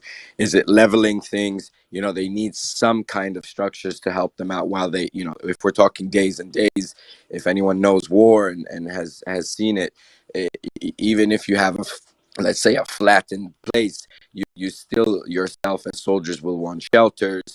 You don't want to be under tents. You kind of want to occupy the place. Absolutely. There's other logistics, like they want to eat, they want to drink water. How is that supply going to work? And those are very soft targets in the process. So this is not so simple. And I'll tell you one thing. So this, just two more things, and I'll be done. One is, from the Arab world, they prefer that a ground occupation does take place rather than this indiscriminate bombing from the skies, right? Because it can spare a specific type of life. It takes the battle to the ground. It's more of a respected approach to war. That's number one. Number two. With regard to American assets in the region, there has been. So I wanna open it up. I wanna open it up. I know you've got a lot of points. Just land this one Quickly. So Yeah, please. America has told Israel, you focus on Gaza, leave Hezbollah to us. This communication has reached Hezbollah, and so now it's a matter of playing with the minds and souls of the population, of who can get their forces to get activated. I don't know whether I explained that part correctly, but it's just, this is a psychological war at the same time. So there's intense artillery bombing in Beit Hanun in Gaza. There's a UAV strike on Zatut House, Tal Hawa in western Gaza. So just we're seeing the airstrikes and the attacks continue there. There's also flares over Shujaiya near the border a few minutes ago, minute ago. But there's also just one video that the team's about to post. Let me see if it's verified. Let me see if it's verified. The video is pretty much verified as the caption. So I'm gonna verify that footage. I'm not sure if anyone has already verified the news. The Israeli Minister of National Security is on the ground distributing weapons in the settlements of the northern region to boost morale. Yeah, that's Itamar Ben-Gvir. He's a very polarizing figure, a very far-right figure in Israeli politics. He was one of the sticking points between Biden and Netanyahu, because he's so extreme. In the Israeli courts, when he was young, he was denied the ability to complete his mandatory IDF service because he was too extreme. He's convicted in the Israeli courts a terrorist. And the way that he became a lawyer and then eventually to be a member of Knesset was during one of his sentencing hearings. The judge said, you're able to defend yourself, so you should go be a lawyer. So he went to law school, got his record expunged, became a lawyer, became a settler. He's very, very right wing, and that's just very quickly to wrap it up. Israel does not have a Second Amendment. It just doesn't, right? People, there are not a lot of people that are not currently in service that have firearms. That's changing now, right? So we changed some laws around to be able to to arm people more quickly. Hang on, come on. The law is changing right now because every Israeli man, woman, and child wants a firearm. Because, come on. No, I'm not disputing. I'm not disputing the legitimacy of the one. I'm just providing what I believe to be a factual statement. So, right? But he's providing weapons to just citizens in settlements in West Bank. No, none of that statement is right. he is changing the legislation that will allow people easier access to licenses to get weapons. Okay, but the video is him distributing weapons, so I'm guessing these are people that have their license. But considering the timing of things, no, it's only what's happening right now in Israel is that most villages, or anything smaller than a city that has its own police force, have a small contingent. It's called a kitat konenut, and what we're doing right now is we're significantly beefing those up. So if kitat konenut used to be X amount of people, it is now 4, 5, 6, whatever times that. So what he's doing is, in addition to the fighting that is being prepared in the Gaza Strip, is that he is creating small army contingencies that are supposed to hold down the line and prevent a second massacre that will never happen again before army forces can come in. Because one of the biggest problems in the Saturday morning massacre was that reinforcements were late to arrive at the scene, which is why it got to be as bad as it was. Okay. So just really quickly, there's a new speaker. Hassam, would you like to offer your input into this? Yeah, thank you. I wanted to actually give a few cents regarding the Iran's position as well as the axis of resistance, as they call it. With respect to what the Foreign Minister mentioned, is quite clear, similar to what Hadi mentioned. The IRGC force, Quds force specifically, has a different take, and then the take that comes from the foreign minister is different. But one thing I wanted to mention, and that is quite clear, like important to consider here, is the Iran stance, and also what the Said Khamenei mentioned over the not only past his recent speech, but also throughout the a few years ago. And this is the fact that we are undermining the Palestinians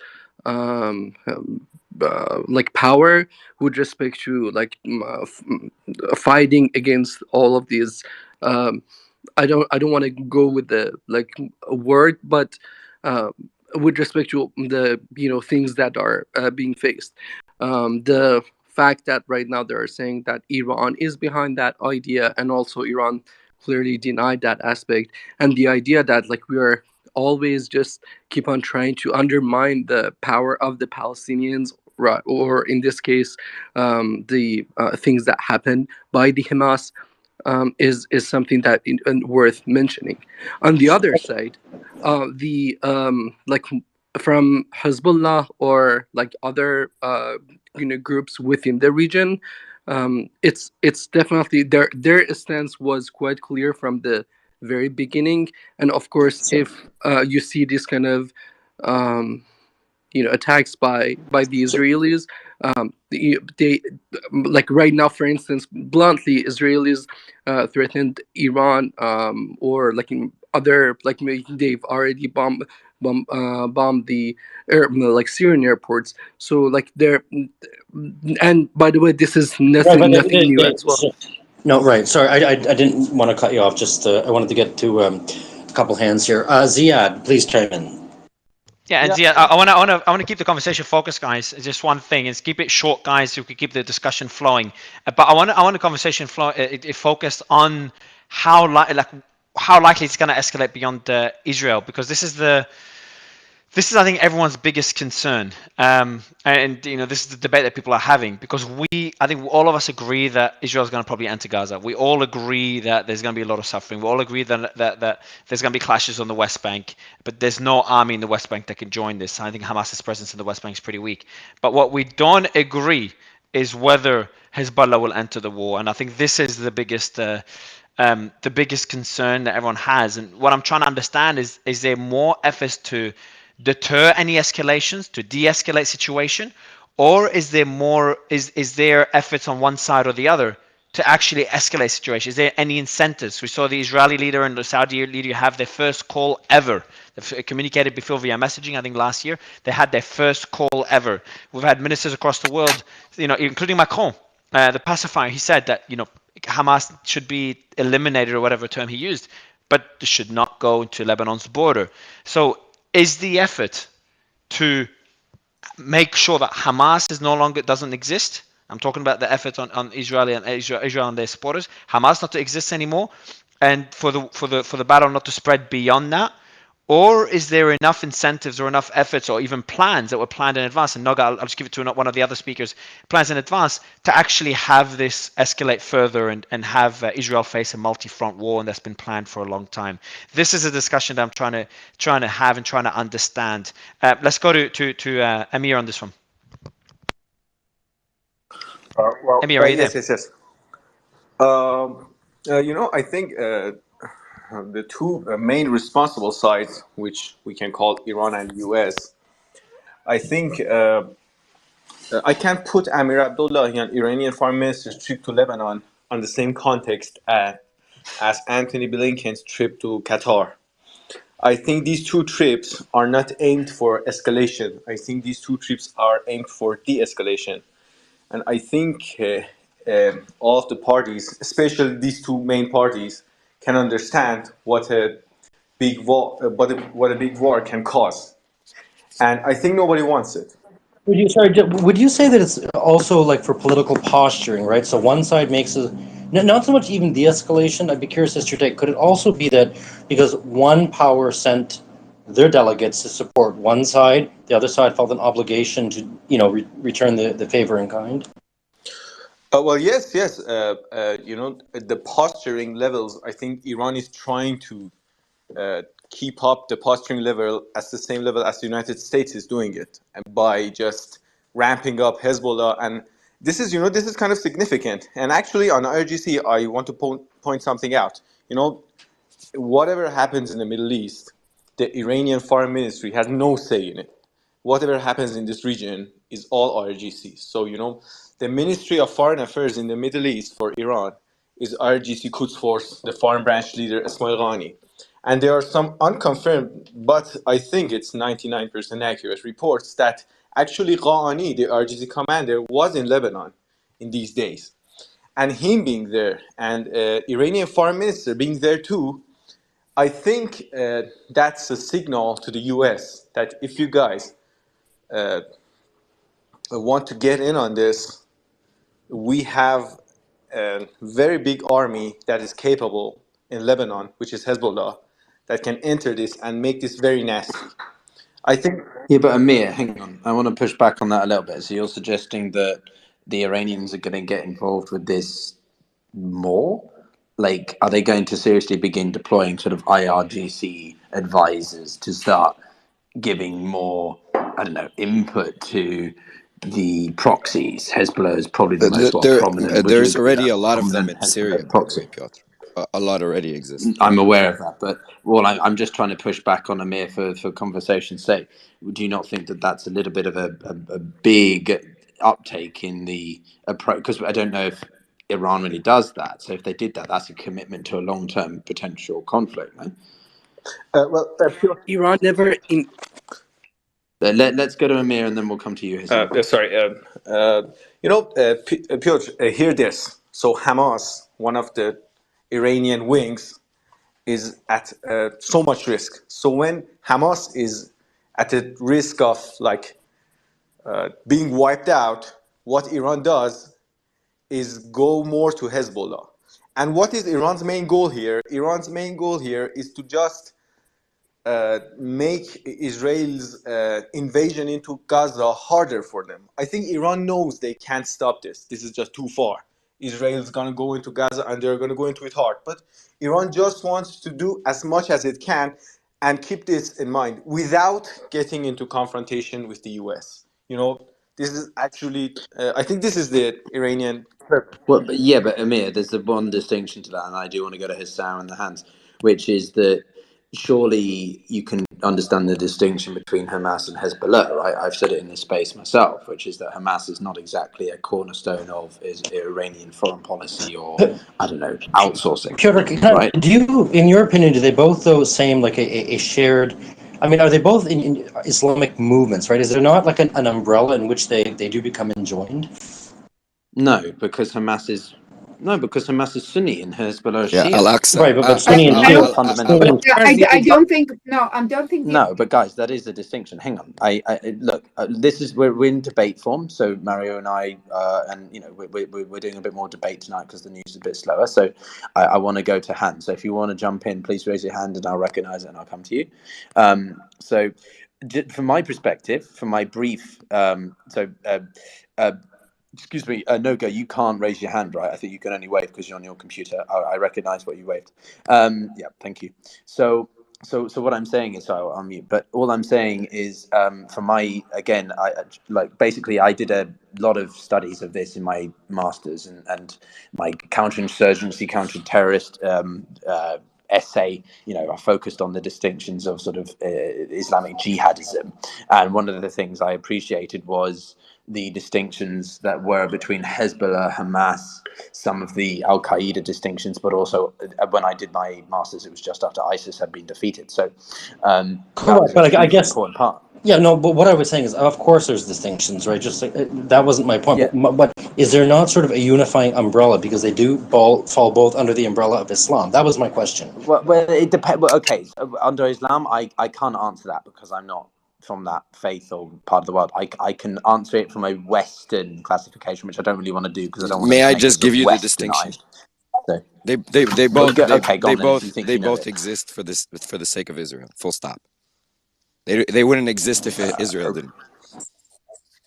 Okay, interesting. Okay, all right. That's a You've got a really lot of interesting point, context there. actually. All right. Fair Thank enough. you. All right. Anyway, I want to go to Hissam because he was waiting, and then we'll go to Ziad and Noga. Yeah, I wanted to mention when it comes to Iran, think about it. Like in the case of Afghanistan or Iraq, Iran didn't get involved directly, even though they were its neighbors. So for this situation as well, first off, I guess we got to be a little bit patient. I'm very much looking forward to Friday's speech. Usually, when that's the time that Sayyid Hassan Nasrallah is giving this speech. So very much looking forward to seeing like what would be his take. Pretty much similar to what Hadi mentioned. And on the other side, I believe what they call it So, guys, we do have. So you're not sure resistance. who's speaking, but I just want to jump in. I want to talk about a death now of a senior leader. I don't know how senior he is. Senior Hamas member Taysir Ibrahim has been killed. Does anyone know who Taysir Ibrahim No. is? I don't know. Okay, No, so I can't in the tell you. groups are saying, yeah, and they're just saying it's a pretty big blow for Hamas. There seems to be a lot of leaders in Hamas dying. Just thought I'd jump in and mention that. But yeah, I'll let you continue the discussion. And Piotr, I don't know if you heard the back and forth about the and the state. Did you hear the Iranian foreign minister's statement? Yes, I did. I've been out at dinner with family, but I've been listening That's right. intently to the discussion. Yeah, the Can last you statement. summarize the Yeah, statement for me? the most important one, and I think I posted it. Let me see on my profile.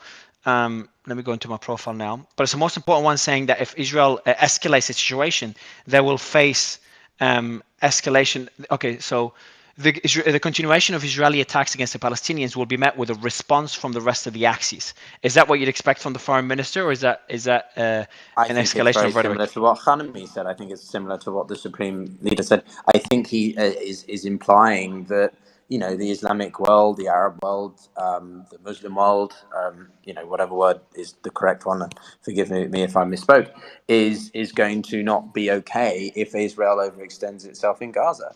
Again, I don't necessarily think nation states want to get into a direct war with Israel over the Gaza situation, but if Israel does something that they consider to be inhumane, overextended, again acknowledging what Israel feels it needs to do, then they may well respond. I don't suddenly think we're going to have Jordan, Syria, Lebanon, Egypt, Saudi Arabia, Yemen all attacking Israel. No, but there may be a conceited effort to try and undermine the Israeli response. Yeah, sure, but there is one. Mario, I have a question for Piotr and for people here in general on the Can I on the just tell you who Taysir Ibrahim is before you guys ask Oh questions? yeah, please, Yeah, go Mike. ahead, That'll Mike. be great. Yeah, that'll be great. Sure. So Taysir Ibrahim is basically a lecturer at the Islamic University in Gaza. He's an extremely respected figure in Gaza.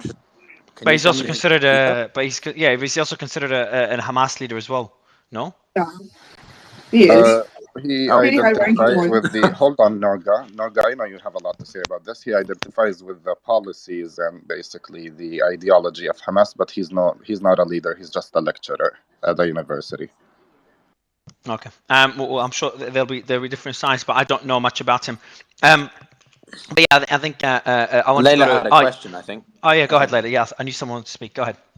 And please take into consideration that I'm not mincing my words. So, what would stop Israel right now? Like, yes, I mean, I Nothing. understand Nothing. nothing would stop They have Israel made right now. clear their Complete demand. total Sorry, but annihilation their of demand. Nothing. surrender of Nothing. Hamas. Hang on, guys. Stop. Hang But on. the 1 question is second. stop. Yeah, but Piotr, I think the broad question is like stop from what? No, I just want people to speak one at a time because otherwise it's hectic. Let's go to Noga because she's a strong Israeli voice, and then Mo, and then I want to add something. Noga, go ahead. Okay, couple of things. First of all, we've discussed this before, and if Hamas was to surrender completely all of its weapons and all of its people, honestly, if Hamas was to stop risking the people of Gaza, then the people of Gaza would not be at risk. Now, to add to Piotr's point earlier, Piotr was saying that it has to do with outrage about what Israel is doing, and I think a better characterization of what Iran is doing right now is it's trying not even to hedge its bet, but to cut its losses. Iran has a few prongs in the region. It has one in Syria, one in Lebanon, and one in Hamas. And to an extent, the characterization of Israel as a binding thread between them has a point in, excuse me, the characterization of them all tied together has a point in terms of them all being, whether Iran controls them or not, them all being, I guess, power factors in Iran's war with Israel, one that Iran has picked and Iran is choosing to continue.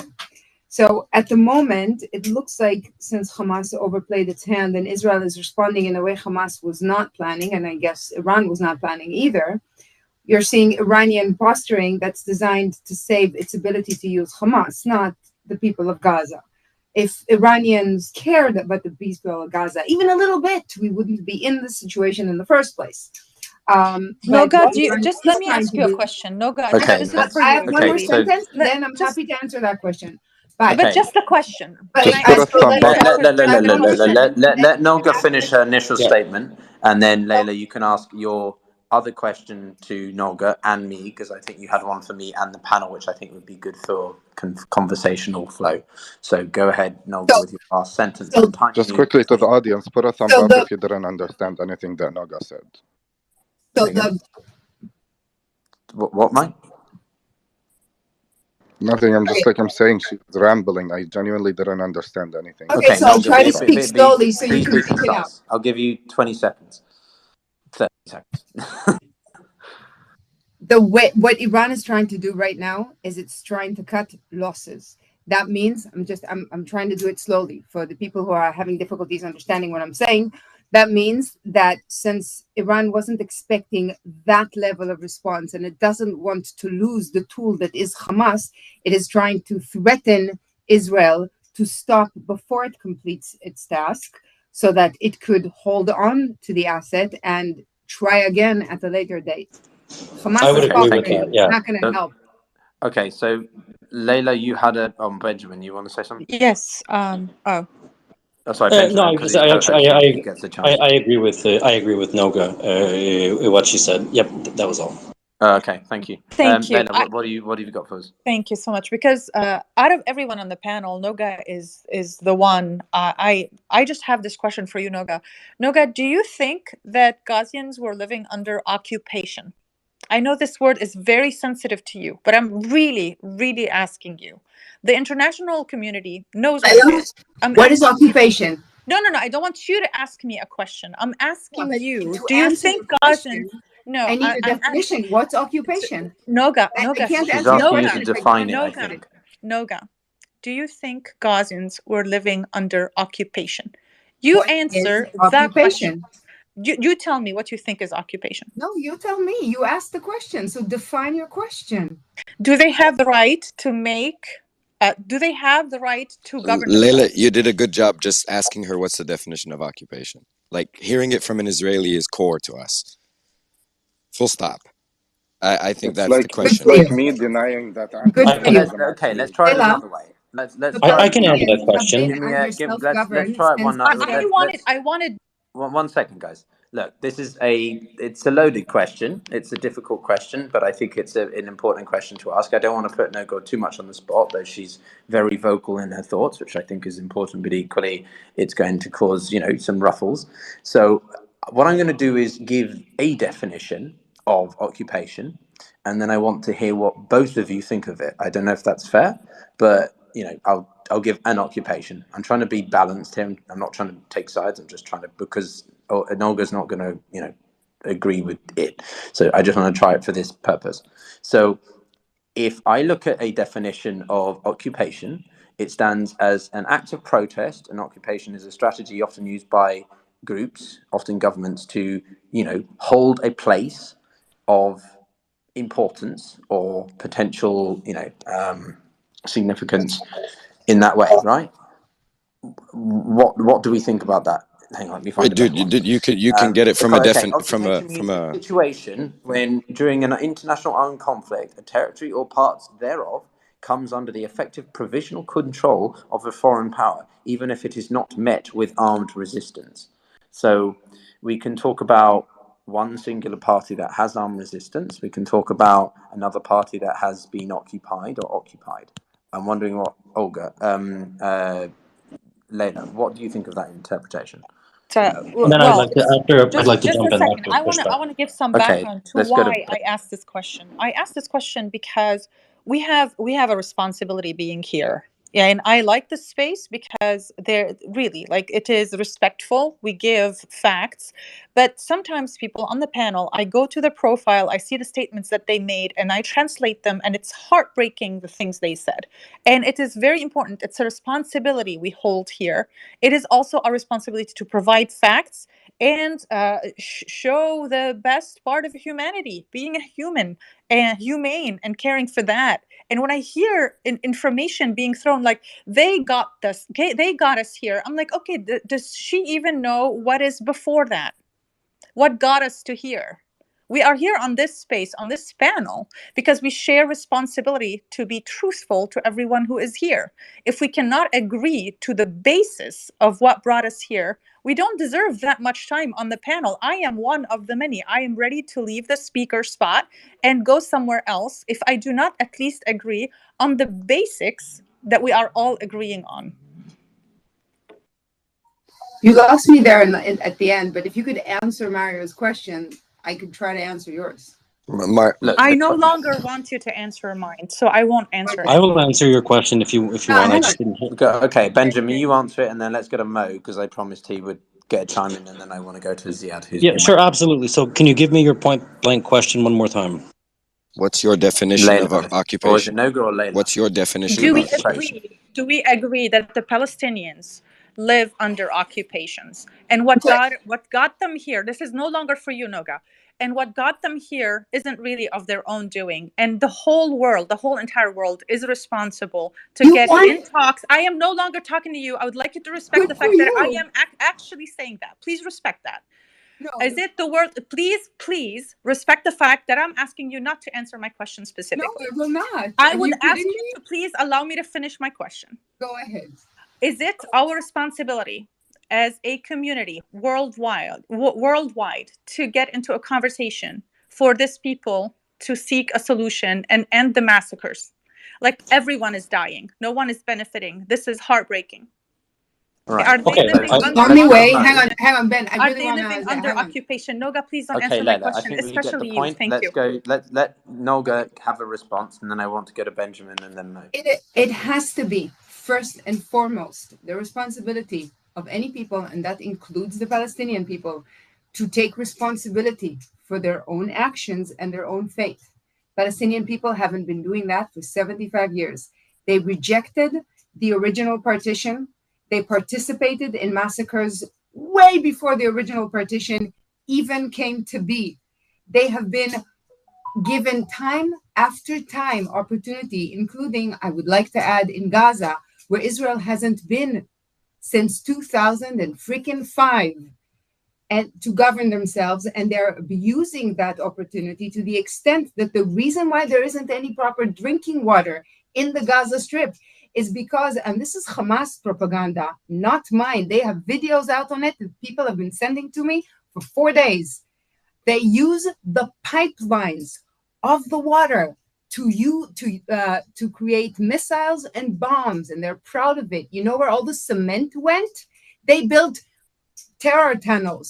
They use them to dig under my mother's house and penetrate the state of Israel. And instead of allowing the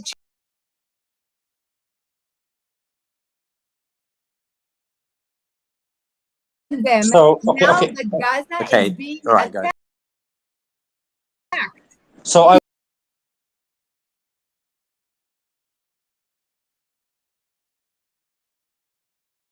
Okay, so I. Cement that was supposed to build Gaza was used. Cement that was supposed to build Gaza was used to build tunnels under Gaza. Gaza is now. Look, Layla, I think your question is situation is understandable, but I also think it's now deviating away from the original point of the question. Benjamin, No, go ahead. it's Well, exactly no, on you point have a of the habit of bringing in question. things No, that don't necessarily. you have a hostage. No, I'm gonna mute people just if we I'd keep like to talking over answer. each other. Mario's Yeah. taking a break. I'm gonna manage the stage. Right. I want to get some order in here because it's a little bit manic. Noga, I think you have important and valid perspectives, but you have a habit of going off board a little bit. So I want to be a little bit more conscious of that. Benjamin, go ahead. Yes, I'll be brief and I will be very honest. So the answer to your question is this. Yes, I do believe that the Palestinians in the West Bank and in Gaza do live under occupation. I will, in its purest form, well, not the West Bank, not Gaza, but in the West Bank, Sorry, yes. Zev, there's just breaking news. Sorry, I'll let you finish your discussion, but I know there's a big debate about white phosphorus. Just saw a report by Human Rights Watch. Quote, Israel employed white phosphorus in military operations in Gaza and Lebanon, endangering civilians with the potential for severe and Is lasting that Human injuries. Rights Watch? Yeah, I saw that. Yeah, but Yeah, we just saw it 2 days ago, the last time they said that, and there well, was Human Rights Watch have they've often Wait accused until Israel of. Noga calls Human Rights Watch. Yeah, but Mike, let's What not, do Mike, you want to say? let's start I think with we're on personal Benjamin. attacks, Mike. Sorry, go ahead, Zev. These are That's all right. used Don't for worry. lighting. Benjamin, all yours. Yeah, I want to make very crystal clear that, because Human Rights Watch said something, I want to make I'd like to make sure there's a distinction between flares and white phosphorus, a separate point. I will answer your question, Lila.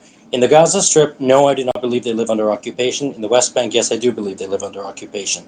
However, that being said, I do believe that there is, from an Israeli point of view, there is no alternative. I do agree with what Noga said in the sense that there have been so many peace offerings and summits and accords that have fallen flat, and there's blame to go on both sides. That being said, I will go back to the Camp David Accords, right, between Barak and Arafat. I understand that people in this room will say, well, the Arabs were pressuring Arafat not to take the deal. There's a little bit of truth to that, but at the end of the day, it fell apart simply because, and people can push back, Arafat refused to share the Temple Mount, right? He was offered East Jerusalem when, even Richard Armitage, I read his book, right? So even going to Camp David, the Clinton administration was under the assumption that the Mossad get out of Barak were a couple outlying suburbs. When he decided, yes, we'll split East Jerusalem, the fact that Arafat refused because he said the Jews have no control, no claim to the area of the Temple Mount, that's why it fell apart in my opinion. Secondly, I am sorry to say this, but from an Israeli perspective, look, there is no alternative, and I know it's a never-ending cycle. But that being said, simply having the West Bank turn into Gaza is not something that Israel will ever live with. That's just a reality of the situation. My heart breaks for it, but there is some truth to what Noga said, right? So when in 2005, when Sharon, the disengagement plan, pulled out of Gaza, that was it. Yes, there's a blockade. Yes, they don't have control of the airspace or the territorial waters, but there's reasons for that. The Karenei, the ship full of arms, right? look, Gaza has turned into a Hamas government. Hamas government's sole, the number one point in the charter is destroy Israel, right? So, is it occupation in the West Bank? Yes, it is. I will be the first to admit that. That being said, there are reasons for it, and I understand both sides of the argument, but we have to be honest. There will not be a situation in which the sovereignty and the security of the state of Israel is, I'm sorry to say this, it's not going to be a secondary priority simply for the sake of another people. Now, in terms of the international community, do I think that they have a responsibility to end this and get involved? The answer is no, I don't.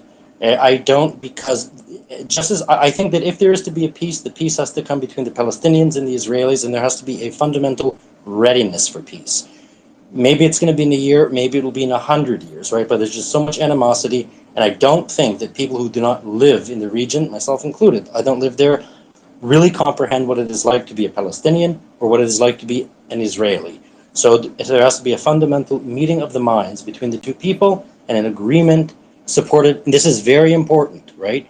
And this is going to sound like a pro-Palestinian point from the Camp David Accords. It was Nabil Sha'ath that made a very good, I'm probably mispronouncing his name in Arabic, made a very, no, it was Ahmed Kure, right? Abu Allah. He said, we can't go for an agreement that's supported by half the Palestinian population or less than half. Any agreement has to be supported by the majority of the Palestinians. And without solving the refugee crisis, there won't be an agreement. I get it. But, we have to own, I'm rambling here. I'll You finish. are a little bit. Well, okay, then I Just will, being, just trying to get. It's go fine. ahead. Can I please get a minute? Can I get a minute to respond, please? Yeah. Of course. Ben, if you I'm can finished. finish Mike, up your last point, because I want to get to I'm finished. Ziad. Go ahead, Mike, go ahead. Okay. Thank you, No, I want to go Mario. to Ziad because he's had his hand raised for ages. Mike, we'll come around to you. Go Just ahead, a Ziad. minute, I promise. Oh. Is it me now? Well, I think that it was. I want Is to go it to my turn to Ziad because speak? he's literally been Okay. waiting a long time. Okay. And Okay. then Just Shuey, a and then minute, I Mike. promise. Yeah. I won't. Okay, 30 seconds, Mike. 30 seconds. No, a minute, please. Okay, 45 Can I? seconds. Compromise. Go ahead. 55. 55, thank you. Oh, you're driving a hard bargain. All right, 55. Go on. Awesome, thank you. So quickly, the question that was asked, it's obvious from the answers, and this is not a personal attack, it's just my observation. It's third parties commenting on something from the outside. According to the Israeli Supreme Court of Jerusalem, Israel is committing martial military laws on the West Bank and Gaza. Is Israel going to turn the West Bank into an open-air prison? That is not possible, and the reason for that is Israel uses a tactic of separating the Palestinian status of livinghood into different categories. They separate us geographically, and even our status differentiate between people living in the West Bank or in Gaza. If any person thinks Israel is not committing occupation, I honestly have no words for you but to pick a fucking book or go look at your own laws in Israel. Really? You want to do this? Okay, guys. Can I have Mike, one? Mike, 5 I respect seconds? you, man, but you're gonna make my job so much harder, man. Like, I came in to try and coordinate things because Mario needs a break. So, yeah. Okay. No, guy, I know how you feel. I get it. But appreciate everyone again. I think I want to take an opportunity to sort of recognize this fact, which is that this is one of the worst possible events that we can imagine in, I don't know, lives, geopolitics, and yet we do have a room of 16,000 people. 16,000, crazy, and we've got people who are literally on both sides of this immediate situation. We've had people from within the strip, actually in the strip, talking to us.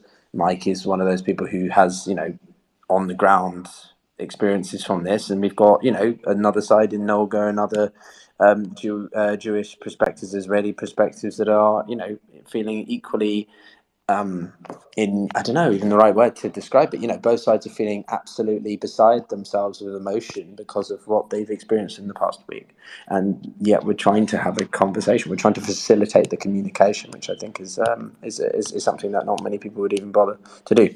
So I'll stop preaching, but I just want to recognize that because it's difficult, but I think it's still quite something.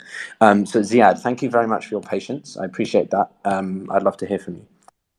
Right. So shortly about Ben Gvir and Smotrich and the issue of holding weapons. Ziad, can you hear me? Can you try again? I think you've got a Can mic. can you I can can you? hear Ziad. I can hear Ziad. Okay. All right, so I I can can't. speak I now. can't hear him. So can you tell me when he's finished, and I will Yeah, unmute. absolutely, Piotr. Go ahead, Ziad. Okay, so two things. First of all, about Ben Gvir and Smotrich and the issue of licensing weapons for Israelis to hold. So yesterday there was a discussion about that on channel at N12, which is known for all Israelis, and it said that there were hundreds or thousands of applications to get licenses to hold weapons, which is really not a wise, smart step to do now in a time of high tension and conflict. And even after the response that was given back from the authorities that they will look into their applications, and it may take between 14 and 30 days because they have to go through psychological tests and check their records. There was an urgent application sent to the Ministry of Defense asking to give them licenses in a matter of days to allow more Israelis to hold weapons in streets. Full stop. The other thing is, when speaking about occupation, and I want to share something from my personal experience shortly, just to give you a description of what is occupation. I am a resident of Jerusalem. I was born in Jerusalem. I'm Palestinian. There is about 400,000 Palestinians living in Jerusalem that are not allowed to hold a nationality. I don't have a nationality. And I'm not allowed to even apply for a nationality. And if I leave the country, even though I was born here, and for more than 4 years, I use my permanent residency that is given for me by Israel in order to allow me to live in Jerusalem. So what I did back in 2008 was to apply to study at the Hebrew University. I wanted to go in and study international relations to just understand the set of mind and how things are taught on the Israeli side when speaking about occupation, international law, and international relations. And I remember this lecture when I asked one of the lecturers, what is the strategy of the Israeli army when speaking about the Israeli-Palestinian conflict? And the answer was deterrence power. And I said, define what is deterrence power. Sorry, what did you ask that? Pardon me? Who was giving the answer to your question? I can't hear you, Nogo. I was asking who was It's God's will. I'll It's repeat the God's last will. You don't have sentence. to I'll repeat the last go ahead, sentence. I continue. asked one of the lecturers at the Hebrew University, define to me what is deterrence power that the whole Israeli strategy is built on when dealing with the Palestinians.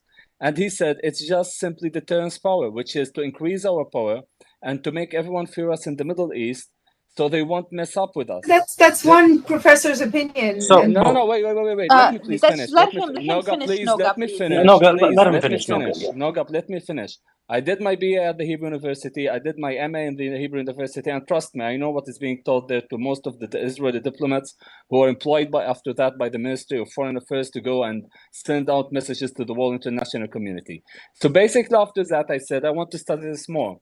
And since Bibi, and you know that, and most of the Israelis know that, since Netanyahu came into rule and became a prime minister now more than 12 or 14 years ago, he tried to control the whole public opinion within Israel by trying to create this crazy threat of Iran and making them focus on it. And whenever the issue of Palestine is mentioned, he said we can manage the conflict.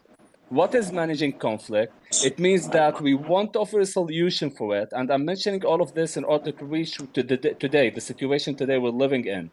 It means managing the conflict means rejecting any kind of a political solution that gives the Palestinians their rights back, simply according to the international law. Nothing more or less. International law. What does it? What? How can you Yeah. define a state to the most basic All right, Kay. I think we understanding want of to. it? I think we want Yeah. to. What sort of Just give me a chance. concessions are Hold on. No. Palestinians Give me I a just want. minute. Just Okay. give me Well, a minute to explain. so Okay, Benjamin, go ahead. yeah. No. I listen to very valid points, but I mean that. So I just think that there are some things which are just. As the Palestinians say, there are things that are non-negotiable, right? Like the right of return, for example. Let's just use that very briefly, and then we'll move on to another speaker, right? I understand that completely. Something which is the UN holds very dear and so forth, but that's never going to happen, right? And I'll add this one little quick 20-second caveat. I remember clearly, I was watching on TV from afar, mind you, when Sharon and Bush had a conference. This was right after the summit at Taba, in which Abu Mazen basically denounced violence and so forth. The next day, Sharon gave a conference, and he was asked a very interesting question by a reporter. And it was, what about the Palestinian refugee issues? And his answer was very clear. לעולם לא יחזרו פליטים פלסטינים לתחומי מדינת ישראל. And it translates to this, and it's very important, the translation. the Palestinian refugees will never return to the sovereign borders of Israel. I mean, that's just a non-starter. So I just think we have to deal with, what is possible and what's not possible. I didn't mean to cut you out, Ziad, but we've got a lot of hands up. So we'll come back to I you. want to Kyoto, do a quick please just update give for me. something that I think is important. Whilst we are slightly in a different style tonight, format, I'm not sure the right word to use, to what Mario, myself, and others have been doing the past couple of days in terms of managing the space, or how the focus of the space is. I still want to bring up the occasional news update. So this came Piotr, out can I get about just one moment to 5-6 minutes finish ago. It's my a bit more sentence? analytical in terms of the way it's described, but I think it's quite interesting. So one of the biggest things we've been talking about tonight, and I would be interested for people's opinion. So if you have those, raise your hand. I've memorized the people who had their hands raised before, so don't worry. But this is about the corridor, the humanitarian corridor thing. So obviously the biggest reoccurring theme has been the inevitable, response from Israel to the initial events from Hamas. And of that corridor, it was, where would it go? How would it work? Could it be facilitated? Would it be legally recognized? Would it be honored? So on and so forth. So one expert says that there are concerns about the continued ability for Gazans to flee via a humanitarian corridor. They were quoted as saying, if Egypt opens the gates and allows Palestinians to escape from the bombardment and come to Sinai, there is no international guarantee. Even the Americans declare that they will not guarantee that they can return back. There is, quote, a suspicion that Sinai can be an alternative homeland for the Palestinians, and even Jordan has also warned about using this excuse of humanitarian refugee in Sinai to close and the Palestinian question to solve the demographic problem in Gaza by getting rid of the population. So this is something that I have alluded to in the past, which is sort of that, is there a, and I'm taking devil's advocacy in terms of position by saying this, that is the ultimate desire of the Israeli government, IDF, to empty Gaza into Sinai, so whilst obviously removing the Hamas threat, but ultimately emptying Gaza of the population so that eventually this entire thing will just be resolved. Israel absorbs Gaza, and the Palestinian population just is now in Sinai. It's not Israel's problem in theory. Again, this is all speculation. It's all theory. We're doing a scenario. We're doing role playing, right? Is this a scenario that is feasible? Is Egypt willing to do that? What about Jordan, where a lot of these relationships to Palestinians exists? But this is sort of one of the longer term solutions is being sort of thought about. So I'm just curious for what people think of that take. Again, it's not necessarily what I think, it's just trying to stimulate conversation. Benjamin, I saw you on mic, and then I want to go to yeah. Cyril I'll and be super brief. I think there's no validity to that whatsoever. Sinai is desert, right? I mean, I do not fundamentally believe that there is any desire, part of the state of Israel at this point in time, if you had talked about 30 years ago maybe, but at this point in time, I don't think there's any wish whatsoever to either rule over the Palestinians in Gaza or to, take the land and absorb it into Israel. That's just my opinion. all right, thank you. Can I comment on that, please? Yeah, I Mike. mean, on We'll go to your, you, please. and then we've got a Syria girl, and then I see Waji and Ronnie, and I see a lot of hands requested. So I'm going to try and get through some hands, or some mic requests. So Mike, over to you. Thank you. Just, I'm checking. Can you guys hear me? Like, is my Yeah, perfect. voice audible? Perfect. Thank you. So just like in 20 seconds quickly about the previous point before I get into what Peter was saying regarding Palestinians accepting negotiation deals or anything. The basically Israel's main point over here in this quote unquote conflict is a matter of demography. So Israel will never let the Palestinians back because they don't want the Palestinian population to be more than the Israeli Jewish population.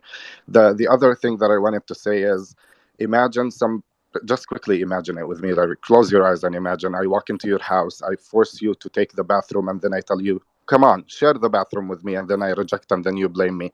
Now, to Piotr's point, the concerns about the borders are extremely valid, and like regular people or random people who are not Israeli or Palestinian will have high questions on why is not Egypt opening the borders or Jordan opening the borders. I want you to take this quick analysis from me as a Palestinian who is over there and who's basically extremely aware of the Israeli public opinion and the Palestinian public opinion and all the political analysis that are over there.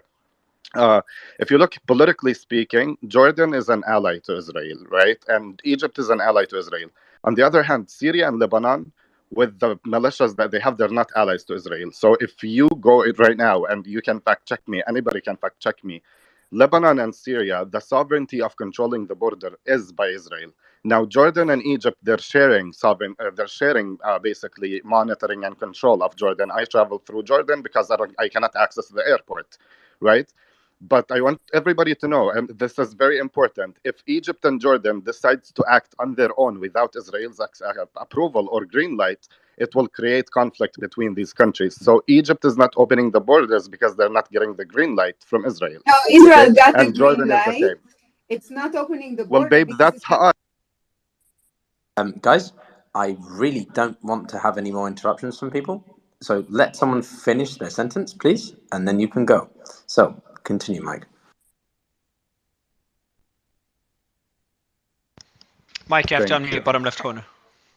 Sure. Yeah. No, it was muted all. Thank you. So basically, if you also looked recently on the like quickly, if you looked at the news, Israel warned Egypt if they send aid, they're going to bomb it. They're going to prevent it from going. Right. So this is extremely important. I mean, who has the most power for humanitarian aid? It's the United Nations. Israel controls the export and import that goes to Gaza. It controls the medications that arrives to Gaza. During the pandemic, Gaza wasn't able to get the vaccines until Israel approved the vaccines. It's not an Egyptian matter, nor is it a Jordanian matter. This is all a political game, and the bigger elephant here who holds power. And I'm not blaming Israelis for this, right? Good for them. They have a huge political power as a nuclear country in that specific Levant region to basically control the politics and the policies between them, Jordan, and between them and Egypt. That's any normal person's take on that, unless you have agendas and you're going to blame Sisi on that. Okay, no, none of that statement was true, but we'll focus on the most important one for this, and we'll ignore Well, that's literally an analytical report of Okay, Haaretz. what I'm going That's to do literally is can't allow bring Haaretz Noga. report, Egypt Majo. can't That's bring Haaretz anything report. into Okay, guys, what I'm going to do is allow Noga a right of reply because she represents the alternative perspective, and then I'm going to go to another voice. But Noga, I'm not going to keep doing this with you because it's going to become otherwise like special treatment. So, Noga, You could give it to a different Israeli if you want. That's fine. no one is as vocal as you, so clearly you want to. I don't mind allowing other Israelis the That's opportunity. okay. Noga, we'll let you answer it. Come Go on. ahead. I want to keep the Okay, discussion going. never mind. We have a lot of news. Okay, fine. Egypt is not allowed to bring anything into the Gaza Strip. If it wanted to, it could take refugees out of the Gaza Strip. And there was argument this morning that the Rafah crossing was bombed, and that is half true. What was bombed was the Hamas tunnels that Israel didn't want to be used to take either Hamas operatives or Israeli prisoners out. But should Egypt decide that it wants to allow people to leave the Gaza Strip, Israel will allow that to happen, but nothing will go into the Strip until Hamas is gone.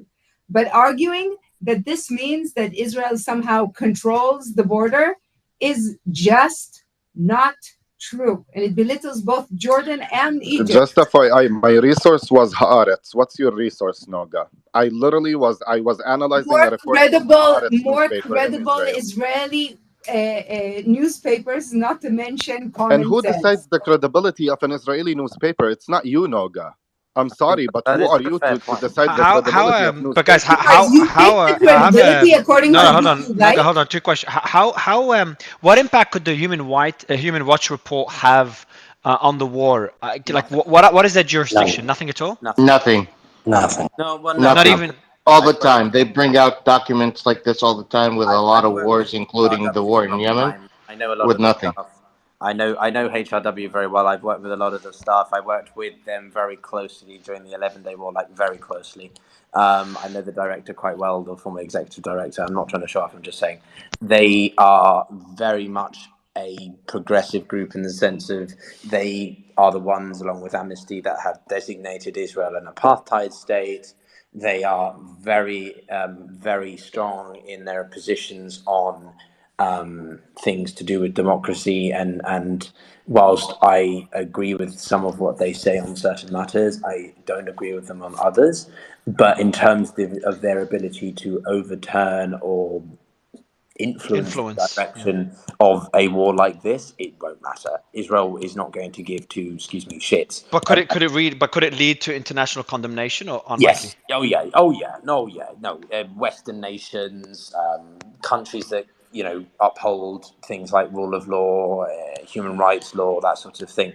Human Rights Watch is a very distinguished organisation. It's arguably the most distinguished in that. Would you consider this report significant then in terms of the narrative and support of Israel, or It not will that be, much? yeah, it will be significant amongst so people like it depends who reads it.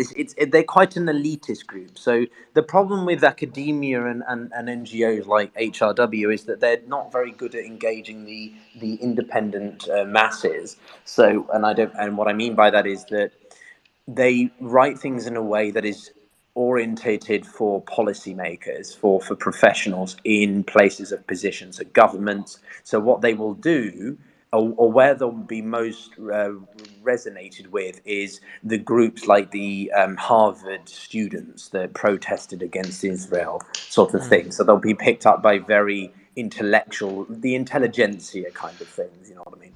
So Yeah, I I understand. don't think it will go very far than that. It will be seen by Russia, China as yet more Western, upholding of certain narratives, but hypocrisy sort of thing. So So we have it's reports. important, but not going to groundbreak. Sorry. So we are getting reports. Kind of goes back to the old story. So getting reports of Israeli armed civilians. So it's just unconfirmed yet. With IDF attacking Kafir el-Dik. Footage is incoming. So this is just a report that was put in the back channel. So we'll go through the verification. But if anyone else has heard of this, it'll be good. So that's in the West Bank.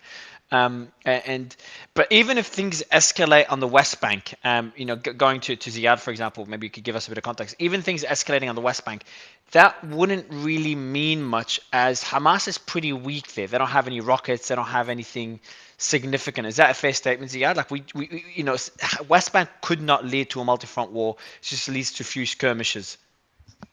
That's true. I can't agree with that, because all eyes are on the Friday prayers tomorrow, and the reaction would come from the people and not Hamas when speaking about popular resistance. But please give me just 1 minute to finish what I was talking about in relation to Camp David negotiations. I really need to mention that. Quickly, please, not a minute. If we could do it in like 30 seconds, because I want to move on, Okay, please. quickly. When Ehud Barak went to Camp David, every Israeli know that the Knesset was opposing his going to negotiations with Arafat, full stop. The other thing which I want to mention from the President Obama administration term, when Secretary John Kerry was trying to hold negotiation talks between both sides, Martin Indyk was the special envoy sent to the area to make discussions between both sides, and the Americans were asking for the young generation to give a voice. So the Palestinian leadership asked me to take part in some of the meetings with Martin Indyk and Secretary Kerry on the phone to discuss critical points related to the discussions between both sides. Trust me, the argument wasn't about the Aqsa Mosque, and it wasn't about the holy sites. So, do you know what was Siri it about? Girls had her hand. I'd like to respond because you responded to my question. But please let me finish. Sorry, This is I the didn't hear second time you interrupt me. I need to finish the sentence about that.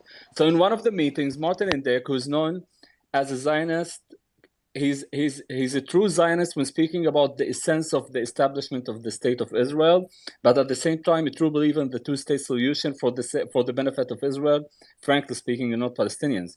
So one of the main issues that were raised was borders and security. Do you know what the Israelis were saying? They were saying, we're willing to give the Palestinians a state of their own, but they can't rule their borders. We're willing to give them Wait, we're willing to give them a state of their own, but they can't rule the sky. We're willing to give them a state of their own, but they Of course, can't I mentioned control all the this. waters and So there's a Yeah, just statement. really There's Please a let me statement. finish. No, but I want to move This is on. the No, second but time. I don't know what you happened before. I want to move on from the discussion because I want to go back to current events, not history and what happened in the past. We can go into history again when there's no news, no breaking news. So I'll let you finish it right after. But I'm just getting a report now, which I consider to be pretty serious. An Israeli military spokesperson, we're talking about aid earlier, tells CNN, we will not allow anything. The team's about to post it now. Will not allow anything into Gaza that supports Hamas's combat capability. Makes sense? Even at the expense of the population. So this is where it gets tricky. This is where it gets Yesterday. concerning. That was a statement just made to CNN again now, so maybe they've made it yesterday as well. But this is where where it gets tricky, where it gets debatable. But I'll let you finish your point, Ziad, and then we'll move on. I think Zev wants to respond. All of what I'm saying is what leads us to these explosions every 2 years is the fact that we are lacking any kind of a political solution applied, I don't know how, by the international community to end this conflict without giving the Palestinians a state of their own defined by the international law and the basic understandings of human rights, which is freedom of self-expression, borders, and representing yourself. There's no solution for this conflict. And because of the absence of a political solution, we keep on going into these rounds of violence that soon, in a matter of days, you'll be hearing thousands of Palestinians killed on the Palestinian side and also those who were killed on the Israeli side. That's it. I appreciate it. Zev, I'll let you quickly respond to it so we can move on. Yeah, just one question. Was there a state offered, yes or no? And do you think it was a mistake for them not to have taken the state? There was never a state offered, my friend. There were, even at the Oslo Accords, all the final 5 cases it's okay. were Like, delayed. I I know think he's Mario talking about the assassinated, partition and you know plan. that. Ben, are you talking about the partition plan? Because And I we're can talking, by answer the way, that. about the 23% of the West Bank, basically. We're speaking about the two-state solution, which we Correct. accepted hardly, but it even was denied by the state of Israel, neglecting the So fact that the you know what, we direction we're can, going yeah, towards so let's move on. is a zone that But has yeah, so potential. Macron just put out a statement on this. So Macron just put out a statement saying, we'll be posting as well. He put out a tweet, and again, it'll be posted as I speak. The conditions of permanent peace have been known for a long time, namely the provision of the necessary guarantees for the security of Israel and the establishment of a state for the Palestinians. So this is a statement that literally just came in now from Macron. And let me see if there's been other developments while we were having the discussion. So there's a statement from Lebanese politician Walid Jumblat threatens Israel. Only what land will Palestine and 800 settlers on its land be established? On what land will Palestine and 800,000 settlers on its land be established? Blinken did not see hundreds of victims in Palestine and seeks to protect the Israelis only. Did Blinken forget that there were thousands of victims over the decades in Gaza and elsewhere? I stand in solidarity with the Lebanese citizens in the face of any aggression, and I hope to not to lure the resistance. But if we see fleets coming to us, we will enter into war. So essentially, but this statement. Yeah, just 2 seconds. Yeah, just 2 seconds, James. So based on this statement there, because I know everyone was talking about Jumblat supporting Hezbollah. So Jumblat is a Druze leader in Lebanon, or the main one. And there were statements made earlier that he wants to support Hezbollah in any conflict against Israel. But he did make it clear that he does not want to lure the resistance. I hope not to lure the resistance. I think he's referring to Israel there.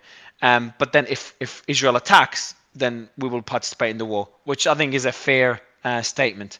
If you're attacked, you participate in the war. So I think James, Mike seems to agree, and James, I think you'd agree that it's not an escalatory statement. Would you agree? Yeah, that's what I said yesterday. The feeling internally inside the party was that he was telling Hezbollah that in case we get attacked, we would like to defend. That's who the resistance is. It's Hezbollah. It's considered the resistance in Arabic when you translate it, al-Muqawama.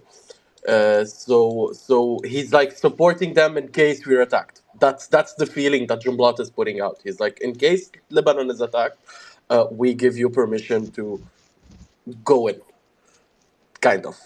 Yeah, I agree on that point. I want to go to the so Middle East Flash. I don't know you. I brought you I up want just to. in case you do Can have we, breaking news Mary? to share Can we with us. please But give Syria top girl good. the mic? She's had her hand raised. Like, Oh, sure. I was hosting.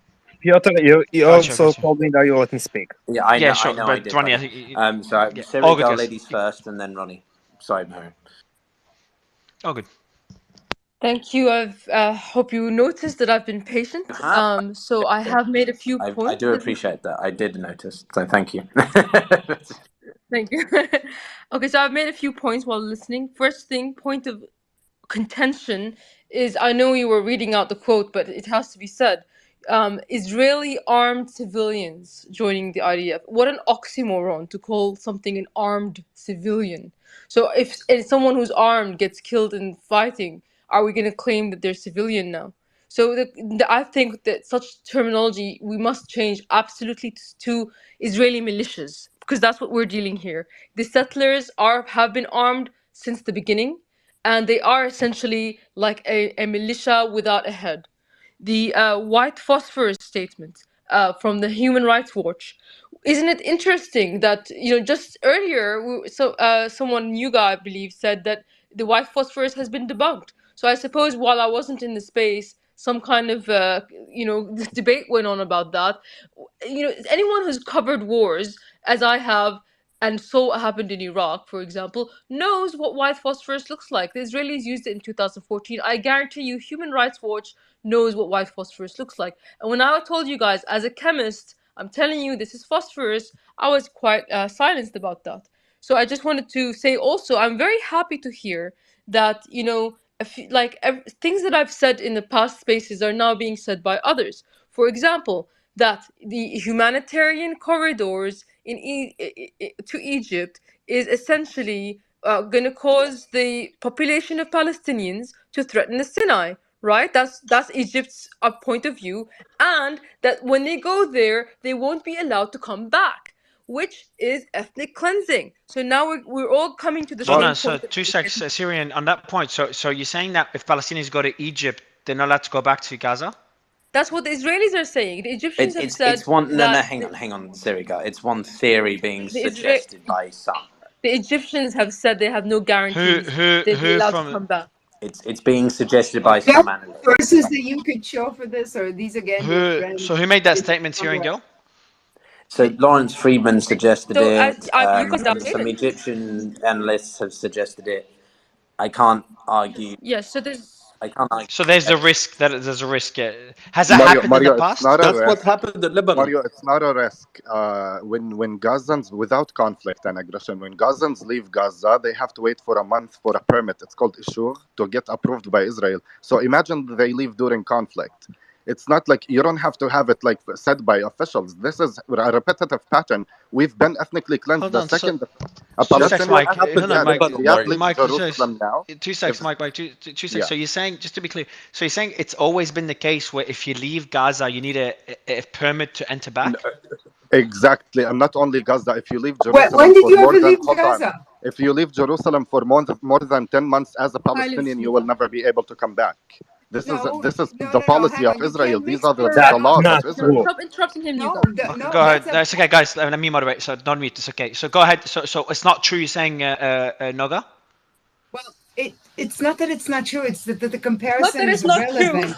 So why Hold on, interrupt Syrian me? girl. Syrian girl asked Noga. I Go just ahead. can't with her. She's too Mike, much. 2 seconds. Jerusalem Guys, is. I don't know who's talking. Just 2 seconds. So Noga, you're saying it's not true. What'd you say? Go ahead. I'm saying that Jerusalem is under Israeli sovereignty by law, and residency in I thought Jerusalem there was is no occupation, so now you no, there is changed. no occupation. Jerusalem is just Then how Israeli. is it under sovereignty of Israel? Yes, 100% ours. But if I can make the point, Palestinian Not under residents international of law. Jerusalem are in danger of losing that residency if they're not, in fact, residents.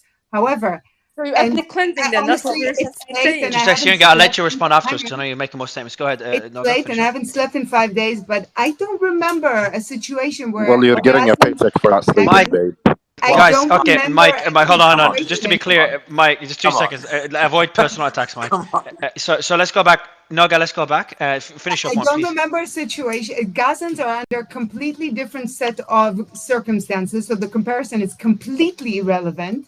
And they don't have residency in Israel or in Gaza. Israel doesn't control Gazan residency in any way, shape, or form. And I don't remember a situation when Gazan left and then had to have permission to come back. And if they had to have permission to come back in the last 20 years, it wasn't from Israel, because Israel is not in control of the Gaza Strip. So I don't understand the comparison on Yeah, so any let's, legal yeah, level. if someone can offer, Christian. okay, that, so, I can Can I answer yeah, that. offer? so, Can I offer a point, Syrian girl? guys, Just just please. 2 seconds, 2 seconds. So 2 seconds. So James, go ahead. So James, just 2 seconds. Syrian girl, if you can offer more clarity on the, like, I'm genuinely curious about this one. If you just answer the question. So if someone leaves Gaza, are they allowed into Egypt? Are they, or even Israel? I don't know how it works. Are they allowed back at any time? Well, No. hang on, So Gazans I leave didn't ask you, Noga. Gaza. I didn't, Naga. I didn't ask you. Go ahead, Syrian girl. so even Gaza, Christians I in live Gaza. here. How would Syrian girl know the Yeah, answer? Syria. Yeah, then you can answer afterwards if you leave. You can put your hand up. Syrian girl, go ahead. I'm going to provide sources for this so that New York doesn't have to interrupt, okay? Christians in Gaza during Christmas, No, not they okay. have to have a permit to visit their families in Jerusalem to celebrate Christmas.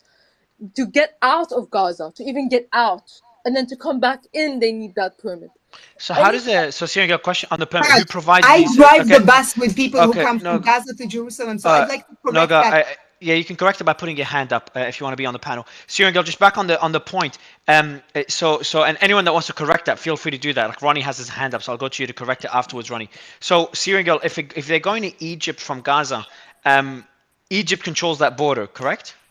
Yes, so you guys got to understand what the right of return is, and Israel has never allowed the right of return for Palestinian refugees. So the That's minute not they relevant. cross the border, the minute they cross the border to Egypt, they will not be allowed to return. That's because Israel doesn't give them the right of return. But And how does Israel give them the right to control? Because Israel, Ronnie, 2 seconds. Israel doesn't control that border. How would Israel give them that right? That's it not depends. true. Ronnie, I don't know if you heard me earlier. Like, I'll ask you, Syrian girl, and Ziad, go I'll go ahead. to you afterwards. I'm going to defer to Ziad for the No, border no, cover. it's a question for you. No, Syrian girl, it's a question for you on this one. So you said that they're not. Israel doesn't allow them to return, but how is Israel doing not allowing them to return? They control the border on the Egyptian side as well, and diplomacy with Egypt, and they bomb the border for people trying to come So back in with aid. I understand they bombed the border, but you said the question. I understand the aid. That's a bit irrelevant. I'm talking about the border and prior to this war. How does Israel control the border with Egypt? Before I go to Ronnie. Well, they could I can bomb give you an any answer. civilian trying. Ziad, Ziad, two Guys, seconds. Ziad, like seriously, Ziad, I want to No, no, defer hold to on, Go you. answer guys, and do it. yeah, Syrian girl. How does Israel control that border? Ziad, I'm deferring to Ziad. He knows more. No, but Syrian girl, you've I made that. can give you Ziad, the answer. I didn't ask you though, Ziad. Please, can you guys just not jump in? Can I, Syrian girl, Mario? Can I two offer a seconds. point of clarity, please? No, No, like to what's no, happening. two So seconds. literally, like Syrian girl is going to offer her interpretation of it, and then you can come and disagree with that I'll go. interpretation, right? So let her Yeah, finish. sure, No, sure. no, to you. I'm trying to get you to. Yeah, We need some clarity on the stage. Syrian girl offers her point, then Ziad and others can reaffirm, disagree, and so on. But go ahead. so Syrian Go girl, ahead. go ahead. Okay, so I'm sure Ziad will be able to offer more, but the Israelis do have control over that border. They control all sides of the Gaza. That's why they call it an open air prison. I don't know if you guys can still hear me because I think I've Yeah, frozen. we can. But I'm just curious. So you're saying, but Syria, you're saying throughout the last few years, Israel has always controlled that border with Yes.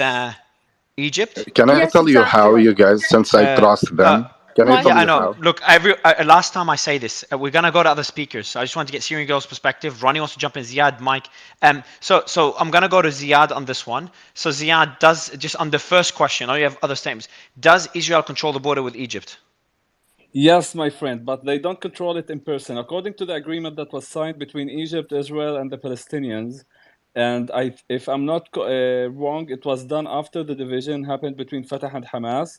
Israel approved to put Palestinian policemen on the borders and Egyptian ones, but to be fully and digitally controlled through cameras and security checks. So if someone tries to cross the borders and Israel does not want him or her to come back in or go out, they sent an immediate notification that they are not to pass the borders. This is like known for everyone. This was done since Dahlan was the Minister of Interior back at his time. But even Actually, but the question for you, Ziad, you seem to know the details.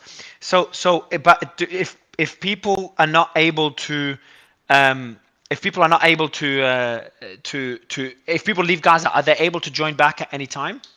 You need to understand the people they're talking about now by allowing them safe passage to leave Gaza to Egypt. You're not talking about Palestinian Gazans. You're talking about Palestinian Gazans who hold dual nationalities, an Egyptian nationality and a Palestinian nationality. And according to an Egyptian request to allow their nationals to be given a safe passage, this is the war negotiations are taking place about. But they're not talking about Gazans who are simply holding Palestinian passports. It's simply Well, and purely prior to the only for war, those who have dual nationalities to be allowed to go into Egypt, and this happened before in former rounds of battles between both sides. So Ronnie, go ahead. Can I just I add don't. something quickly to what Ziad Yeah, said, quickly, please? Mike. Yeah, go ahead, and then we'll go to Ronnie. Sure. So what Ziad said, he like spot on, and it's basically like this is available, it's accessible, you can look it up. I want to talk about it from more like a legal perspective. For us Palestinians in the West Bank and Gaza, before we travel, we have to coordinate with the Shabak. For me personally, in Ramallah, I have to go to a settlement. With the Shabak, what's Shabak? Shabak is like the CIA, like the No, FBI. FBI. The FBI, yeah, the FBI of Israel. They're like the So internal, hold on, like the domestic. but hold on, as Gaza, if you live in Gaza, you have to coordinate with the Israeli FBI I'm to about leave. I'm about to elaborate. No, So West Bank. for me in Ramallah, I have to go to a settlement called Bet Il. It's like the military Shabak thing, and I have to apply for a magnetic card that will prove to Israel that my record is clean from quote unquote terror. And then that's how I leave from Jordan. For Gazans, it's the same. And guys, you know what's funny enough? I'm a fucking American citizen, and I have to go through all this, right? No country on earth asks me to provide visa unless me leaving Palestine. It's the same in Gaza. You have to go to the Shabak through errors and like apply for an application. If your record is clear, and guys, this is in normal times. And normal times, I'm talking about apartheid and open air prison, not times of crisis and aggression. So then if you want to come back, how does it work? You go through the same process again. You apply, and then if they approve you, you have to even tell But them why how you're long? coming. I'm coming because I have a Mike, girlfriend. how long does Period. that take? That sounds like a very arduous and It's a long process. You know how many students missed the semester because of the process? You know how many students wouldn't been able to go back on Christmas and Eid to celebrate with their families? It's extremely hard to get it approved. How long on average would you say? On average, you have to apply 2 months in advance if you're leaving, and then 2 it can months. get disapproved. Sorry, 2 seconds. 2 months to leave the country? To leave Gaza. In the West Bank, it's or a week the or 2 region or whatever you weeks. call it. Come back. To So leave in Gaza, Gaza, takes in Gaza 2 months. For me, it's like a week or like 14 business days. From Gaza or from West Bank? From the West Bank. From Gaza, it's 2 months. And then the same process applies to the West Bank? Yeah, but on a lesser restriction way, you know, like lesser than how it's happening in Gaza. Wow. Ronnie, do you want to add more to that? Yeah, Ronnie? I don't know about how much time takes to get out of Gaza. It's outside my area of knowledge. I don't want to speak about that. I have other points I wanted to address, if that's okay. Yeah. Okay, so a couple of points. First of all, regarding the occupation, I want to say something, and it won't antagonize people. I think so.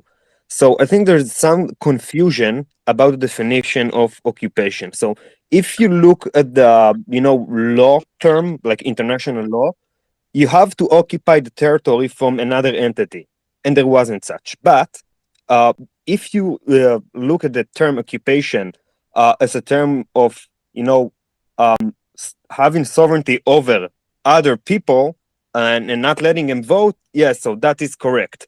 But you could also look you could also look what Arabs are having in other countries like Jordan and Egypt, that they are living there, but they don't have a right to vote, or a real right to vote.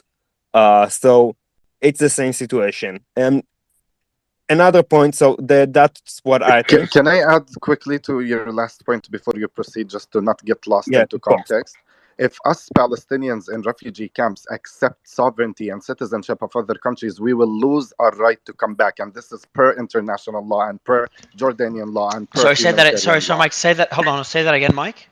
If Palestinians in refugee camps in Lebanon, Jordan, and Syria, and all the neighboring countries accept citizenship of Arab countries, we will lose our right to come back to Palestine. Period. This is international law. So Ronnie, that's relevant? But I want to make it relevant. So what are your thoughts on this particular point, Ronnie? I don't have thoughts on it. I don't know what to reply. This is my point. This is the question. This is the thing I wanted to say, Mario. If you let So, me just okay, pitch in. can we just sort of reset for everyone? So, I wanted what to comment precisely No, do no, you it's want okay. on to? a couple of other things. So I just want to reset because I'm also a little bit confused. So, James, what can you ask your question in a way that Yeah, relates to I'll Mike's as start well? by the question that was asked at the beginning Okay. and continue. When we started the entire discussion was why is Jordan and Egypt refusing to take the people, like getting the people out and putting them in an area where technically they will be in refugees camp. We've seen that in Lebanon, we've seen that in Syria.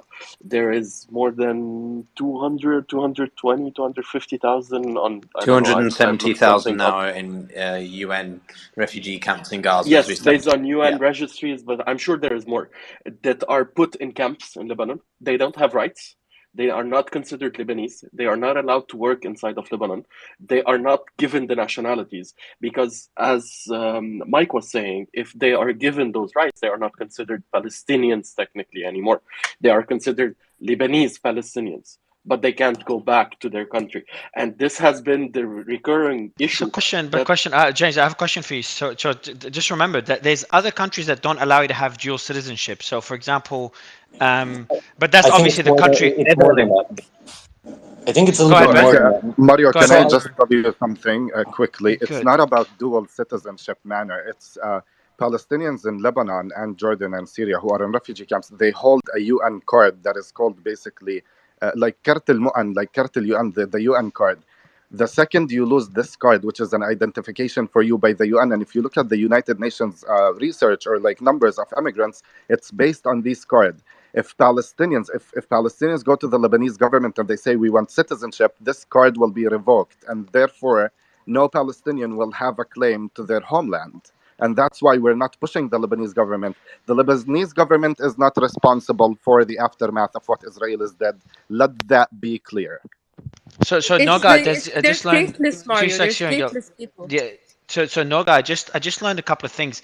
So one of the things I learned that if you want to leave or go back into West Bank or Gaza, it takes about a couple of weeks for the West Bank and a couple of months for Gaza. The Israeli version of the FBI has to approve you leaving, and you just got a bit of background noise. I'm going to mute you. Approve you leaving and approve you coming back, and they have to check that you haven't been involved in any terrorist activity. I think that Mike said, Okay. and then the other point as well I learned is that if you leave, if you go into a Lebanese camp and then you get Lebanese citizenship, you're not allowed back into the West Bank or Gaza. Well, hang on, a couple of things about that. First of all, just as a point of reference, do you know how long it takes to issue an Israeli passport? On average, 10 months, because we suck at this. Palestinians actually have a better time of it than Israelis getting out of this country. That's one thing.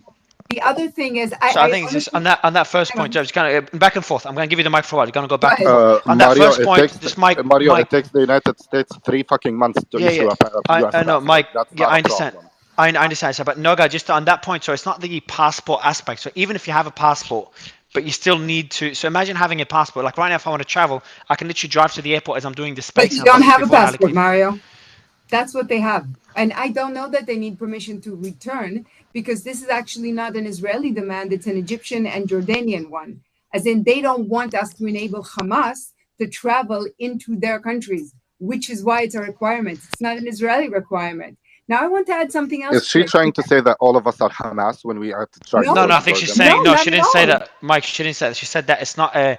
She said that it's not Israel that's requiring that check before entering Gaza. It's Egypt that's requiring that check because they don't want Yeah, but Hamas that's in there. But incorrect. but Egypt that doesn't makes do so selective yeah. punishment So just for Hamas. two points I have there on this one, Noga. On this point, first, why wouldn't Egypt want Hamas members leaving their territory and entering Gaza and staying No, in their that which is my, territory? that part I don't know about that part. And I why know would it that be? you And need then why would? And to how add Girl, to you it, on why know would it earth, be the nothing. Mario, Mike? hang on, Yeah, Mike. let me Last answer time, your Mike. Hold on, 2 seconds, Noga. Mike, how last time, on please. earth would Israeli FBI be able to approve someone returning from Gaza without them first returning to Gaza? That makes no, like, operational No, no. sense. So I'll explain it. I'll explain it. So Mike was explaining it earlier.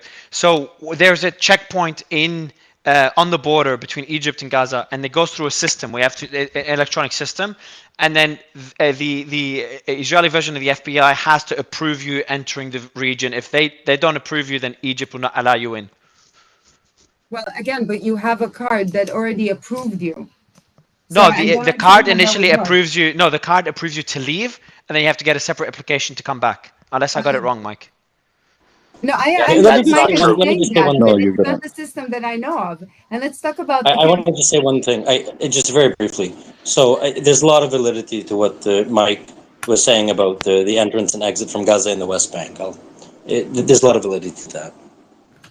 Thanks for clarifying, Ben. So yeah, Okay. Ben, and we've had a few people clarify, and someone sent me a source as well, Noga. So I also no, but I do want to say something about the Lebanese camps on two yeah, issues. we'll move on to the separate one. So this is the second one. I want to finish this first one, if that's okay. Well, your opinion on it. So it's okay, like you can still disagree with certain things that Israel does. That's okay, even if you're a big supporter of the region, and vice versa. Someone in Gaza could obviously disagree with Hamas or other aspects of Gaza.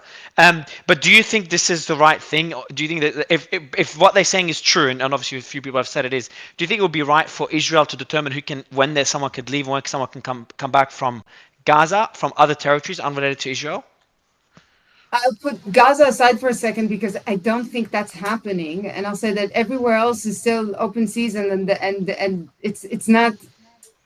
The borders are still too perforated, and I will add that up until 5 days ago, Palestinians traveled with work permits into Israel, and in fact, those work permits were used to gather information to help the assassins that massacred Jews. We do have reports. Sorry, 2 seconds, everyone. 2 seconds. We do have reports. I'm going to push back on that from my own friends that were killed from that. That's just no. But go ahead, Maria. Yes, I just got to. 100,000 workers from Gaza. No. I can tell you from my friends that were beheaded from first-hand experience, that is a falsification. So, actually, she's correct. I do have news. No, hold on. Excuse me. She is correct. I am sorry. That comes from my own. That comes from my. No, Piotr. You are wrong. No, you're wrong. Both disagree, but you can both disagree. Listen, your source. Guys. This is not up for guys. I do. Guys. Ben, Piotr, please, guys. There's breaking news. I think it's important. Occupation forces stormed the city of Jenin. So I think occupation forces. They mean, but is that the Israeli forces, Ben? Yeah, Israeli that's Defense Force, that's IDF. big news. Yeah, that's big news. So why is it big?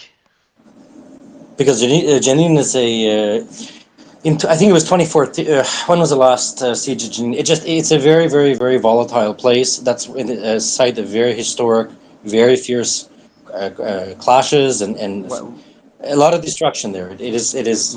That's a major. Can you say it again, Marion? What was the name? Yeah. So IDF stormed the city of Jenin. One of the most historically significant places within not just the country but the region for many places, for many people. No, Jenin is like Russian Orthodox Jews. Polish Jews. No, Jenin is a refugee camp. And it's Jenin is a refugee camp. It's not. So what's happened? What's happened? So you said, Ben, this is major, but so if they storm there. Right. So it's look. Jenin is a city. It's not a refugee camp. Right. So, okay, is it Jenin or the Jenin refugee camp? So I just said Jenin. Jenin. Yeah, it's a city. Yeah. So, but I don't know what Russian Orthodox. I'm not familiar with that. So, but can you explain to us why is it major? Because it was the site of what year was the raid on Jenin? What year was that? When they? I think it was 2002. 2002 or 2004, one of the two. It was the site of a very, very, very fierce battle, and then a very well-known documentary was made, Jenin. It was a sign of alleged war crimes by Israel. What are the war crimes that were alleged? Can I see one of them, please? No, I'll in a bit, Mike. If you're going to do that, then I'll tell also from the other side, because there were crimes committed, terrible things done from both sides. In Jenin, you're referring to? Mario, please. I'm referring what happened to a friend of mine in Jenin. Mario, if you thought the previous Mario, please. Okay. All right, guys. Last time I said this, if you want to speak, Mike, Noga, and Sarah, just put your hand up. So, Ben, can you tell me more about the Jenin events? Can you educate us? Yeah, but you know what? There are other people that are probably more qualified to speak about it in this space than I was. I had nothing to, yeah. So it was just, look, there was a raid on Jenin, and the Israeli Defense Force basically leveled a huge part of it while searching for terrorists. There were a lot of civilian deaths, and I believe, if I'm correct, and Mike, you can correct me if I'm wrong. There was I think it was the UN that wanted a human rights investigation. They wanted to send a team there, and there's a big back and forth between They Israel and did. the US and the UN. Go No, ahead. no, they wanted to send a coalition of about, I think, 4 or 5 different state representatives. But it was Correct, immediately shot correct. down by, I think, whichever Security Council member. I can't remember which vetoed it, but yeah, no, basically. Yeah. And what happened there, Piotr? I don't know the intricate details of it. I just Right, Can we'll I go to tell Mike you? yeah, and go to Sarah. Yeah, Mike. Mike and Sarah. Mike, what happened? And then Sarah to balance it out. Mike, go ahead. Sure. So, just for like quick context, Jenin is a city in the West Bank, and according to Israeli law, it belongs to the Palestinian Authority. Israel should not have any sovereignty or jurisdictions over Jenin. It's under military law, martial law, occupation, basically. To speaking of occupation, Miss Noga. Now, quickly, the crimes that I happened have a when they couple of launched. breaking news because I know In you're a bit, curious yeah, about in a that. bit, Noga, in a bit. It's okay. Okay. Go ahead, Mike. Sneaky. That's why they hired Mike, you, girl. Mike. Okay, Mike. I'm removing you from. I'm going to remove you from stage for a few minutes because that's not right. I told you so last time for personal attacks. So I told us you said breaking news. I said no, and you wanted to jump in again. I'll ask you like 4 times not to do that. So Ziad, can you tell us what happened in Jenin, and then we'll go to Sarah afterwards, please. I think there is a campaign that started yesterday by the Israeli occupation army, in which they're trying to invade into several cities up at the north of the West Bank to arrest leaders of the Islamic Jihad and Hamas to create a kind of a pressure in the West Bank. But this is risky because it is investing more in exploding the situation, again, while keeping our eyes on the Friday prayers tomorrow, which would be a spark for many demonstrations going out of the Palestinian cities. So that's why I think they're moving towards Jenin. And as Mike said, Jenin is a city, but within it there is a refugee camp which witnessed a huge massacre several years You're ago talking the one and in several 2002, investigations No, yes? he's about it. talking That's about right. recently. Mario, I really apologize. I'm Yeah, go ahead, Mike. sometimes It's I okay. can't No worries. control Yeah, my go ahead. emotions. Please explain. Oh, Yeah, good. Oh, good. Go ahead. yeah. Sorry, guys, about You're that. explaining to us. It's So okay. It's yeah, okay. Go ahead, please. okay. So basically, the documentary is made by Israeli filmmakers. Look it up, Jenin. The war crimes that happened, they lined up Palestinian civilians. Forget about the militia groups that they were targeting. According to the claim of Israel, lined up Palestinian civilians, drove over their living bodies with bulldozers. When the Red Crescent and the Red Cross, Okay, I'm gonna have to please let stop me you here. finish. Janine, you can refute it. You can refute it, Virginia. Sorry, Noga. You can refute it afterwards. Okay, the same way I removed Mike, I'll remove others because it's getting a bit tiring. Mike will say things, you'll disagree with it. You or Sarah can respond. Mike, you said so 50 something Palestinians were put there and bulldozer went over them, and you were continuing. With a tank. And Mario, this is not my claim. Go to the Salib al-Ahmar and Hilal al-Ahmar, the Red Crescent and the Red Cross. They said, and I'm quoting verbatim by the paramedics, it was so challenging for us scraping skin and bones off the what do you call the street in English? The black stuff on the street. Gravel. Yeah, that It thing. means concrete. That's according to Red Crescent and Red Cross. Now, to equal foot, this situation is extremely disingenuous when you raided a camp with military equipment that was given to you by the United States, and to say, well, I lost friends over there. Nobody told you to go to an occupied territory in a city that doesn't belong to you. Okay, so I want to So jump in Naga very and quickly because I recognise someone who I've engaged with, Mariam, who is someone who I respect her perspectives quite a lot. She's just joined the stage. I'd be very interested to hear her thoughts. But also, I wanted to give a little bit more context to the Battle of Jenin, as it's known, for people who aren't familiar. So it's from 2002. Basically, Israeli forces were basically engaging a refugee camp in the northwest part of the West Bank. as part of what was named Operation Defensive Shield, which was the largest military mobilization, in the West Bank since 1967. So since the Six-Day War, the Israeli military, from the Israeli perspective, I guess they framed it as the camp as a defensive measure against what they considered to be suspected militants, a response to the 6 suicide bombings inside Israel in the 2 prior weeks that had claimed about 50 lives, I think, and injured a lot of people. So at that time in the early 2000s, this also, in context, had just come after the Oslo Accords, if that's the right word I'm using, and the 2 states. So it was after the sort of the golden few years of Camp David. Sorry, thank you. And they were pushing. But it was significantly after. That was So 2 years after. Yeah, but what I'm saying, I'm just trying to put it in context of when it happened. I mean, in context, the Intifada Shniya, the second Intifada, started in 2000. So moving, sorry, 2002. I've got, Sarah, 2 seconds. I'm going to go to you actually, and then we'll go to Mariam. Just quickly, we do have more updates here. 8 Israeli military vehicles left the Dotan checkpoint. There are reports of Israeli military activity in the city of Jenin and its refugee camp, both with forces being prepared at the Jalame checkpoint. And 18 minutes before that, presence and everything's being posted with some of it has footage.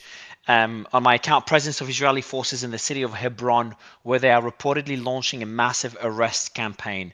So we're seeing a lot of activity on the West Bank. Again, that's breaking news I wanted to share with you earlier. I appreciate it. Yeah, thank you. So this is I have a couple more when you're ready. Yeah, in a bit. I just want to get this Janine story out. So, and I want Mariam, because obviously Piotr spoke really highly of you, Mariam. So Noga or Sarah, you decide who would like to respond to Mike on the Janine story. I'd been waiting for a while. Sarah hasn't actually had a chance to speak, so I'd like to give Sarah a chance to break through some of her thoughts. Yeah. So would I. She was. The context of 2002 was the Oslo Accords broke down. The peace process basically effectively ended. The second Intifada started in 2000. By 2002, it was an incredibly bloody and violent time in the streets of Israel and everywhere.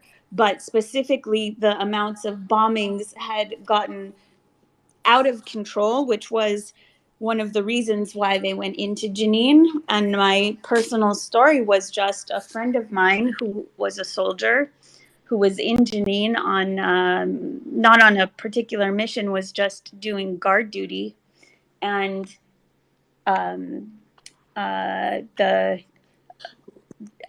it was a very tense situation. Can she elaborate on guard duty? I'm genuinely curious. Sarah, What's guard duty? Go ahead, Mike. Sorry, however you want to put it. He was in there and he was fighting. Okay, we'll put it that way. A man in a wheelchair came towards them by himself and was calling for help. So the soldiers went out to help him, and the guy blew himself up, and I think 4 of his friends died in that moment. And it was incredibly just symbolic of what was going on at the time. So Sarah, I have a quick question for you on the context of it then. For a lot of Palestinians, the events that happened at the camp became one of the biggest moments of realization that Israel was more heavy-handed in its approach, and that there was a need for a strong Palestinian, and I'm just quoting a Palestinian perspective for sakes of argument, that there needed to be a stronger Palestinian resistance, whilst the Israelis cited it as an example of massacre and a need to clamp down on the threats of more disturbance that had happened and why they had entered the camp in the first place. What do you feel about that? From a perspective. This was not from my perspective. I was there, obviously living. We were 2 years into the Intifada. There was daily bombings. It was untenable, and this was right after Israel had offered a major peace agreement, which was turned down. So, from an Israeli perspective, everything beyond what Israelis were were comfortable agreeing to had been offered. It had been turned down, and then a bloody war started that ran out of control for 2 years until a time where Israel said, "This is it, no more. It's got to stop," and that the military stepped in. And the truth is that it did stop within by 2003. But The but do you not bombings think that had that was due slowed to down, heavy-handedness and by the the Israelis? situation by 2004 was pretty much under But control. but So, but hang on, but you but know, do you not think that you can look at it from either way. but Sarah, again, just to pick up on this point, because one of the biggest wars that then came soon after that was the 2006 Hezbollah confrontation, and a lot of people think that that came from the situation that we're talking about now, which was that the overextended response by the Israelis led to a growing resentment and bitterness and frustration within West Bank, Gaza, and so on, that it perpetuated this self-sustaining cycle, which is what has led to where we are today, is what I'm trying to say. Like, this is what happens. The Palestinians react because of frustration from their situation. The Israelis fear terrorism, attacks, insecurity, and for all their other issues, right? And then they respond overly heavy-handedly, perhaps. Then that leads to more people feeling angered, they feel oppressed or whatever it is, and then we go back to this thing, and the whole thing goes round and round and round and round, and then it goes to the point where Saturday morning, and then someone cracks. It's a pressure cooker, and we crack, and then the whole thing breaks up. So do you not see the perspective of the Palestinians, or those who were in the camp at the time, Yep. who were like, well, we're not being heard, we're not being felt, and then they react, and then Israel responds, and then you have another year of sort of tough. Yeah. So Sarah, the point is making, do you think that this kind of led to the cycle of where we are today, Sarah? And then Mariam, I'd let you respond, because I know a lot of people are putting thumbs down, and then we can move on from this point to some developments and what's happening right now. Sarah? Sarah, you got to unmute bottom left corner. All right, so Sarah can't unmute. Just kind of maybe instead Noga, you can answer that question quickly, and then we'll go to Mariam. But we got to keep it brief because I want to move on from this discussion. So how about we move on from this discussion? The only thing I have to say for Janine is that it's a slanderous movie. It was sued. It was proven in court that it's slanderous, and they had to pay a lot of money to the people who sued it. And because of that, I see no reason to continue this conversation any further. We can move on to Miriam. Miriam, go ahead about the same conversation, though. Go ahead, and then we'll move on. Thank you for having me. Try to be brief, and I hope no one interrupts. And as you know, Israel has held their discipline, as we have so clearly seen with their targeting of civilians. Your mic isn't. Sorry, your mic, Mariam. Your mic isn't too clear. I'm not sure if you can get closer. Is it better now? Yeah, it is. It is. Yeah, we'll keep it brief because I do want to move to the news and what's happening right now in Jenin. Go ahead, please. So what's happening right now in Jenin, and I have been covering Jenin for the past year, is you have a group of armed youth, and the arms that they have are basically weapons looted from the Israeli army after they were used against them, or they are put together from spare parts that they manage just here and there. Their numbers are maybe in the dozens, while the Israeli military has had hundreds of thousands, and they're facing something called extrajudicial assassination, and that is the Israeli government authorizes targeted killing of youth. Most of them are 17, 18. I have seen 13, 14, 17-year-olds with kill shots in their heads by the Israeli military with armored jeeps, trucks, bulldozers, some of the most advanced weapons available currently on Earth, invading this refugee camp and targeting these youth that have rose up in armed resistance and are criminalized, while the Israeli military parades its weapons in world expos and makes money off of it and convinces its people that they are the victims. It's not about listening to Palestinians and how they feel or not being heard. Do you think it is about Israelis question, seeing themselves and recognizing their own inherent essence of believing in the supremacy. I think it's really problematic. Mariam, can you hear me? Mariam, can you hear me? I can hear you. Yeah, Yeah. So I want to kind of link it to what's happening right now because I'm just seeing a lot of developments. So what we do in the space, I think it's the first time you're on stage, and I appreciate being on stage. So when there's developments, we kind of shift to focus to them, and then when things quiet down, we start discussing the general conflict and the history of it. So we're just seeing developments right now. And the team's about to post it with some footage, but update on current Jenin operation: extensive arrests targeting Hamas leaders and released prisoners in Hebron. So not sure what Right. prisoners they're referring to. And then the comment here is just an opinion posted here. Looks like Israel's trying to clean house from experienced Hamas members, leaders before launching the ground invasion. Mariam, your thoughts on these Right. developments?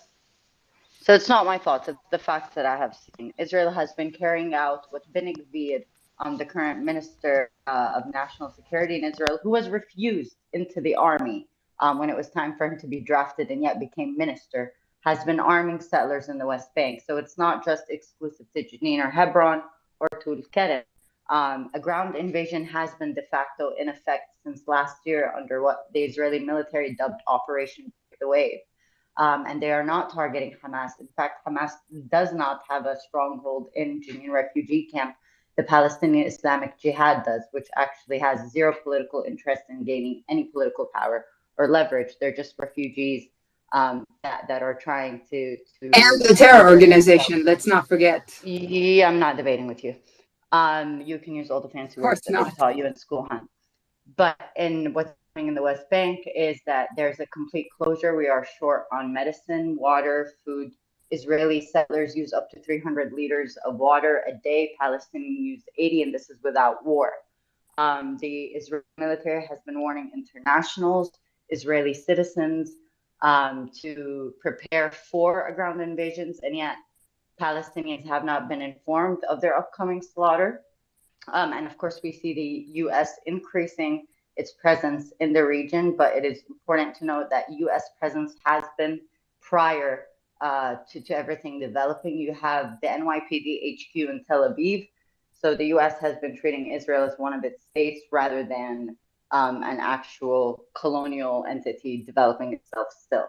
In terms, again, of developments on the ground, what we are witnessing is a provocation not of slaughter against Palestinians, but a provocation of a regional war right now, very much so led by the US and Israel. I think the constant emphasis on calling Palestinians terrorists to justify whatever you need to justify for yourself is really something that should be spoken with to a therapist, not to social media platforms masking as news. But other than that, this is what we are witnessing on the ground. It's very scary. It's very frightening. Palestinians don't have things like bomb shelters, and at the same time, don't really have bombs. When the Israeli army reports on bombs being used by Palestinians, these are handmade explosive devices that are mostly Molotov cocktails in glass bottles. So it's really important to. But they don't kill people, huh? Again, They're I'm just not for. debating with you. I don't know who you are. Let me finish. So just to go, yeah. So just to go back to the to so yeah. So I appreciate that, Mariam. I want to go back to what we're seeing right now. So there is footage, and is Mike with us? Yeah, Mike, you there? Mike, we are seeing footage. I'm not sure if you're hearing anything. You or Ziad are hearing anything as well. But there's the Israeli checkpoint of Al Yalama near Jenin is currently being counterattacked by Hamas. So essentially, what we're seeing a bit of. Jalama, thank you. So what we're seeing, Al Yalama, it says why, Jalama, by Hamas, Jalame. So my question there, and I'll go to you, Mike, is this kind of attack back and forth. How far could it go now? Like how big of is like should we say like, hey, this is expected, they're about to invade Gaza, this is pretty expected, they're gonna go in there and arrest some Hamas leaders. And then my question is, how many Hamas leaders is there in the West Bank, and what is their presence in the West Bank, Mike? Sure, thank you. I hope you don't mind what I'm going to request, Mario, but Mariam is a very prominent Palestinian journalist, and I would love to yield my time for her to take on the Who's question. that? Sorry. Mariam, she dropped, Mariam. unfortunately, but Oh, it okay, was yeah, it's sure. an important voice, but I think she had her time. I did want to bring someone else up, but I can't see them on the panel at the moment. I did have one counterattacks that we sort of associate with. It's not going to be Ukraine, Russia, right? You know, Mario, when you ran your space in the summer. they're going to be more sort of raids. In this case, I think they're going to be sort of. I do see Brian in the audience. I'd be curious what he thinks as a CIA perspective, but I don't think that they're going to have the same sort of potency as a nation state force. The Hamas fighters are sort of almost trying to provocate, I think, at this point, the Israeli forces. But that it's not like you've got tens of thousands of fighters versus the 300,000 reservists. I think we should remember that the Israelis have. But maybe Mike differs on me with that. But that's sort of how it's very disproportionate, basically. So I agree. That sounds, at least it makes sense. Yeah, go ahead, Mike. Mike, are you there? Yeah, I'm sorry. So Mariam dropped down. Can you please ask me the question again? I'm so sorry. Yeah, sure. Where do you think he's coming up? Okay, yeah, that worked. Yes, so we'll get Mike and then we'll go to Brian as well. Just the clashes that are happening in the West Bank. How much of a presence does Hamas have in the West Bank? How far could these clashes go? I don't think it can go too far. And just like quickly for accuracy, it's not clashes. It's basically people trying to prove to the occupation forces on checkpoints that are illegal according to law, whether by Israel again or international. It's not going to escalate at all. Just breaking Remember, news when possible. Oh shit. Yeah, sure. can I? Sorry, Mike. Sure, Sorry, just quickly. Yeah, what is it? Yeah, go ahead, Piotr. Yeah, okay. No, go ahead, Piotr. So the Washington Post has reported that a, quote, top secret U.S. intelligence document from February, so this year, deemed a wider conflict between Israel and Hezbollah to be unlikely, as they had settled into a posture of mutual, quote, deterrence. Now, so let's unpack this statement. So mutual deterrence, I mean, what? The fact that they're both shooting sort of tit-for-tat missiles, is that a deterrence? Interesting. February, that was about 2 months after Netanyahu had been re-elected, so sort of given enough time to sort of test the waters. But also, I think it's important to keep in mind that the US intelligence agencies, and Brian, I am very interested for your take on this, like just this specific thing.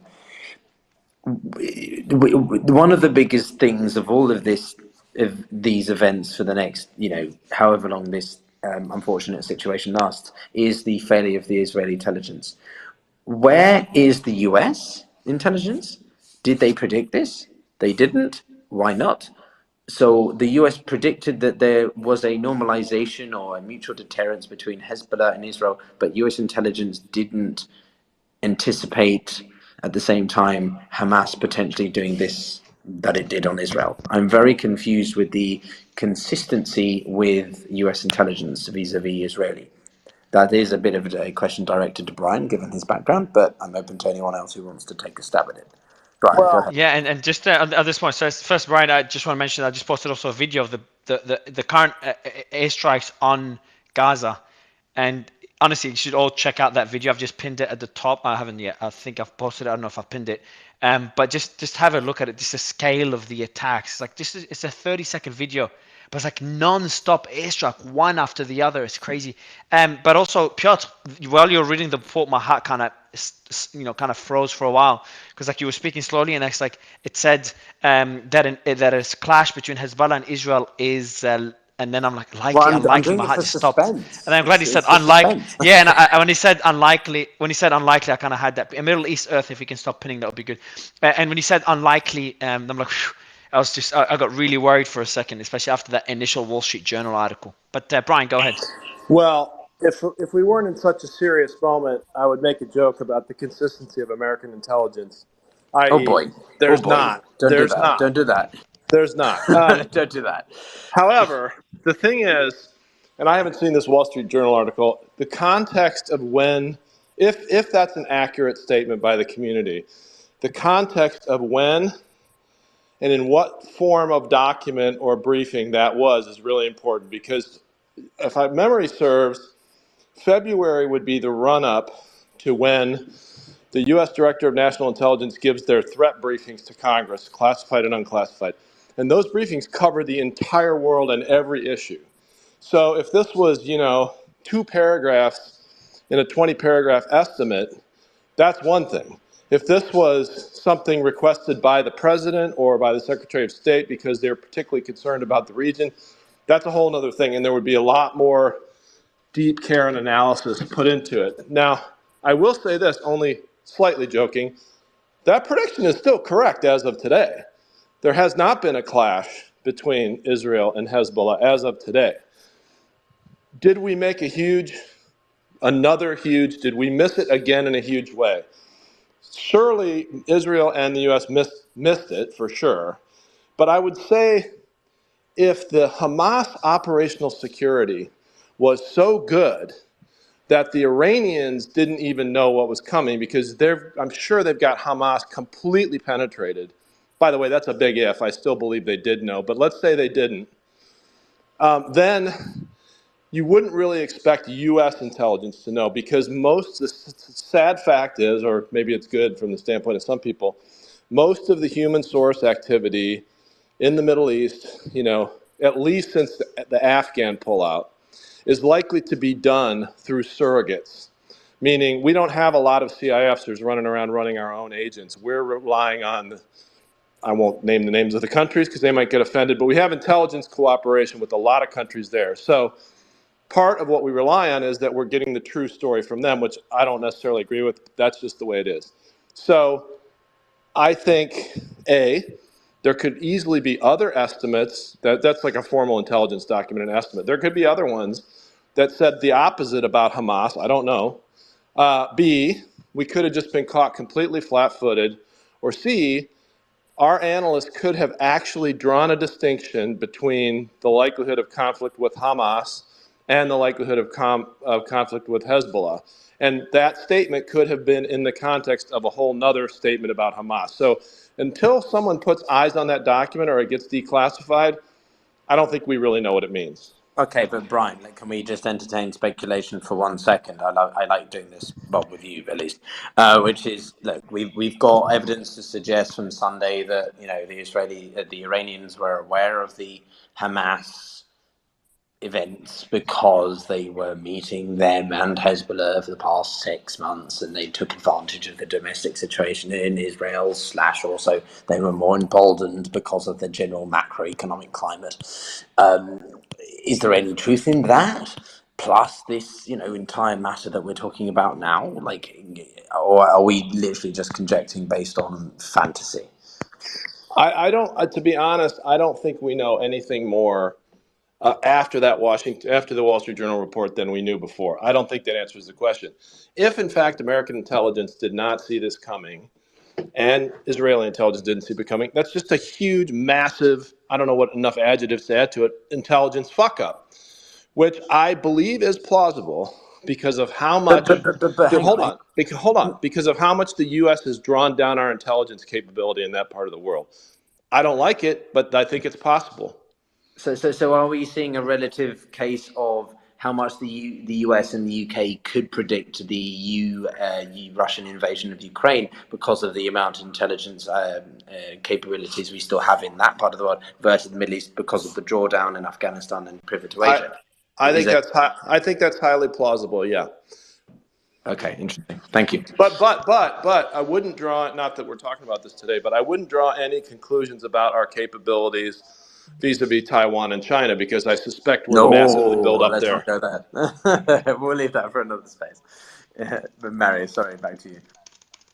No, all good. I was just looking at some of the news, and I'll bring Intel Agape as well up here. But Brian, one more question to you is on the clashes in the West Bank. Is that just part of, I don't know if you've already discussed that, but you'd expect that considering what's going to happen next in Gaza? Boy, I'm just not the right person to ask. I mean, I think you're the perfect person to ask. You just don't want to answer. I think that's what you're saying. Okay. I'll tell you what I think, and take it for what it's worth. My limited understanding of the relationships in that part of the world, and somebody's going to jump in and say I'm 4,000 miles away and I have no fucking clue, and there's some truth to that. But there's a whole lot of posturing and competition. So I think a lot of what happens with the other groups in the other parts of the region depends on how successful Hamas is being, and or how much sympathy Hamas is getting from the rest of the world. If Israel goes in and looks like they're really, really winning and the world's not being won over to the cause, I would expect most of these other groups to keep their powder dry. But again, that's not my area. No, I appreciate this. I want to go back to some other just news that's happening now. Let me just go back to the group. So, U.S. Pentagon confirms that the first rearmaments of the Iron Dome system have arrived in Israel. We also have the police threatened to return us to Gaza and said that our workers' permits were invalid. So there's some 600 workers from Gaza, according to Al Jazeera, have faced threats and arrests inside Israel and were forced to go to the occupied West Bank. So they were not allowed to go to Gaza. Now it's obviously under extreme circumstances, so it's a bit different to prior to the war. So anything now would be different to what was beforehand. So that's just a couple of more updates. I'll be posting some more. Let me see if there's anything else. Now, it seems to be quiet, by the way, on all fronts. Are we in a place now, based on that report that you've read, and by the way, Piotr, if you can send me through that report, it would be great. Ruben, we haven't heard from you, so let me ask you that question. The one about the from February, about, it's good to mention, Hezbollah and Israel, and their position as mutual, what was it? Mutual... They wish to seek for mutual deterrence. So they both wish to put off the other from taking the first strike and exacerbating matters, basically. So, Ruben, my question to you would be like, are we like almost not? I would never say so, but like, are we pretty confident now that it's not going to escalate beyond the borders of Gaza and Israel? Hi, Mario. Thank you for having me up, and thank everyone for the space and sending love to both sides of our friends here. I think that it's pretty unlikely to not expand beyond the borders. We're hopeful, obviously, within Israel that there is no expansion with the northern border on Lebanon and Hezbollah, but I don't think that. I think it would be very difficult for Hezbollah not to get in. But I think that currently the bigger concern and some context for the buildup of forces throughout the West Bank. And having been in East Jerusalem, it's usually a pretty open drive in and out. I mistakenly made a right turn up the side of Gethsemane and ended up in East Jerusalem, and had a minor confrontation and had to move very fast out. Just driving with my wife on tourism. We, and if that's shut down, I feel for Ziad and if those entrances are shut down, I feel for them because there's very free. I think it's important the room understands there's very free movement between East Jerusalem and the rest of Israel. Most people have access to leave and work within Israel. They get permits to work there, or they drive taxis, and the majority of our taxi drivers were from East Jerusalem, or even Jenin and other parts of the West Bank. So I think in context, what happens in Jerusalem and East Jerusalem and the West Bank is very different from what's happening in Gaza, and the restrictions placed on both. I think today to answer the question a little more succinctly, I'm sorry, I think that the bigger concern is, for example, the buildup of forces throughout the West Bank corridors and entrances, particularly because of the recent call to jihad by the Palestinian Hamas, whose leaders have called for an uprising. We feel that in many parts of the United States, not just in Israel, as we can see, and I believe Sarah or Noga would probably have access to the links showing how Jewish schools are closing and how universities are closing their campuses tomorrow in response. But I think that the context... The breaking news. Yeah, I think it's breaking news, Ruben. So we'll just quickly. What happened, Noga? This was shot in Paris, and the only headline that I'm seeing about it so far is calling it a terror attack. But I don't like the source, so I'm trying to find a new one. But how is this piece of news relevant to Palestine and Israel? I'm genuinely confused. No, I think she's don't interrupt her, please. Guys, it's just linking. I think Mike is linking to whether it's linked to the call for a jihad or not. But obviously we don't have enough information, So so any we'll see. further attack that takes No, place I now is just, not possible. Mike, I don't know if you heard me. I just said, literally just said, we don't know if it's related. I thought I was pretty clear on that. But so I think Intel, like, I want to kind of, tomorrow will be an important day to see how the Muslims around the world react and how violent it will be. Is that? I've got a Go question ahead, for Piotr. people. I'd like to. So if I can finish my statement Yeah, before, no, Ruben, yeah, go ahead, Ruben. I do want to right. ask a question to the panel though, because I just read the article from. Yeah, Press. and if you can pick, it would be a quick, Ruben, just so we I'll, could go to the I'll, question. Please, I'll sir. make it quick. I think I'd like to help reset the room a little bit that Israel suffered, and this is not to negate or diminish the suffering of the Arab people living within Israel or the West Bank or the Palestinians. I'm sorry, we're called Palestinians, not Arab people. We have It's a okay. name. Well, It's okay, I'm Mike. sorry. Mike it's There are over 1 million Arabs living in central Israel that They identify Ruben, as I think identify you as should respect Palestinians. calling them by which they identify as asked Arabs to be respected. Israelis. That's correct. They I think identify as Suffering. just Palestinians. respect how they wish to be identified. I think that's the. I'm sorry.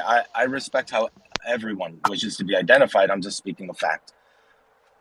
There are Arab Israelis and there are Palestinians, and we can argue that difference at some other date. I don't think that's important right now. I think what matters is, in context of what Israel has seen over the last weekend, I believe that there's a significant buildup. Well, it's not that I believe, I have a understanding there's a significant buildup in response to the call to jihad, which has people worried that the Palestinians in the West Bank will take up arms on a street fight level throughout the West Bank and Israel. And I appreciate that. I'm not saying that is credible. I'm not saying that's a credible concern or a real concern. I'm saying that I think people have a right to have that concern. Sure. And that's probably in context why you see so much So buildup, Ruben, and we do. could possibly be why I they'd want to be ask a question going to into this point. Jenin and looking for. Actually, I want to ask you a question, Ben and Piotr. Boy. Yeah. So just kind of, we've had another day. I think it's day number 6 now. Let's kind of recap general positions of where we're at, just for the audience. So the first question will be the question I just asked earlier. Are we now the most comfortable or the least worried about this escalating beyond the current borders? Maybe Ben, do you want to go first? You've been quiet, Ben. You want to go first, then we'll go Piotr. Yeah, I in my own mind, I have zero concerns about it escalating. The way I read the statements from all the other governments is they don't want to get involved. I see a lot of grandstanding and posturing, nothing more though. Piotr? Am I Ziri? What were the two words used? Comfortable and concerned? Am I comfortable? No. Oh, okay. Let me rephrase. Am I concerned about escalation? No, I'm not really. Everyone, there's spaces on here trying to get clout and build followership, and it's all because of a strike into a Syrian airport. Yes, which is what Israel has done for the past 5-6 years. No, I'm not. I'm not concerned by that. Well, obviously, I'm concerned that war happens, but am I concerned in the sense it's going to escalate to regional conflict? No. Am I comfortable? That's a much bigger question. I'm not comfortable. I am not comfortable with what is happening in Gaza. I'm not comfortable with the images and the experiences that Israelis have had to have dealt with for the past week. No, I'm very much not comfortable with that. And I think that this is why I don't think that, unfortunately, the situation is over. I think we're going to be continuing, Mario, these spaces, I think this space we've had tonight, where it's been more analytical, it's been more discussion focused, will be continuing for the next bloody week. I don't know. Too long. We all want peace. We all want a resolution, a permanent resolution to this biggest of all geopolitical problems, the Israeli-Palestinian situation. The literally single hardest question to answer. You go into a room, you speak to people. Hey, I work in politics. Oh, what do you work in? Israel, Palestine. Bye. Everyone leaves. Point being, as much as I'm trying to make a sort of joke, is that it's really, really hard. And so I don't think that the events we've seen tonight are the end of it. I think we've seen a lull period, and I think the IDF are thinking about what they want to do with Gaza and how much they want to do with Gaza in the sense of. So my next, So that's what I would say to that. yeah, my next question will be like, where do you think then Hamas would be in by the end of the year? Ben, Sev, you there? If Ben are you there? He was Yeah, in the go ahead, car, I Piotr. think, so he Yeah. might have shitty connection. No, what do you think, Piotr? Hamas will be in let's say by the end of the year? Well, I personally, I think that Hamas is a group that has been learning a lot. They've been evolving a lot in the past few years. And I want to read you one quick clip, which was that the intelligence directory for the Joint Chiefs of Staff, Israel and Hezbollah, had apparently settled into a posture of, quote, mutual deterrence since the conclusion of the, quote, historical agreement in October 2022, which Lebanon and Israel agreed to demarcate their contested maritime borders. Basically, this was an agreement that was 11 years in the making. And when it was signed, it was a massive deal. So this is part of the reason why Hezbollah is so reluctant to necessarily get overly involved. I will send you the link, and when I find the paywall link, Mario. Yeah. But it's so I think for me, Hamas has been looking at Hezbollah, taking notes, like literally taking notes and adapting. And it brings me back to the articles we've read for a lot of the past couple of days, in that Hezbollah took inspiration from, Hamas took inspiration from Hezbollah in terms of 2006. They took inspiration from ISIS in terms of the ideological influence in online data. We've seen a big uptake in that. So I don't think Hamas, unfortunately, is going to be non-existent. As an ideology, but as a military wing, it's a different That is discussion. yes, exactly. And I think that depends on what happens in even the next 3 days to 2 weeks. And I also think it depends on the willingness of the Americans, the British, to support Israel. But I also think it depends on the Iranians, Russians, the other side, to exacerbate the situation. We're not out of this for the long, unfortunately. Yeah, not sure, Zev, if you hear me, Zev? Is it working for you? Is your mic working? All right, so like on my thoughts, and then maybe get Hadi as the last comment here. Hadi, your question about Lebanon. You Sorry, think were we've you seen the talking to worst me, for? Mario? Yeah, I was. Ben, you're Can you back. hear me now? I can hear you. That's weird. It glitched. Yeah, all good. Oh, so Zev, the question I was asking you is the second question is kind of just for the audience. Where do you think Hamas will be by the end of the year? I think you've made the point throughout the space. We're good to recap it. I think ideologically it'll still be there. Will you be able to eradicate every single? Look, hate breeds hate. It's just true, right? I mean, the more you destroy, the more they rebuild, in terms of fundamental ideology and hate, and that's from all sides. Ideologically, it'll always be there. In terms of an actual physical presence, there will not be Hamas. And the leaders who are living in other countries, they're marked for death.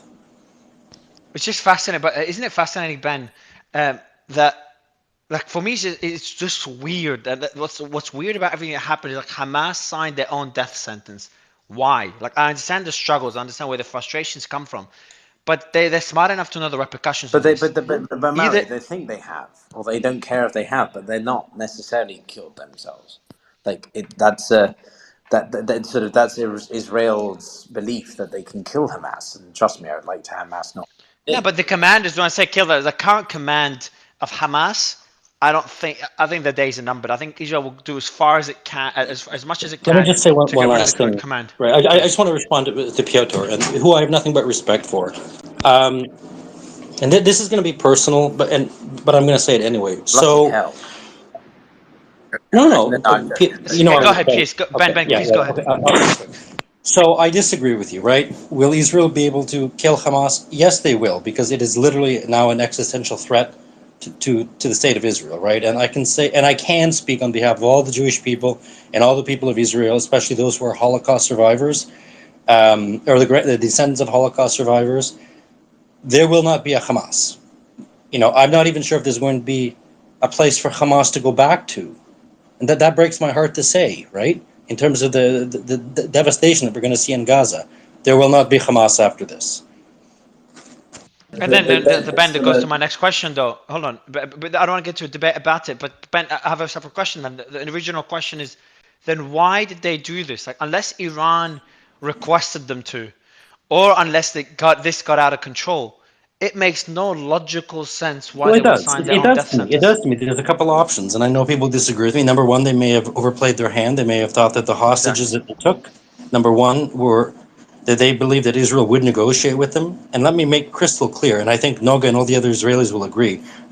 If it means that we have to light Yahrzeit candles for them in the memory, so be it. Israel is not going to negotiate prisoner releases. That. Number two is, they may have, I doubt it, but they may have simply meant to take hostages. Look, you're dealing with majority young people, who have hate and tempers flare. Maybe they just went crazy, right? I don't know. That could be a second solution or a second theory. And thirdly, I will say, look, it's not the first time that members of Hamas have signed their own death warrant. There was tons of suicide bombings and so forth. They have gone out many times, hundreds of times, trying to stab Israeli policemen, knowing that they will be shot and killed on sight by other policemen.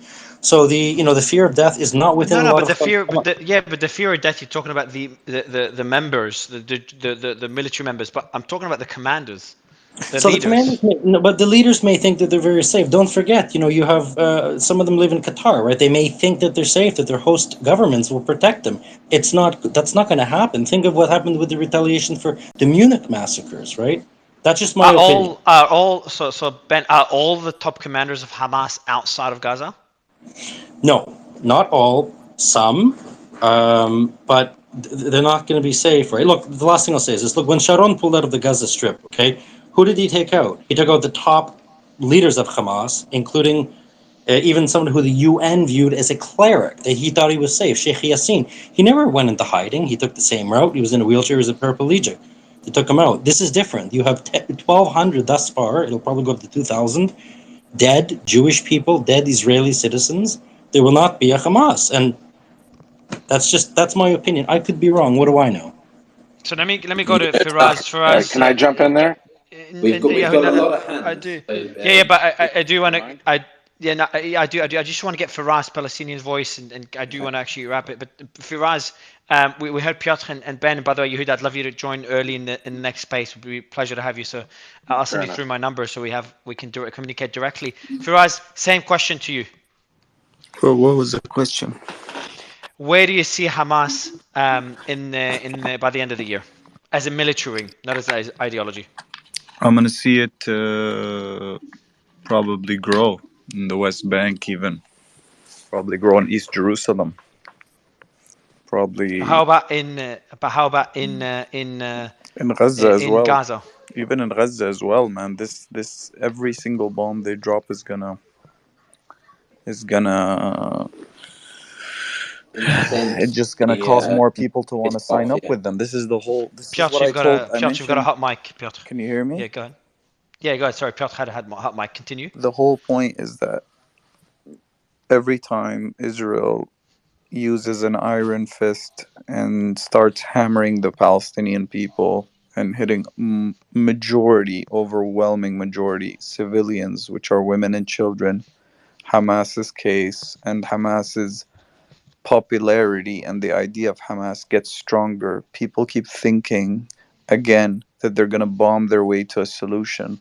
And I keep saying for the millionth time, the only way that you can demolish Hamas as a platform and as an idea, decimate them, is by basically implementing the two-state solution and creating peace.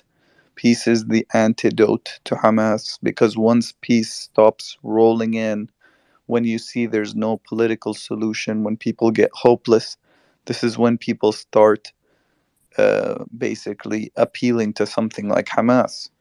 It's not about. Faraz, may I be that Mario, person? I'd like to Can I, add to can what I be that No, person? guys, I don't know who's. Yeah, I want so to ask Piotr, a I think you have question a for hot mic. Faraz. Just Yeah, a Piotr, you got a quick. hot mic again. Piotr, you got a Yeah, I'm hot mic. asking a question to Faraz. That's why I wanted to ask, which is Okay, sorry. Go on. No, it's okay. But Faraz, do you not think that, to be honest, it's quite surprising to hear a Palestinian perspective raise the point of a two-state solution? Like, I feel like that is not just dead; it's bloody buried. Do you not think that it's just something that we should not even bother considering? I mean, if the Palestinians are still open to that, but I think that's just not the case anymore. Surely. The Palestinians are the only ones who keep talking. Literally, the Palestinians are the only ones. The Palestinian Liberation, the PLO, the Palestinian Liberation Organization, is the only party in all of the parties that we're talking about that is still committed and the only ones talking and bringing it up at every forum that this is what we want, this is what we want to implement, we want peace, we want peace. But the problem with that is, what is it met by the Israeli government? It's met with more settlements, more brutality, more settlers also committing atrocities in the West Bank, more, more of the same, more of like financial economic blockading. This is the same cycle. This is the same. Netanyahu has made it his mission to destroy the Palestinian state, or the chance of a Palestinian state. With that, he has been the biggest ally of Hamas. He's been. We don't talk about this. No one keeps bringing this up. They talk about Iran is supporting Hamas, and Qatar is sending money to Hamas. Netanyahu's literally propping up Hamas in Gaza. He's the one who's fed them and made them stronger, and he did this for one Ideologically, reason. you mean, correct? Yeah, yes, he did. No, he did this to weaken the chances of a Palestinian state. And this is why this is the role that they serve. And he thought by propping them up and keeping them in Gaza, he keeps the Palestinians divided, and then there's no pressure on him to negotiate a two-state solution. He's ideologically opposed to a Palestinian state. This is a person who's anti-peace. This is a person who's pro-annexing the West Bank. He's already annexed East Jerusalem.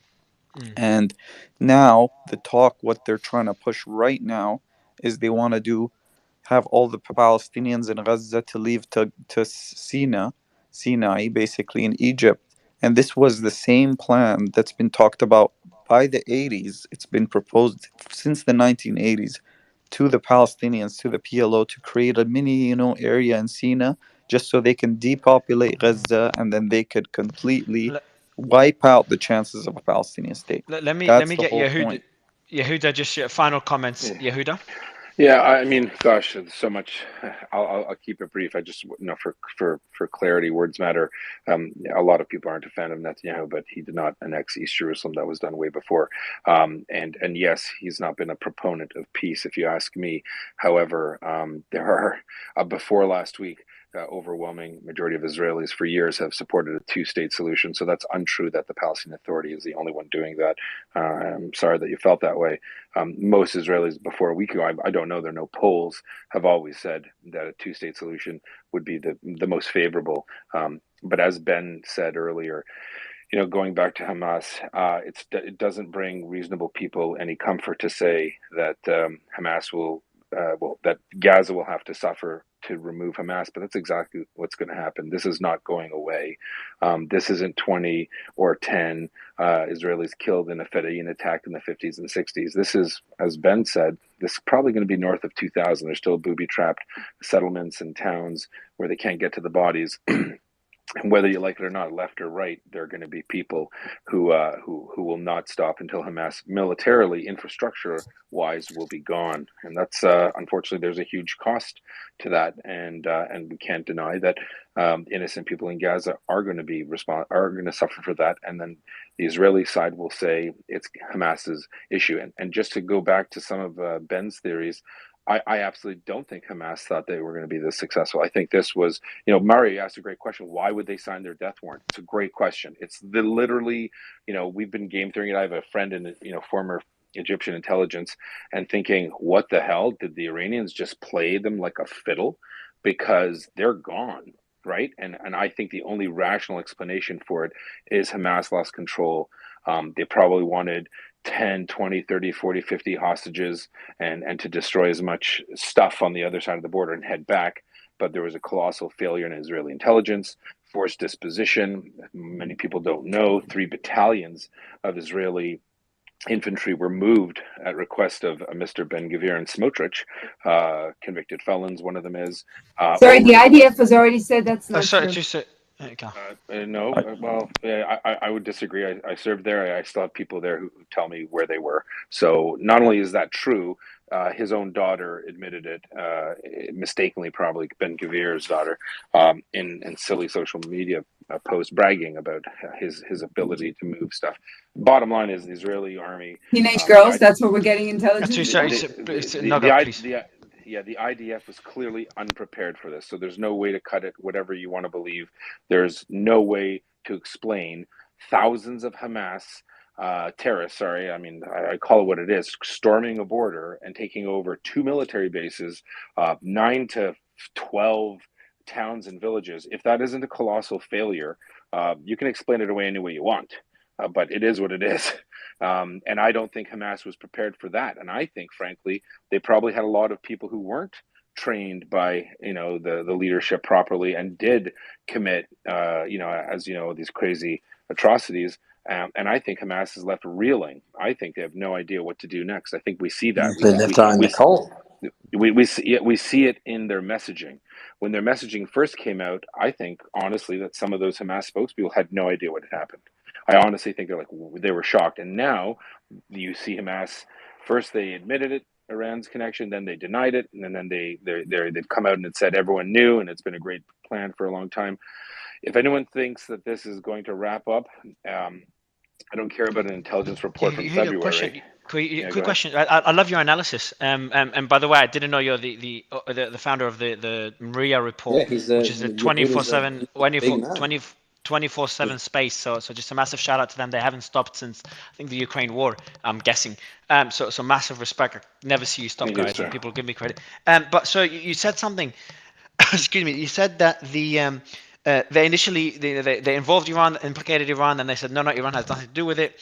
And then they took responsibility for it and said they've planned it over a long period of time. So once they knew what has happened, and they knew the scale of what has happened, why would they not retract, say, got out of control, put it? I know it sounds like something Hamas wouldn't do, and I know it might sound naive asking the question, but if they know how bad, how much damage they cause and what the repercussions will be, was it just a point of no return, so anything we say, we're fucked anyway? Or could they have said something else? Yeah, no, I think that's exactly what it is. I think they first pontificated, went back and forth, but I think when they realized just the severity of what occurred and the Israeli response, I suspect they wanted to spread the risk. You know what I mean? They're like, okay, well, you know what? We're in it. We need to not be fully responsible, and the only way to do that is to come out and say around it. I mean, you had a CIA person up here before. Fully, I don't need to see a document to know Iran was involved, or if they greenlit it, or they trained them to do it. There's clearly a relationship there, and I think the Russia connection is obvious as well. It benefits Russia in Russia's eyes to export conflict, to take people, to distract. But the reality is, I think it was one of those situations where it's a perfect storm. Meaning the Israelis were unprepared, meaning they might have been thinking, you know what, there are more permits now issued for Palestinians in Gaza to come and work in Israel. They're not going to risk it. The Israelis get caught in the same mindset that we do. When things are good, they can't be bad. So I suspect that the initial reports confused them when they saw the scope of it, when their own Hamas members, I mean, you don't want to broadcast, butchering children and women. And when they saw that, I think that's when they realized, oh gosh, we've gone way farther than we wanted. They overextended themselves. I think that is. That's it. Yeah. And they advanced beyond their means. And that's so the big question that you're asking is a question that rational people who look at this go, this doesn't make sense. Why did they do it? Why the barbarity? Why the cruelty? Why not bring more people back? Because they're evil assholes? Okay, come on. But I think we have to. Comment after him. Yeah, I think we have to remember that at the end of the day, whatever Hamas chose to do, they must have said, we'd like to be around after to deal with it.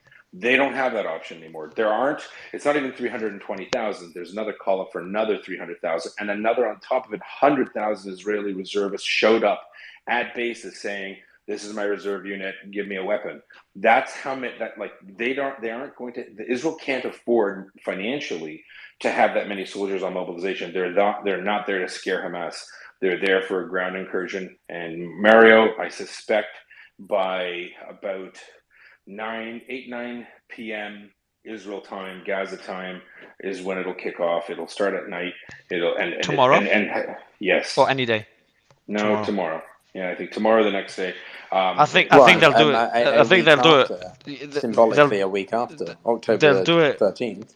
No, they'll do it. They'll do it early. I think Yehuda, just because the narrative is really backing them now. If they keep the airstrikes going, they could start the resistance against the level of destruction in Gaza could increase, and then they could start facing more pressure. But now, while the images are fresh and from a PR perspective, they still got the narrative globally is in their support. Yeah. So what I'll say is this: I can't say. I'm not going to get into. Maybe I'll tell you privately, Mario. European countries who are often the counterweight to American support for Israel, almost in unison, have privately said our empathy or our patience for the plight of Gaza is gone for now.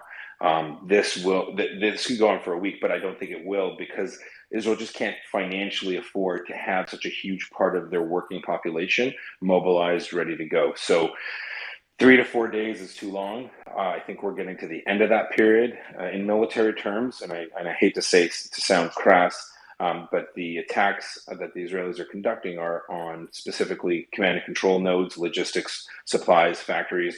We can get into a conversation until we're blue in the face as to whether it's right for them to strike under a factory that makes bombs or missiles or rockets under a school.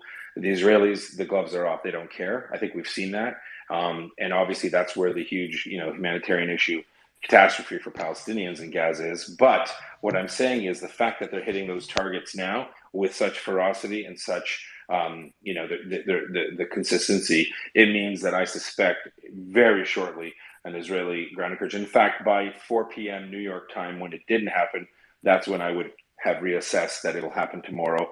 And I don't think it'll go as far as Saturday.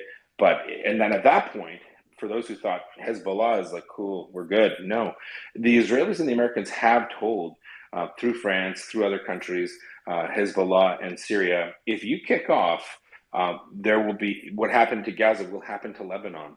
It's that bad. This will change the face of the Middle East. None of this is good.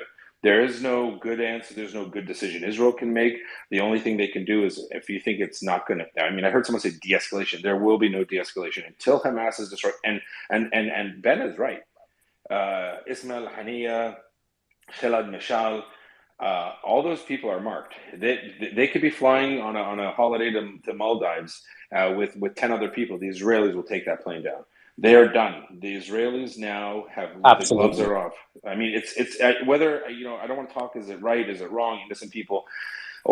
It'll happen that north of 2,000 civilians were either butchered in the most barbaric way, and you don't even know the half of it. Or right now, we don't even know. It'll come out, and that will be the impetus. It is. Yeah, but that'll be the impetus, and they're going to say Israel. But Yehuda, I want to interject now, because this is part of my point, which is that the ramifications for the potential cross-border regional conflict, which Mario and a lot of other people in the space that are worrying about it, will, I think, be dependent upon the extent to which the Israelis respond. And I retain a deliberate amount of vagueness, because we don't know. We genuinely don't know what that means.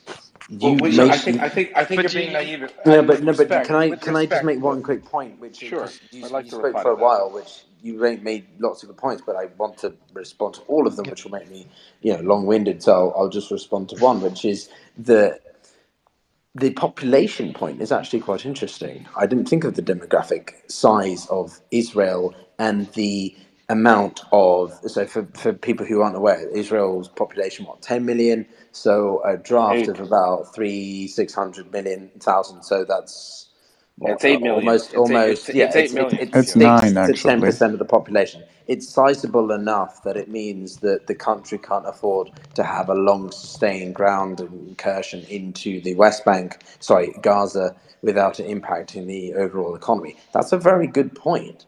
But the fact that the Israeli government have established, Yehuda, a emergency unity government just earlier today, which we reported to in this space, people should check out Mario's profile for that. Does that not mean that they're in this for the long run? A bit like the Russian economy has become almost wartime economy.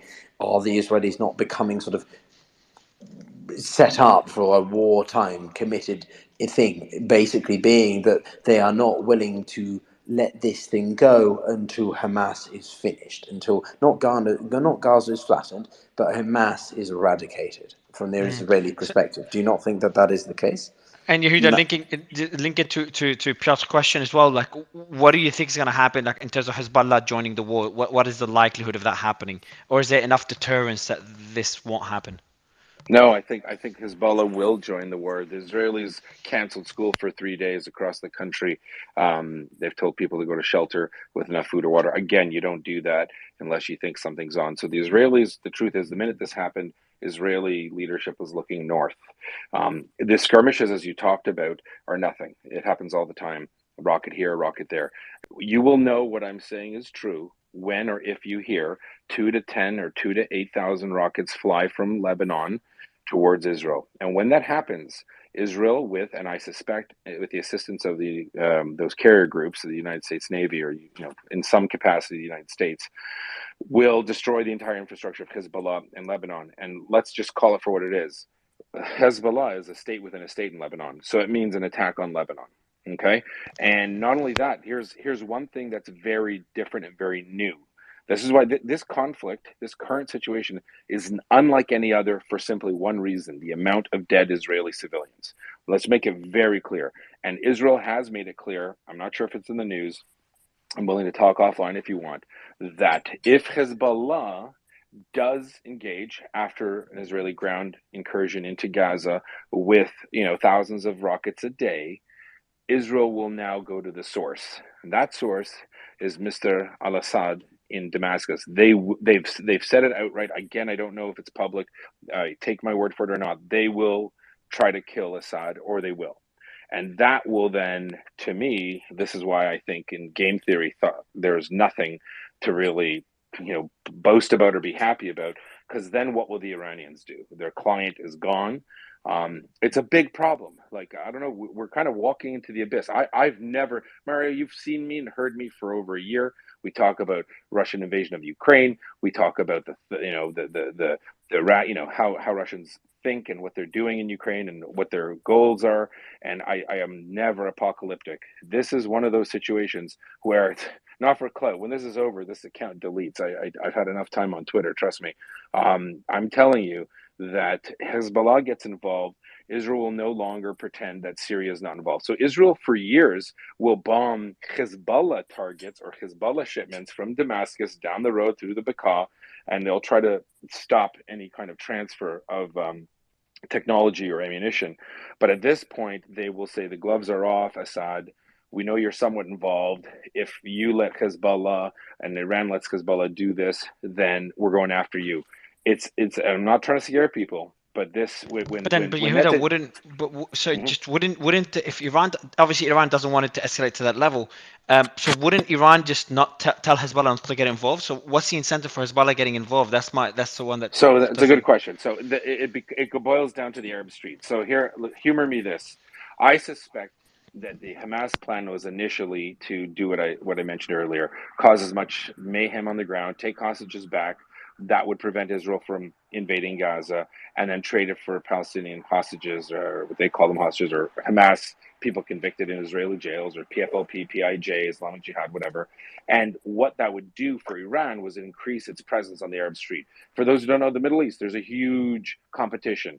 between the Shiite eschatological angle, and then you have the Sunnis. So Iran is always trying to wedge its way in there. It does it in Lebanon, it does it with the Houthis, it does it where it can. And so I suspect that was their game plan. Now it's changed because they've done so much damage to Israel that Israel's forced to eradicate Hamas. The question is, how far do they go up the food chain? So Hezbollah, can Iran tell Hezbollah to stop?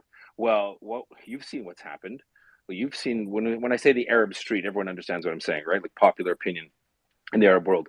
If in fact Israel spends the next 24 hours destroying as much of Hamas's command and control capabilities and logistics and ammunition dumps, and then they invade and go to rout out every single Hamas person they've identified over the years, what will Hezbollah do? If they don't attack, their prestige goes down. If they do attack, Lebanon gets destroyed and Assad is threatened, and Assad could easily be killed. The Israelis have made that clear.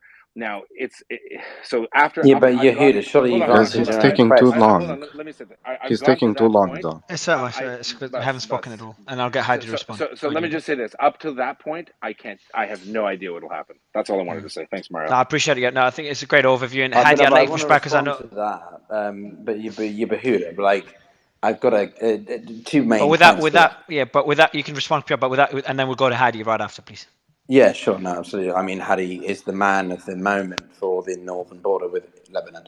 But for my limited analysis, Hadi will probably pull it apart. But Yehuda, I mean, lots of very, very impressive things there. But the difference that I keep coming back to is that Hamas is Sunni based. Hezbollah is not, right? They're basically Hamas has been the outlier in the network. I'm trying to think of the right words to pick when I'm describing the Islamic Republic's establishment across the Middle East. Hamas has always been the outlier. So only recently, in the past few months, under a year, they've become. I read one report from the US that was sort of aware of the fact that Hamas had suddenly become incorporated into the quote inner circle, to quote Robert De Niro family, meet the parents sort of thing in the past year. So their entire status had changed. And so this is where I have the limitation of drawing the distinction between Hamas and then Hezbollah. Hezbollah has, as you yourself just pointed out, they have a strong emphasis in Lebanon. They don't want to give up their political arm. Yes, they're very not fans of Israel and its existence, but does that mean that they want to suddenly go all in on a campaign of a sort of existentialism, ideological war of conquest, almost, basically, to the No. point that you almost come from no point in Let's return. get Heidi. I want you to jump in on this because I wanted to obviously wrap up like 30 minutes ago. But Heidi, on the I know Yehuda's made the points I agree with, points I disagree with, but he's made articulated them really well in a logical way. What is the counter argument to that, Heidi? Because you don't think Hezbollah will get involved, so we'd love to get your thoughts. I didn't say Hezbollah. I don't think Hezbollah will get involved. I just said things won't escalate now. But that links up to your question when you said, where do you see Hamas by the end of the year? A lot of people speculated a lot of things here, but I'm going to disagree on something. I'm going to say something a lot of people won't like. You can never end a national movement with bombing and destruction. That will never happen. They tried that in Lebanon. They tried to kick out the PLO. PLO were not national. Okay, they managed to kick out. But what happened after the PLO? Hezbollah came to be. They made something worse for them. Hamas and Hezbollah are not something like Al Qaeda and ISIS, some mercenaries coming from all over the world like they did in Syria. Few bombs, few destruction, you kick them out. This is a national movement. It's embedded with the society. You cannot just eradicate an ideology and just members just like that. It doesn't work like that. I do not believe that Israel will be capable of eradicating Hamas. That's 100% from my side. I'm saying my opinion. I'm not trying to get into debate, but I don't see Hamas being eradicated.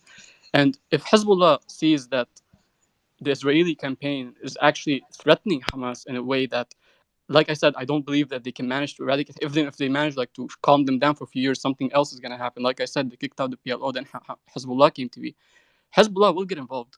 If Israel's campaign is very destructive and this ground invasion happened to be very threatening to Hamas, Hezbollah will get involved. Iran will get involved, and Syria will get involved. That's for sure. Like I said, I quoted yesterday Amar Saad. She's an expert on Hezbollah. She's an academic in Lebanon.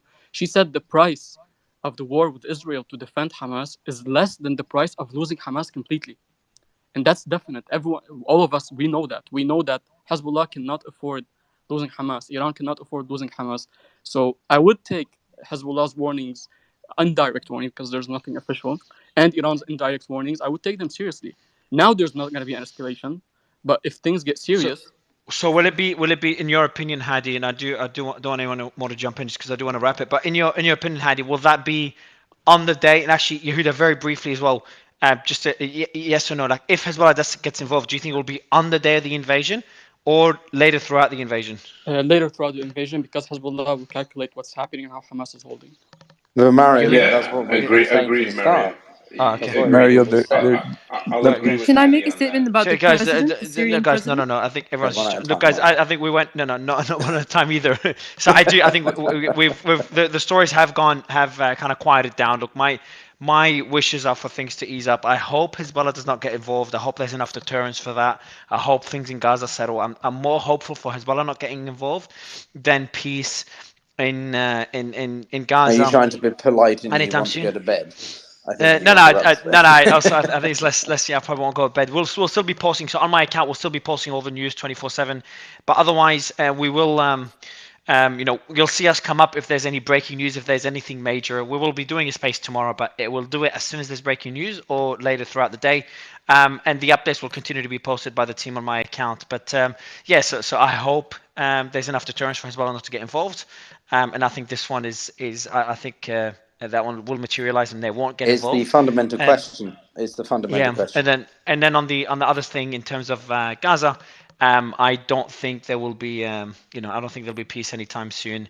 I don't think Hamas will exist as an armed group, but will continue Are you existing making a as an call, ideology. Mario? You're making a Um, geopolitical assessment. That's a all right, brave step. so I appreciate you all coming in, and I appreciate you all giving us the time again. And I hope the coverage was helpful, and I hope tomorrow will be even quieter day. But I find that to be doubtful. Thank you so much, everyone. Thanks to the moderators, and thanks for